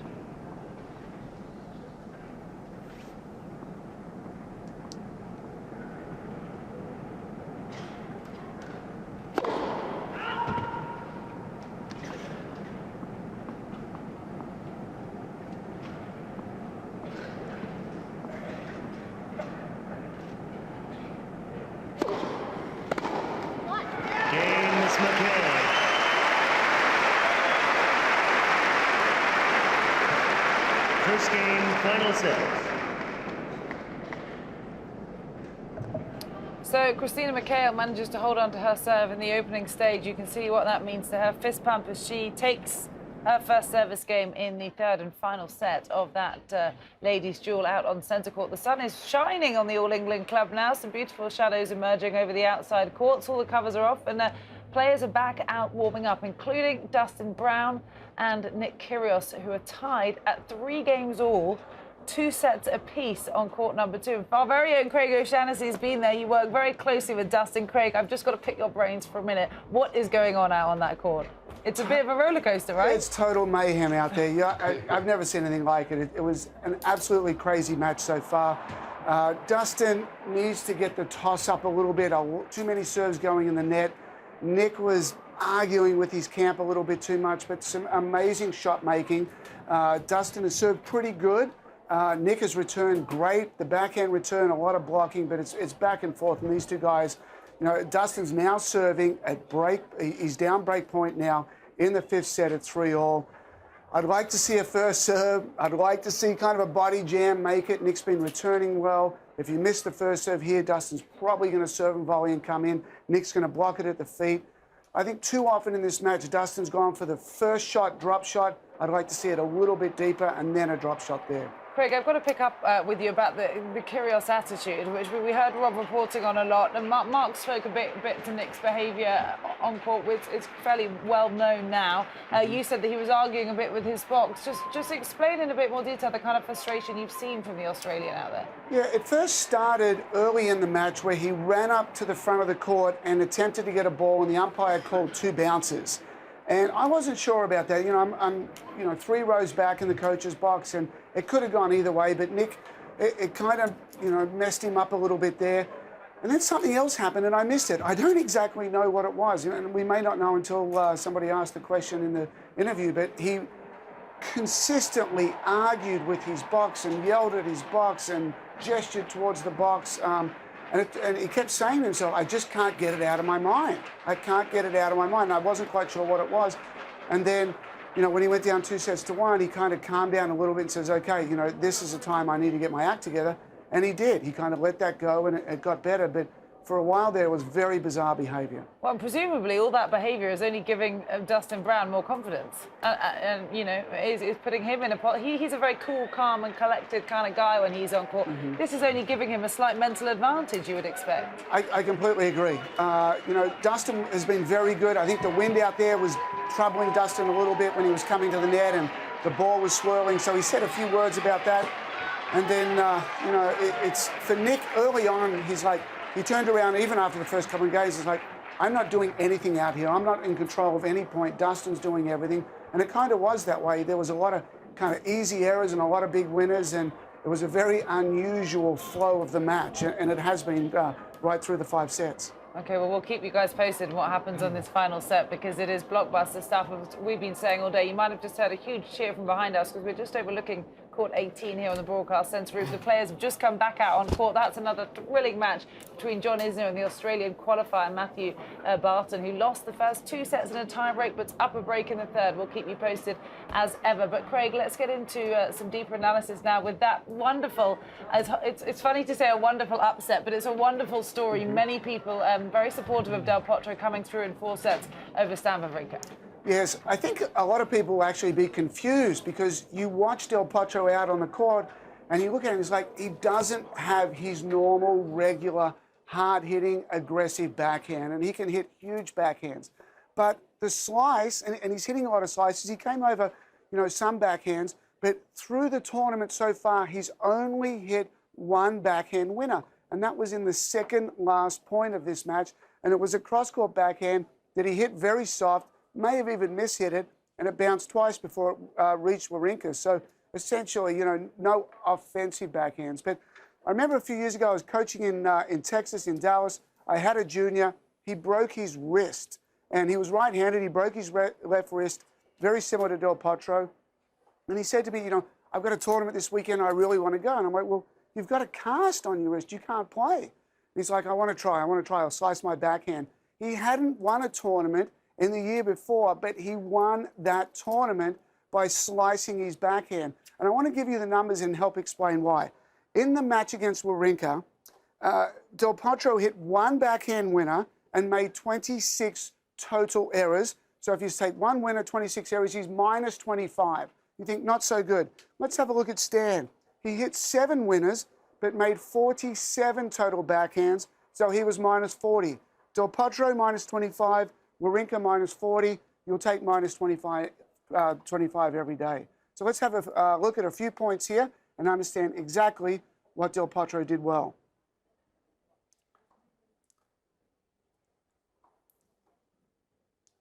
And here we go. Good serve. And this is an error in judgment from Wawrinka. He's got Del Potro way over there. He's not running hard. And basically, when you look at the hips of the opponent, and you have an awareness of this, if the hips are forward, he's going nowhere. He can't run fast. This volley should go straight down the line. But it doesn't. Del Potro stays in it, doesn't panic, keeps it low, keeps it cross, attacks, 2 guys at the net, and it's very difficult to get a ball over Del Potro's head. So just staying in the point. Good mobility, good coming forward. When you change directions in tennis, you really want to hurt And Del Potro kept everything crossed until he found the right ball. There's a two-handed backhand. There's another one. He's not doing too much with it. And this is how he's winning this match. Running around, hitting a big forehand. And even though you're in the alley, you now can take that down the line. You now can take it short angle cross court. You can either bomb it right to the middle of the court as well. So a lot of offensive options here for Del Potro. Crushes it cross and down the line. Really good heavy spin on that low ball. Good moving forward. That's the shot that wins the point. And this is the icing on the cake. You can see he's moving extremely well, looks lean, looks fit. Good defense. Moving back, trying to buy a little bit of time. Mark, I've done some analysis of your matches in the past. One match in particular is your round of 16 at the Australian Open against Agassi. And we haven't even talked about this, so you have no idea that I actually did this. But there's several points in there where Agassi was wanting to get it to your backhand, and you were kind of going slice, slice. And one thing I really liked was when you took the backhand down the line to bring the ball back to your forehand. Is that something that you'll see Del Potro doing quite a bit to tee up his forehand? Yes, I mean, I think someone mentioned, and Catherine mentioned, he's hit one backhand winner for these two matches. Yes. That must mean he's hitting a lot of forehand winners. Mm-hmm. So obviously he can't get over that backhand, but like you said, he's using that slice beautifully and on the grass right now. Mm-hmm. And, you know, keeping it, you got to keep it deep on the backhand side, but if you go down the line, I do like the one that's kind of short, especially on the grass, where the player has to run up to it. Mm-hmm. And like you said, in order to do that, it's very difficult to hit that one down the line. And if they do, he's got the whole cross court open. Mm-hmm. But if not, then he's on his forehand side, which is where he wants to be. Yeah, terrific. Let's continue with the point. And we've got a nice slice. Wawrinka goes open court. If you can't put the volley away, it's best to bring it back in the same direction that it came. So even though Del Potro's over there, you probably go behind to the backhand, and we know that it's very difficult for him to pass with that backhand, that he's not hitting quite as big. Good spin. There's the slice. Stanley elects not to come in. Setting up. There we go. Couldn't quite do a lot with that. Back to the slice. Just patience. Good patience. Wait, there it is again. That's what he's after. That forehand there is going to be the key. It was the key to winning the match today. Again, we can go that way. We can take it down the line. You've got options. And you think a lot, too, is that you're standing over here. We've got the feet all set up in an open stance. And you think, well, I'm giving up so much room on the other side of the court. But you've got to remember, it's the ultimate weapon. He's not going to be, or rarely be on defense on the next shot here. Good coming in. I like that first ball behind, and really nice hands at the net. Serve and a forehand, triple spin. A little confusing why Wawrinka hit a backhand on that one there. But overall, the backhand slice is really working for Del Potro. He's not making too many errors. It's setting up the forehand really well. And, you know, he's still alive in the tournament. Thank you, Craig. Appreciate your insight as always. I imagine you're going to want to hot-foot it down to court number 2, where we might be in the closing stages of this match between Dustin Brown and Nick Kyrgios. Let's send it straight out to Rob Walker. Thanks very much, Cara. Nick Kyrgios is serving for the match here. It has been a thoroughly absorbing encounter. 5-4 up. Kyrgios has got the first point. 15-love.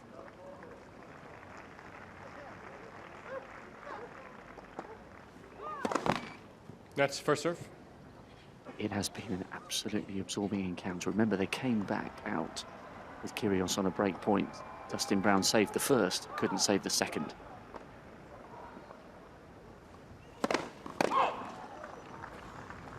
They've already both used up a couple of challenges since they re-emerged, not 5 or 6 minutes ago.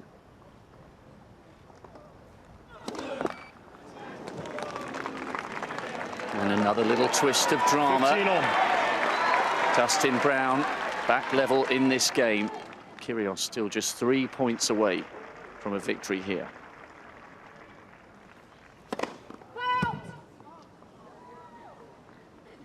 Just needs to compose himself here, the Australian.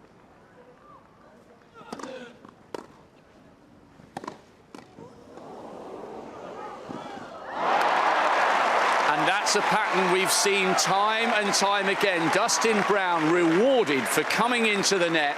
Pure aggression 15, from the 13. wild card entrant. Thank you. Please. He's determined Right, please. to hang on as long as possible here.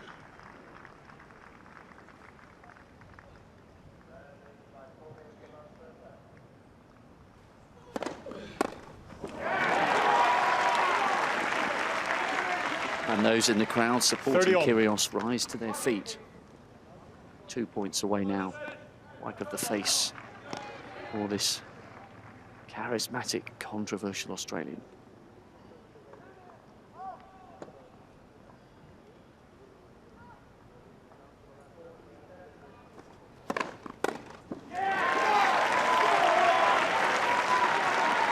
A really, really tricky match, this one, for Nick Kyrgios.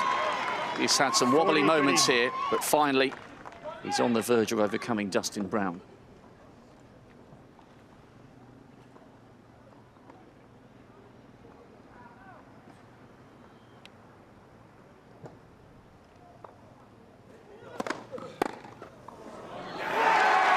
And at last, after 2 hours and 5 minutes, it's Nick Kyrgios who moves into the third round once again here at Wimbledon. A warm embrace between the two men. A few people leaving, the rest are on their feet. They had to wait a long time for the concluding instalment of this drama. Kyrgios now salutes his corner. So, 6-7, 6-1, 2-6, 6-4. 6-4 in the last set. Nick Kyrgios wins it 3-2, 2 hours and 5 minutes on the board. And my goodness me, a dazzling array of world-class tennis from both of them. Dustin Brown went for so many drop shots. He has been brilliant value for his wildcard entry this time, but it was not to be. Third year into the third round for Dustin Brown, who heads off with another ripple of applause, stops to sign a couple of balls. Kyrgios lives to fight another day. He will face the winner of Fabio Fognini or Feliciano Lopez. Fognini took the first 2 sets, and at the last time of asking, I was informed Lopez was 1 break up in the third set. Well, it really was a thoroughly absorbing match. All credit to Dustin Brown, but it is Kyrgios who triumphed in the end. The crowd here who came back to see the last instalment of that drama were richly rewarded with a wonderful, wonderful match. Kyrgios, for now, remains on course for a possible collision course with Andy Murray, I think, in the 4th round. But he'll be happy and relieved to have got through a really, really tricky second round match. This one was top quality value for the punters. Every single set thoroughly absorbing. Kyrgios the winner. But my goodness me, he had to work so hard for that. He did indeed, Rob, and now someone else has got a chance to win their match today. 9-8 currently in the 5th set. Venus Williams against her opponent here, who is the youngest left in the draw we've been telling you about all day, Kasatina. She is serving to try and stay in this. Match point Venus Williams, receiving serve. And it was a let on the first service, so Venus would have been hoping to get this wrapped up a little bit quicker. The play was suspended on match point. She had to come back out, wasn't able to get it done straight away. Keeps the return in play, and with that in the net, the job is done. Venus Williams at 10-8 in the final set, a much longer match than the 36-year-old would have hoped for. Does progress through here to the 4th round at the Wimbledon Championships. It was an incredible contest for the 19-year-old Russian, who's an incredible player, seeded here in her own right, and played Venus earlier on this year over in New Zealand. So, excuse me, Venus Williams marches through. Novak Djokovic will be next out on court number 1. He's had to wait an awful long time to start his match against the American Sam Querrey. It's approaching 7 o'clock in the evening here, and we've only been able to complete 1 match out on court number 1. You can see the roof is still up on centre court. They're in the 3rd and final set there. Serena Williams and Christina McHale are tied at 2-2 in the third. We'll keep you updated on that one. Mark, it's been an incredible day of tennis so far. We've still got plenty to come, but what would your plays of the day... Well, in fact, sorry, we've got top 3 plays of the day. Yes. We'll watch them and then you'll choose one, right? Absolutely. Okay, let's have a look at our top 3 contenders. Quiet, please. Play.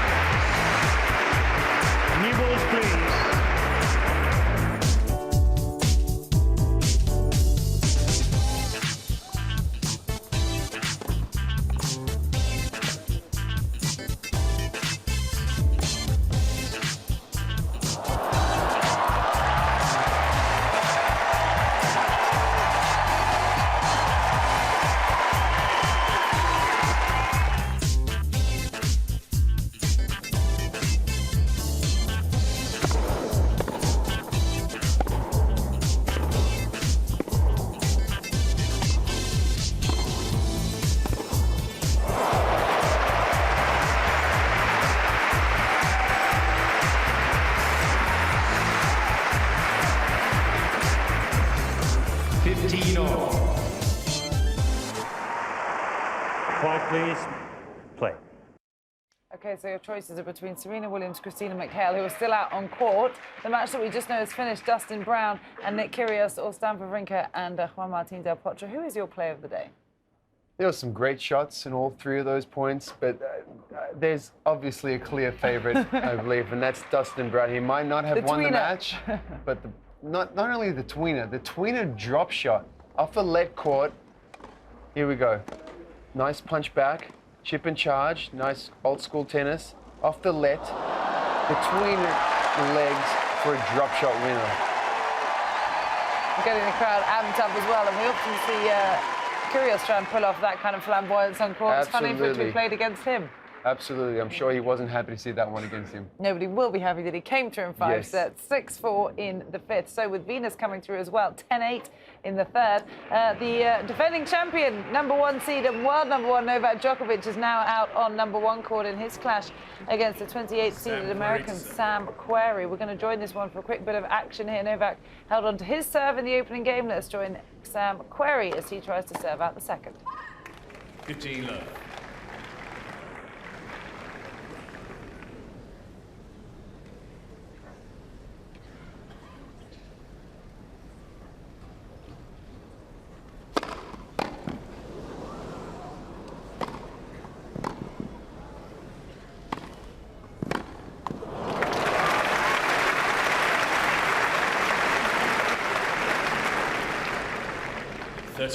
It's a classic example of why it's so difficult to play Djokovic, because 99 times out of 100 the serve would have won the point.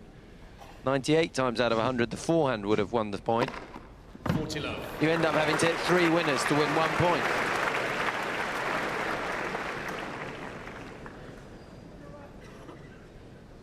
First ace for this match. 44 aces in the tournament so far.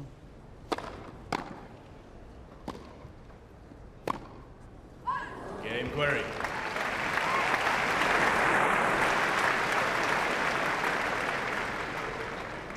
One game more, first set. So 1-1, 1 game apiece in this opening set out on court #1, where Sam Querrey faces the defending champion Novak Djokovic, and really the most dominant player in the men's game right now. Sam Querrey, a big hitting, big serving, tall American that Novak will need to contend with. They've had to wait quite a bit of time to get on court, just close to 7 o'clock at night. Mark, how do you expect they planned their day? Because it was totally uncertain as to when they might start. It's incredible thinking you're on second and you end up getting on at 7 p.m. I can guarantee you he wants to finish this tonight, that's for sure. He does not want to come back tomorrow and play again.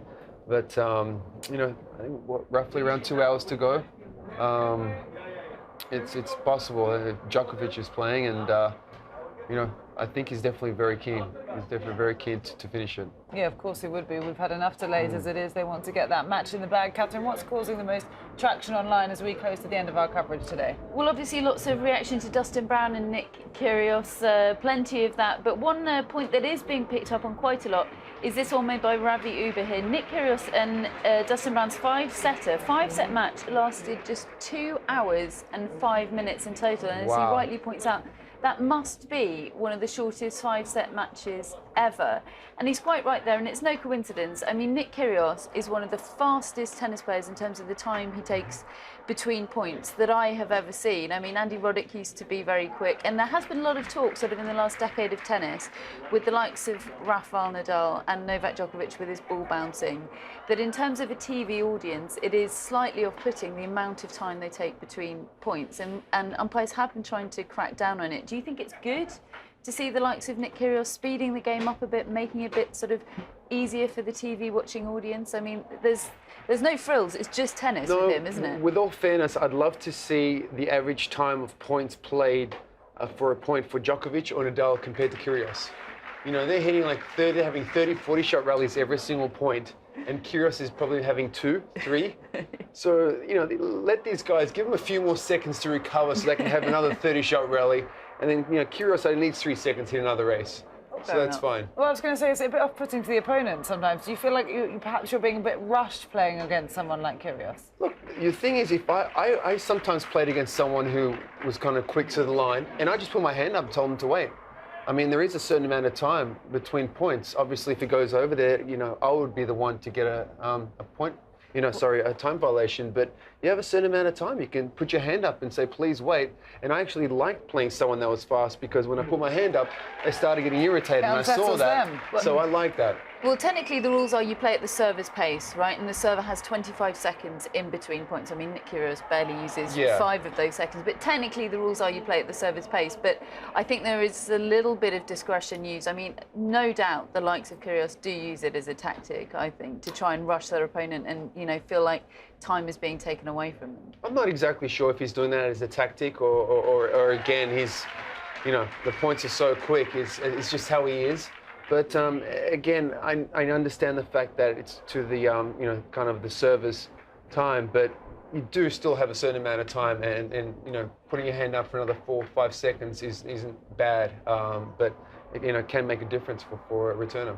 Well, Nick Kyrgios is through to the 3rd round, as is Juan Martín del Potro. Another match yet to be decided still tonight. Roger Federer and Dan Evans are yet to take to centre court. It is coming up on this beautiful evening here at the All England Club. And tomorrow, well, Andy Murray will be back. Still plenty to look forward to as we look ahead to Super Saturday. Our coverage will return at 12 noon p.m. local time tomorrow. We'll look forward to seeing you then. But for now, it's goodbye from us here on Live at Wimbledon.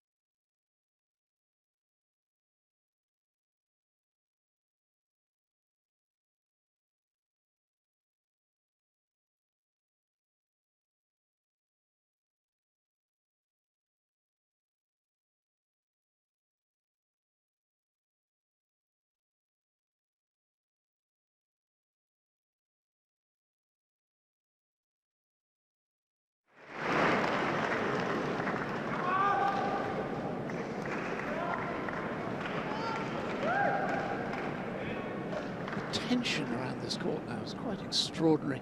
Players, support boxes, and the crowd in general.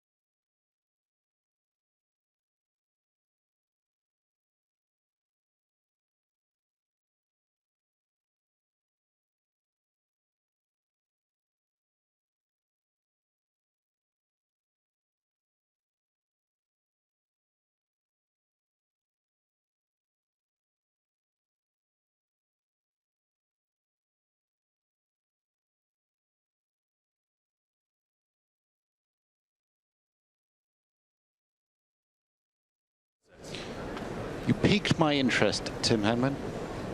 I couldn't remember the details of that match against Kevin Anderson on this very court. Fourth round last year when he was slipping and sliding. Kevin coming off an excellent Queen's Club as well. 6-7, 6-7, that's right. Two unbelievably tight tie breaks. 6-7, 6-7, 6-1, 6-4, 7-5. And I think I'm right in saying there was a delay overnight and they had to come back and finish off. I think it might have been 2 sets all, but that was certainly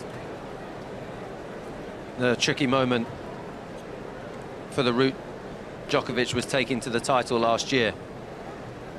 And he would go on to beat Marin Cilic in straight sets, Richard Gasquet in the semi-final in straight sets, and then 4 sets against Roger Federer, who faded at the end, 7-6, 6-7, 6-4, 6-3. Time.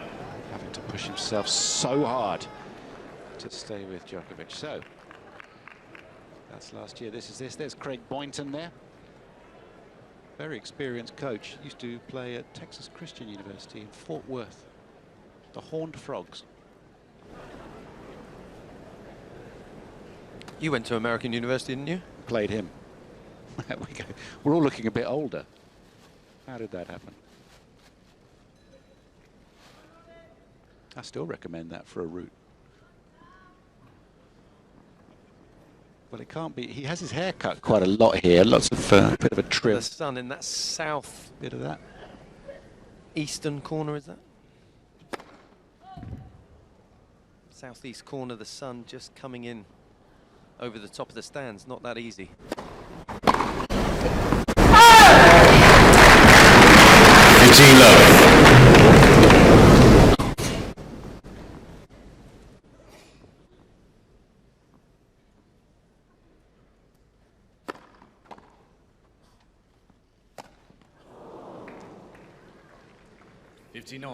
It's exactly what the old court number 1 used to do as well.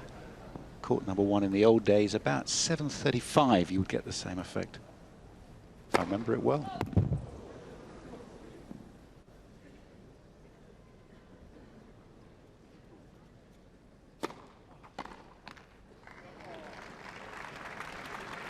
$30-15.